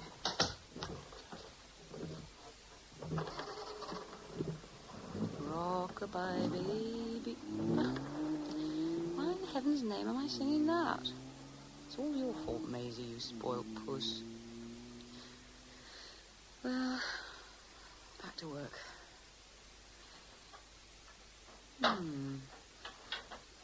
Mauve colour mixed with a russet. Nice effect, that. Just like that bracken and heather we saw last Sunday up on Cradle Heights. I'll just weave you in next. God, it's getting dark, isn't it? I can hardly see the loom. That's a bit better. Yes, now. Rock-a-bye, baby, in the treetop, when the wind blows. No, that green isn't right. I need a bulkier texture anyway to get the right effect. Yes, that's better. Stone, like the dry stone walls. Yes, that's more like it. Dark grey stone colour. Like the walls on the hills where the bracken grows. Dark and dank like the sodden earth. That funny smell it has, decaying. Oh, it's getting cold. Rain on the way. Oh, shut up, Maisie. I'm trying to concentrate. Rock-a-bye, baby, on the treetop. Maisie, stop it. Stop it. You're rocking the cradle. What's the matter with you? You're rocking the cradle, Maisie. Stop meowing, for heaven's sake. Stop it. Oh, God. That smell. There it is again. Oh, I can't bear it. It's horrible. Decay and death. That's what it is. Lizzie was right. Stop it. Stop it. Maisie! Maisie, stop it!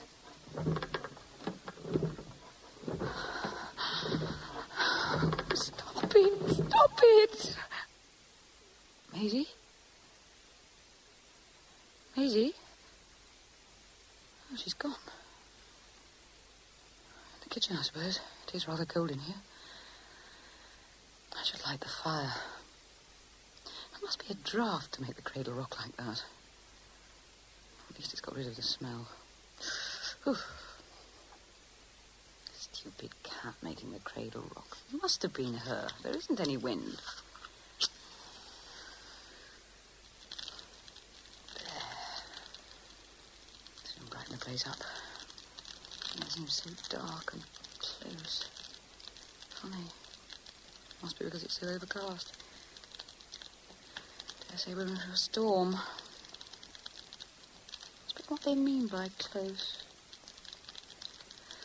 There, that's better. It's a pretty cradle. Oak, I should think. It'd take a lot to burn that. I wonder how it got so charred. Funny. Some fool probably put it on the fire before they realised it was worth something, I expect. Cradle's end.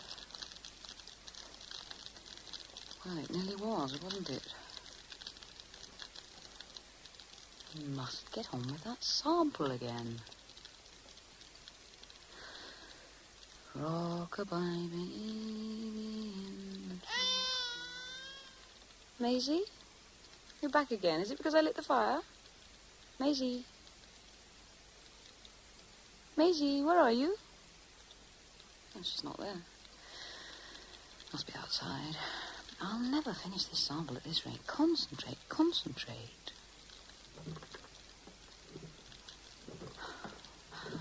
Who's there? Is there anybody there? Oh, that smell. Like... Miss Turner. Mrs. Turner. Alex, darling, wake up. Ian, help me. Ian. It's all right, darling. I'm here. Oh, rest now, Alex. Take it easy. It's all right. Whatever happened? I came home and found you lying on the floor. Out cold. Oh, you're still cold, aren't you? I lit the fire. Yes, a log had fallen out. The house was filled with smoke and... And what? No, nothing, darling. The smell from the cradle corner it was, wasn't it? Alex. Wasn't it? Yes, all right. Rest now, Mrs. Turner. Try to sleep. I'll pop back in the morning, see how you are. Let's leave her now.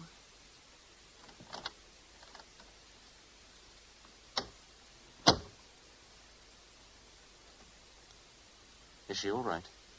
It's not like Alex fainting like that. You say she's never fainted before. No. Have you noticed anything else unusual about her? Her appetite and so on? Oh, now you mention it, she isn't eating a lot just now. This thing she has about that smell in the sitting room. Yes, I know. It preys on her mind. Yes. Have you had it investigated? Well, I had a surveyor round before that dinner party, but he couldn't find anything. Yes. Still, it shouldn't prey on her mind like that, almost obsessive. I'd keep an eye on her if I were you. What's wrong with Alex, Doctor? Well, it may not be something wrong exactly. Perfectly natural, in fact. Women do go a little strange at times like that. And then there's the fainting. And what are you getting at? Well, it's too early to tell, but you'd better brace yourself just in case. She just might be pregnant. It's not possible. Well, mistakes do happen. Not with us. It's not possible. It's just not. Well, I may be wrong. Hope to God you are. Oh, no. Now, don't say anything. Wait and see. I may be wrong. She might just be anemic. I'll do some tests. Yes, of course. That'll be it. Yes. I hope to God she's not pregnant. She'd better not be. Well, wait and see. Talk to her. Find out if there's anything troubling her. I tell you, Alex, it's just not possible. But it did. It did. It rocked all by itself. There must have been a draft. There was no wind. It did rain that afternoon. But there was no wind. There must have been. Cradles don't rock by themselves. Exactly. Or maybe Maisie had gone back and got into the cradle again. You said it was dark. You may not have seen her. Ian, I saw the cradle in the full glare of the fire, just as you see it now. Rocking, rocking, rocking. Except it isn't rocking now. It was then. All right. It was rocking then. But it hasn't rocked for me or anybody else. It didn't rock for Lizzie, did it, when she came to see you this morning? No, it didn't. Well, that just proves she was right, doesn't it? What on earth do you mean? It isn't her cradle corner. Everybody says it's Lizzie's cradle corner, and it isn't. It's mine. It's mine. Alex, for God's sake, calm down. Oh, what's got into you all of a sudden? I'm sorry, I don't know. I keep getting all worked up. I don't know why. I was just so scared, that's all. It's got me on edge. There's no need to be so possessive about it. We've all smelled that weird smell. Yes, that's true. Well, I'm glad. I'd think I was going round the bend otherwise. It's just wishful thinking, that's all. What do you mean? Nothing. What do you mean, Ian? Wishful thinking? Just, well, all this cradle-rocking business, you've got it on the brain. It's not my fault. No, I suppose not. You're a woman, that's all. What are you getting at? Nothing. Ian, tell me what you're getting at. All right. Oh, I'm sorry. I didn't mean to shout. I mean, we agreed, didn't we? We had one of those honest discussions, didn't we? The type all trendy modern married couples do have. What about? About whether we wanted a family, Alex, dear, remember? I know we did. So what? Yes, so what? I begin to wonder. So do I. What are you on about? You decided. I mean, we decided, or am I wrong? We decided, didn't we, that we didn't want any kids, right? Right. I mean, tell me. You will tell me, won't you, if you've changed your mind? What do you mean? I haven't changed my mind. I haven't. You haven't? No. You sure? Yes, I don't want any kids. I don't want a baby, not now or ever. All right. I'm glad to got that straight. I don't know what's put it into your head. You. All this. All what? All this carry on about cradles rocking, babies crying, all that. What am I supposed to think? I don't know. What do you think? Oh, now, look, love, don't get your paddy up what again. What do you think? Well, I think... Correction, thought. I thought that it must be you. Wishful thinking, you know, something inside you, a frustrated maternal instinct trying to get out. Crying out loud. Love, I'm just trying. I know what you're trying to do. I told you I don't want any kids. You're sure? Yes, I'm sure. Got it? Okay. Just as long as there aren't any mistakes, that's all. Ian. All right. Let's forget it. Yes.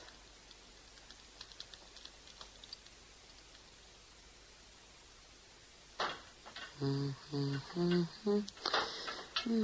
think a little metallic twist through this boucle effect, yes. Yes. Very frosty looking that. Frost on stone walls, yes, lovely. They should gobble this up in Chelsea. Make a right posh evening frock, as Mary would say. She might sell dresses made of my cloth in her boutique. There's a thought now. Expand the business.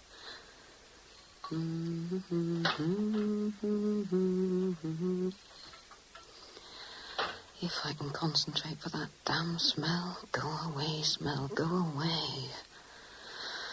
Now, a little sludgy green. No, that would ruin it. No, stick to the greys and whites. Oh, God, it's getting stronger. Maybe if I sing loud enough and ignore it, it'll go away. Rock-a-bye, baby, on the treetop. When the wind blows, the cradle will... No, I don't want you to. I don't want it. I don't. Please stop rocking. Please. Oh, thank God for that. Thank God. I must be going bonkers, that's what it is. I'm not imagining it. I'm not, though, no. He's wrong there, if that's what he thinks. I don't want it. I don't want a baby, no. He's wrong. You're wrong. I don't. No. Oh, don't think about it. Mr. Pill, I know I did, didn't I? I did. Yes, I know I did. Stupid cow, what did I do that for? Not on purpose. No, I know it wasn't, but I did. I can't be, though. No, of course not. That cradle has got me imagining things, damn it. There must be something causing it all. Lizzie. Yes, I'll phone Lizzie. Get to the bottom of it.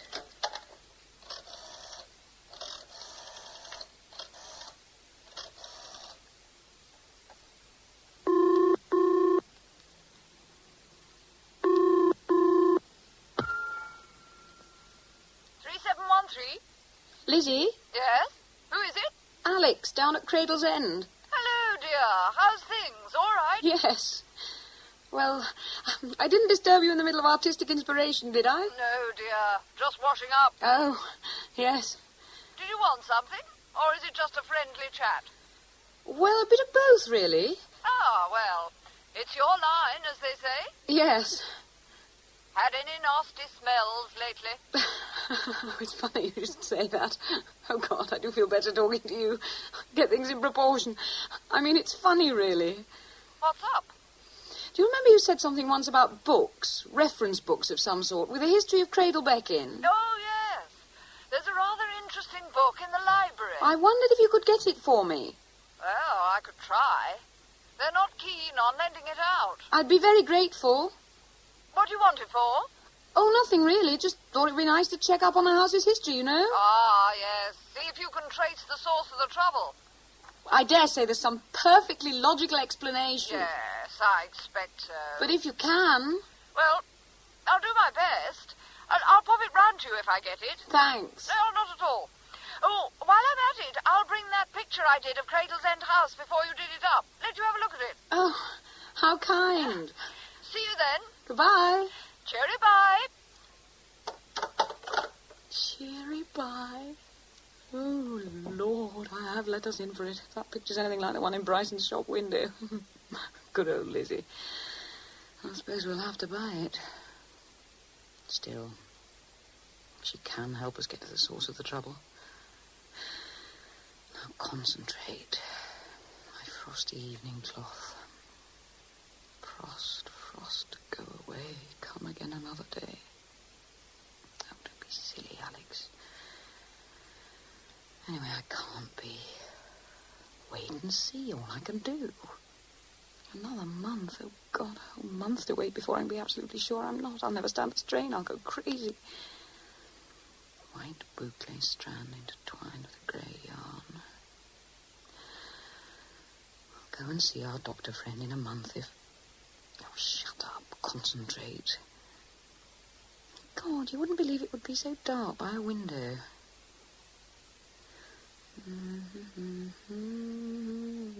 Oh, stop it. What makes me sing that? What? Got it on the brain. Now, a metallic twist into the boucle. Oh, God. Putrid. Horrible. Oh, I feel sick. It's the smell. That's why I feel sick. No other reason. Oh, God. Fresh air.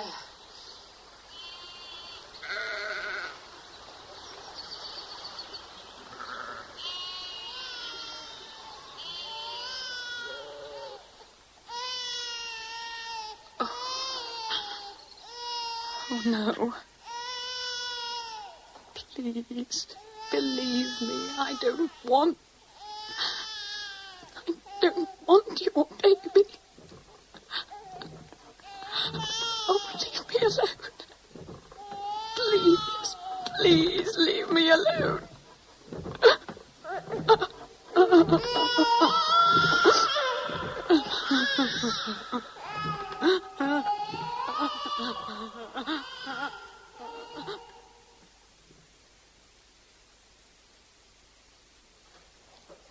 Oh, come in, Lizzie, out of the cold. Weather certainly has taken a turn for the worse. Oh. Sit down by the fire and warm yourself. Is that the book? Oh, yes. Very great honour they let me take it out. Had to sign something about not spilling pink gins all over it or anything. Oh, how quaint. Oh, that's better. Hope you like the picture. One of my best, I think. Oh, is this the bit? Ah, yes, yes. I left a marker in the relevant chapter. Most interesting. Wish I'd read it before I did the picture. Really casts a new light on the place. Oh, drink? Warm yourself? Drinking through the day? Thank you. You're looking a little tired, dear. Sorry? Oh, yes, I suppose I am. A bit overworked, maybe. I got a lot of orders in. It's making me rather nervy, I'm afraid. Short-tempered. Oh, poor Ian. Yes. Poor Maisie, too. She's keeping well out of the way just now. Well, I'm sorry to disturb you. I shan't stay long. Sorry? I'll be off shortly, then. Oh, no, stay. Please do. It's nice to have an excuse for a rest and a bit of company. Yes, it's lonely being on your own, I always think. Yes. Makes your imagination work overtime. Yes. Seeing pictures in the fire. Lovely. You could paint that. Or make up a nice piece of cloth with all the colours woven into it. Yes. It's a good idea. Look how the flames curl out. Yes. They look as though they're reaching out for something almost. How nice to have a living fire. Nothing like it. What does it say in the book, Lizzie? Oh, well, you'd best read it for yourself. You're not the first to have had trouble, though, I can tell you that. Oh? I don't know why. I only got back as far as 1750 in my reading. But the house hasn't been lived in since the 19th century. Before that, nobody ever stayed long. There's a lot of talk about couples being unhappy, marriages breaking up. I'm glad you're here. A happy pair like you should break the spell, if there is one. Yes, we are happy, it's true. It's a nice thought, that we might be able to break the spell. You know, nobody seems to have successfully reared a family here. A coincidence. Anyway, that won't bother us. We don't want to. Least of all just now, with all these orders coming in. Yes, yes, of course. Still, you don't want to work too hard. No. Anyway, give my love to Ian. Oh, yes, and thank you for all your trouble. That's all right. Let me know what else you find out. I love places with a history. Goodbye, then. Yes. Bye-bye. Oh, look, you've forgotten something. Ah, no, dear. That's the picture. The picture? I thought you and Ian wanted to see it. Oh, yes, of course. How kind. Oh, stupid of me. Thank you for the scotch. Bye. Bye-bye. Oh, dear. I wonder what it's like. I think I'll leave it till Ian gets home. Now, let's see. Cradle's End House. Yeah, 1750. That's where she got up to. Let's go back a bit. 1683. 1652. 1652, Thomas Nesbitt of Bowland came to the parish to wed one Alice Trencher, and in the year 1652 they laid the foundations of a great house on a desolate place by a stream, there to set up farming a new and vast estate. The house and other buildings were completed in 1655, and Thomas took Alice to live there. The estate grew yearly, and Thomas prospered from his woolen trade and his cattle, but Alice proved barren. Why do you always blame the woman? Alice proved barren, and the marriage was without issue for many years. Thomas then cast Alice off till she proved fruitful, honestly, and took one Robert Nesbitt, a nephew of his, to be his heir. In 1678 he came to live in Cradle's End House and ran the dairy for his uncle, before the magistrate. Thomas accused him of murdering the infant in jealousy of his inheritance, and Robert was hanged. Thomas Nesbitt lived on at Cradle's End House for several years. Then in 1688 he was committed to the county asylum, where he died of a ripe old age. It was said at the time of the infant's death that the child was the result of adultery and not true issue of Thomas. I'll bet.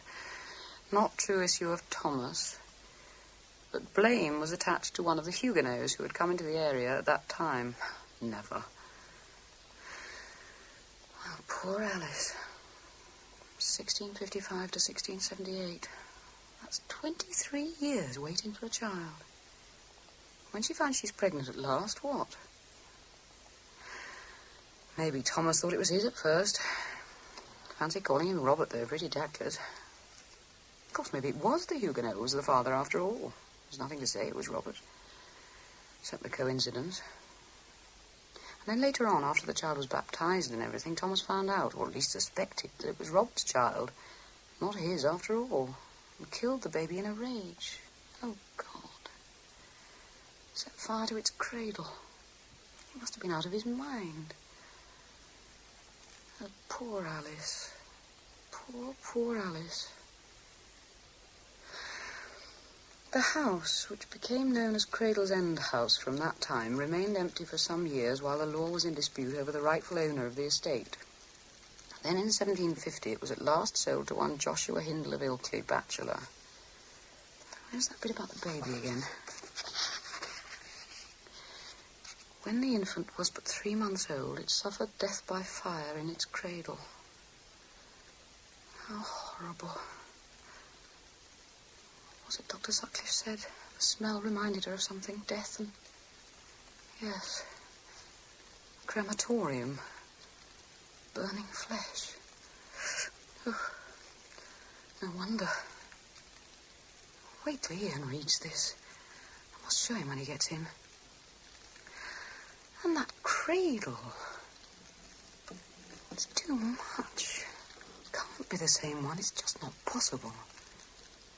Carving's so scorched. Oh, no, something. I bet it's Robert. I don't believe it. It's too weird. It really is. We should have found the exact cradle that Alice had. Why? Why us? Why?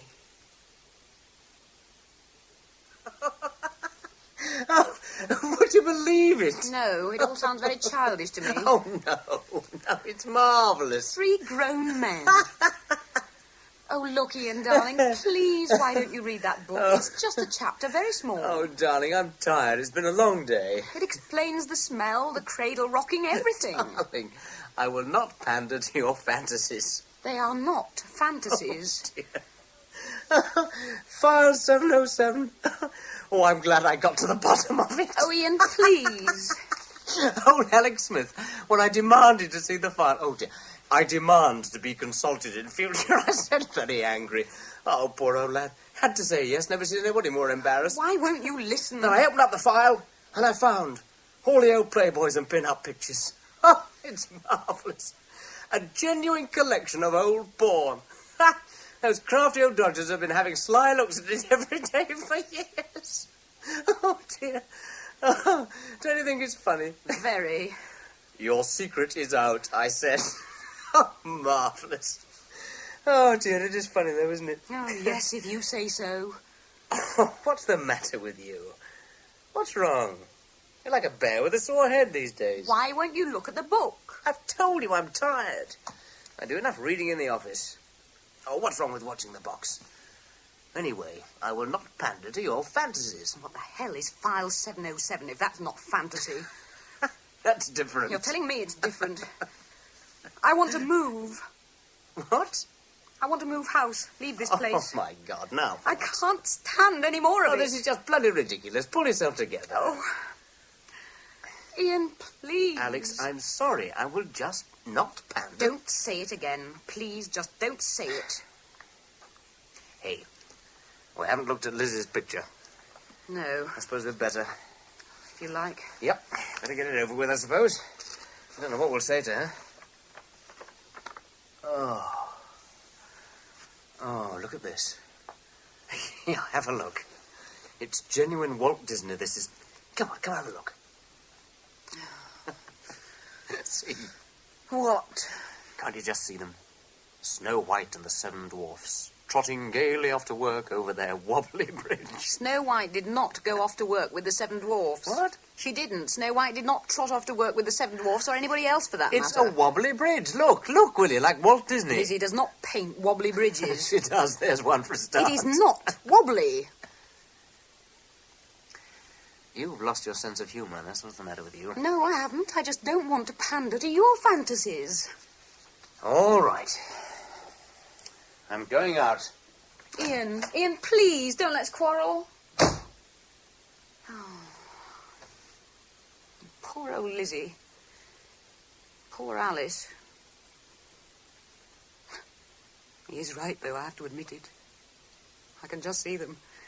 Dopey, grumpy, sneezy. It is just a little bit wobbly, I suppose.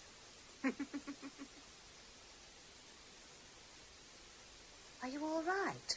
You look right drawn. Oh, I'm fine, really. Well, you don't want to overdo it. All work and no play. Yes. Well, I'd pop in on Margaret Sutcliffe if I was you. Have a check-up. You might be anemic or something. Oh, she's got me on iron pills already. Has she? Oh, good. They're marvellous. Did you a power of good. And as for stomachs, he can tell you all about them. Oh, really? So you like the cloth? Yes. Ooh, yes.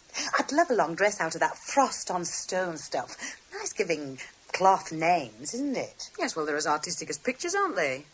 And they have names like Cradle's End House and Bridge and all that. Yes, I suppose so. I don't think much of that painting, though. Don't you? Wouldn't give you tuppence for it. I like it.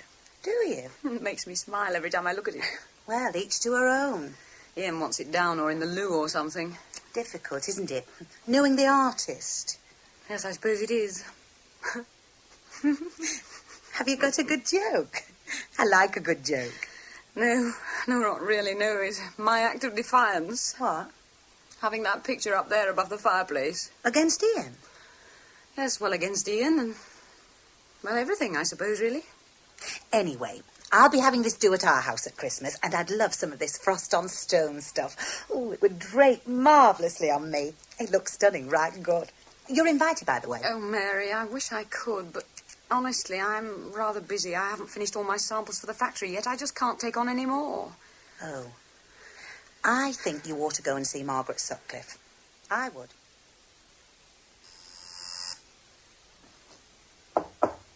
Come in. Ah, Alex. Sit down. Good morning. Well, now, how are you feeling? Oh, pretty low, to be honest.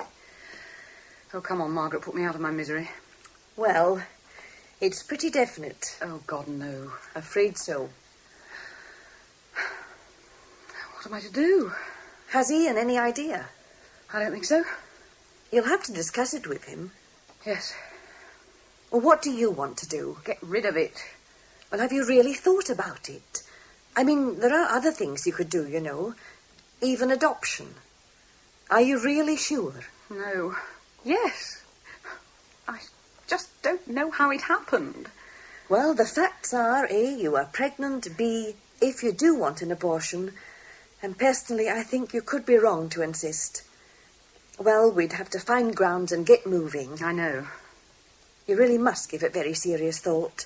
Now listen to advice. There's not much time, you know. Well, find grounds then, please. I don't want it. You're sure? It seems a very hasty decision to me. I mean, what about Ian? What does he say? Oh, he certainly doesn't see himself as a father figure. Have you asked him lately? Now, please, don't rush into it like this. Margaret, please, as a friend, do me a favour. Get things moving. Well, if you're sure, though it goes against the grain, I wouldn't usually give in so quickly. I am sure.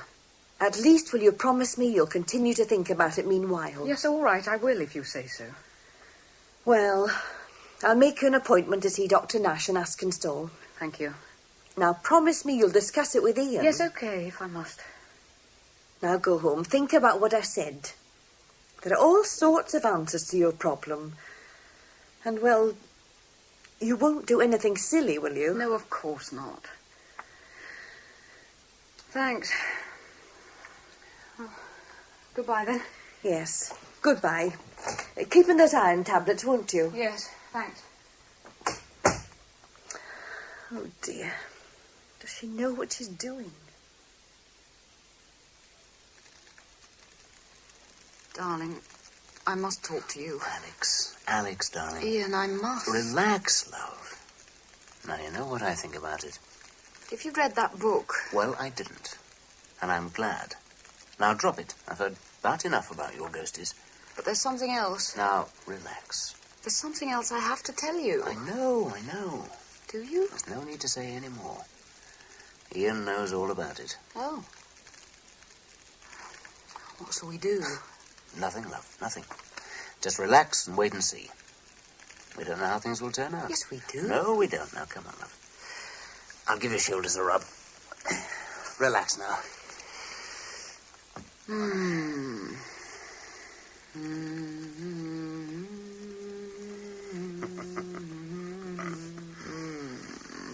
Is that better? Oh, it's lovely. You've been looking right peaky, as they say around these parts. Ah, that's better. I thought you'd lost all your sense of humour. No, I haven't. I'm glad to hear it. I thought what you said about Lizzie's picture was very funny. No, you didn't. You were furious. No, I wasn't. Well, I was a bit. I laughed like a drain when you'd gone there. Did you? Yes. Makes me giggle whenever I look at it. Well, I'll be... I think it's even laid the ghost hanging there over the fire like that. Yeah, maybe it has. Yes, I haven't heard or smelled anything for a bit. Good. I feel quite peaceful. As though tomorrow didn't matter. That's nice. Give me a kiss.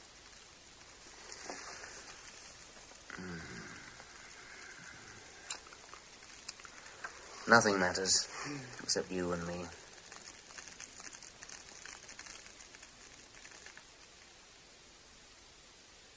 You didn't go. No. Why not? I don't know. I meant to. Something must have stopped me. Well, Dr. Nash was extremely annoyed. I am sorry. Does this mean you've changed your mind? Because if it does, I'm glad. No. Well, I don't know. I'll make you another appointment if you'll wear it. Please do. It gets more difficult as the months progress. There's so little time now. Is there? Alex. Oh, I'm sorry. Of course there is, I know.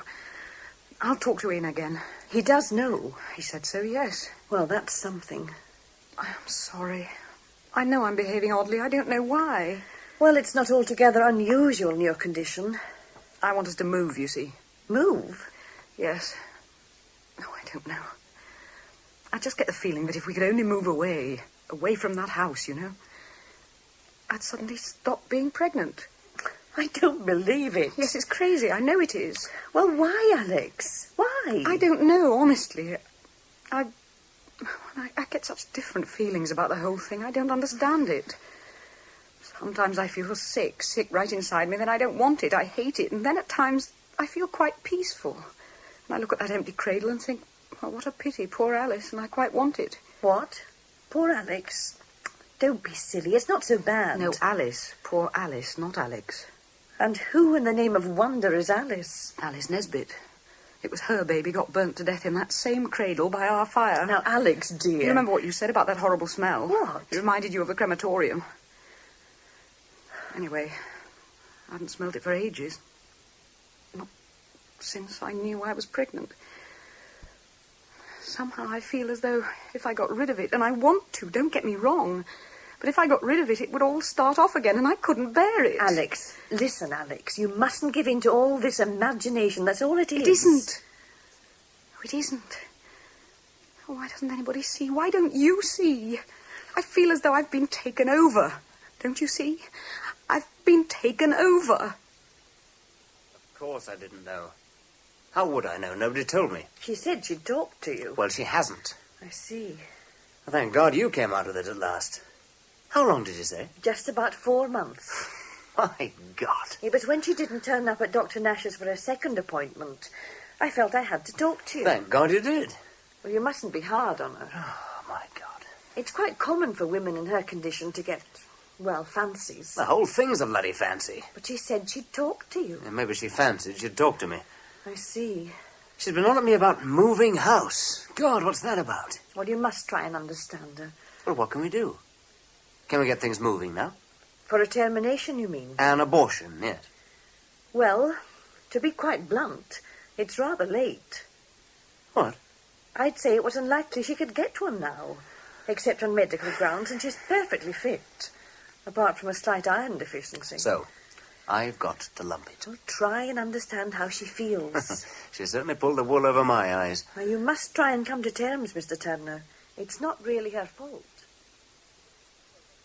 It's not my fault. Well, then whose is it? It takes two. I didn't want it. Oh, didn't you? I didn't. Ian, I still don't. It was a mistake. I don't want it. Well, anyway, it's too late now. What? It's too late now, she said. Who? It's too late. What, to have an abortion? Yes, too late. We've got to lump it. But it can't be. I don't want it. Please help me, Ian. Why didn't you go to one of those appointments with that other doctor? Tell me that. I don't know. I fell asleep in front of the fire. What? You heard. You fell asleep in front of the fire. Are you really trying to tell me that you don't want this baby? I don't. I don't believe you. You want it, all right. And it doesn't matter about me and what I think. That's not true. It damn well is. And now I've got to try and understand you. How the hell do I set about doing that? All quiet on the home front? What do you mean, Lizzie? No funny smells or anything in Cradle Corner? No, not for ages, actually. Good. Yes, thank God. At least that's over. At least. Well, maybe it's you. Your condition, Alex, placated the ghost. A baby to fill Cradle Corner at last, eh? Yes. Maybe that's it. I know who's placated, if that's the right word. And it isn't any ghost. Ian. I'm sorry. Season of goodwill and all that. Oh, I'm going out. Let's all go. Let's go for a walk. It's lovely and crisp and frosty. It's cold. I like staying by the fire. I'm going out on my own anyway. Well, go then. I'm nice and warm here. You look like a contented cow, I know. Well, I'll stay with Alex then, shall I? Do what you like, Lizzie. As long as you don't go putting any more daft ideas into her head. Really? Oh, take no notice of him, Lizzie. He isn't taking it very well, is he? Oh, Lizzie, honestly. Understatement of the year. Well, I don't like to be undiplomatic. He'll come round, don't you worry. It feels like some sort of fairy child. Nothing to do with us. But it is yours. Yours and his. Is it? Oh, I suppose so. I don't know what I'm talking about. I feel so confused all the time. Sometimes I feel nothing short of murderous towards it, and then sometimes I feel quite protective, really. Maternal instincts coming to the rescue, I suppose. Yes. At times I really do love it. Can't say that now. It's like being two people all at once. I love it and I hate the damn thing as well. Am I going batty, do you suppose? Of course not. Don't worry. It'll all resolve itself when the baby's born. Then you'll only love it, I'm sure. Or hate it. I wonder which will it be, Lizzie. I wonder which.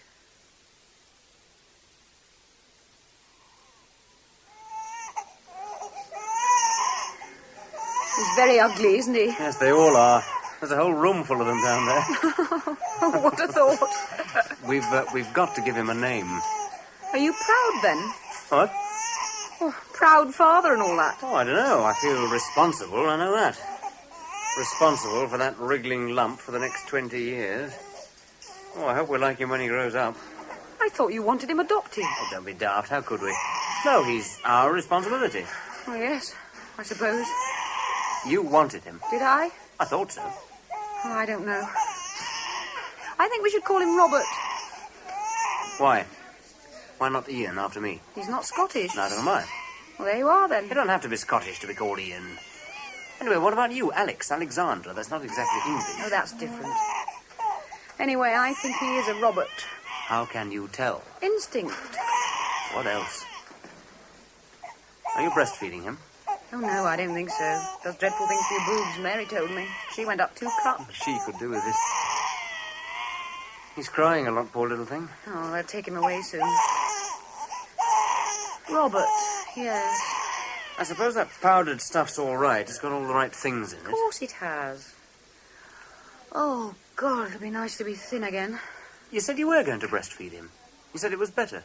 Yes, before I did. I had this vision of me being all motherly and milky. What made you change your mind? I don't want to smell of milk. Here, hold him. Go on. If you insist. Don't we look pretty together? Yes, you do rather. There. He's beautiful, aren't you? Beautiful, eh? Little Robert. I think he likes me. Your daddy and me are going to look after you better than any other baby in the whole wide world. There, now. I suppose he's not so bad. I like you if you like me, eh? How about that, Robert? Fair's fair. We'll make a pact. I like you if you like me. He doesn't like me. Alex, he will if you like him, like you said. Well, I don't. Put him back in his cot. Alex, darling. He doesn't like me, so I won't like him. You're childish. I want to go to sleep now. Get them to take him away. Yes. Yes, you sleep, love. You must be very tired, that's what it is. Go to sleep. We'll soon have you home, and everything will be all right.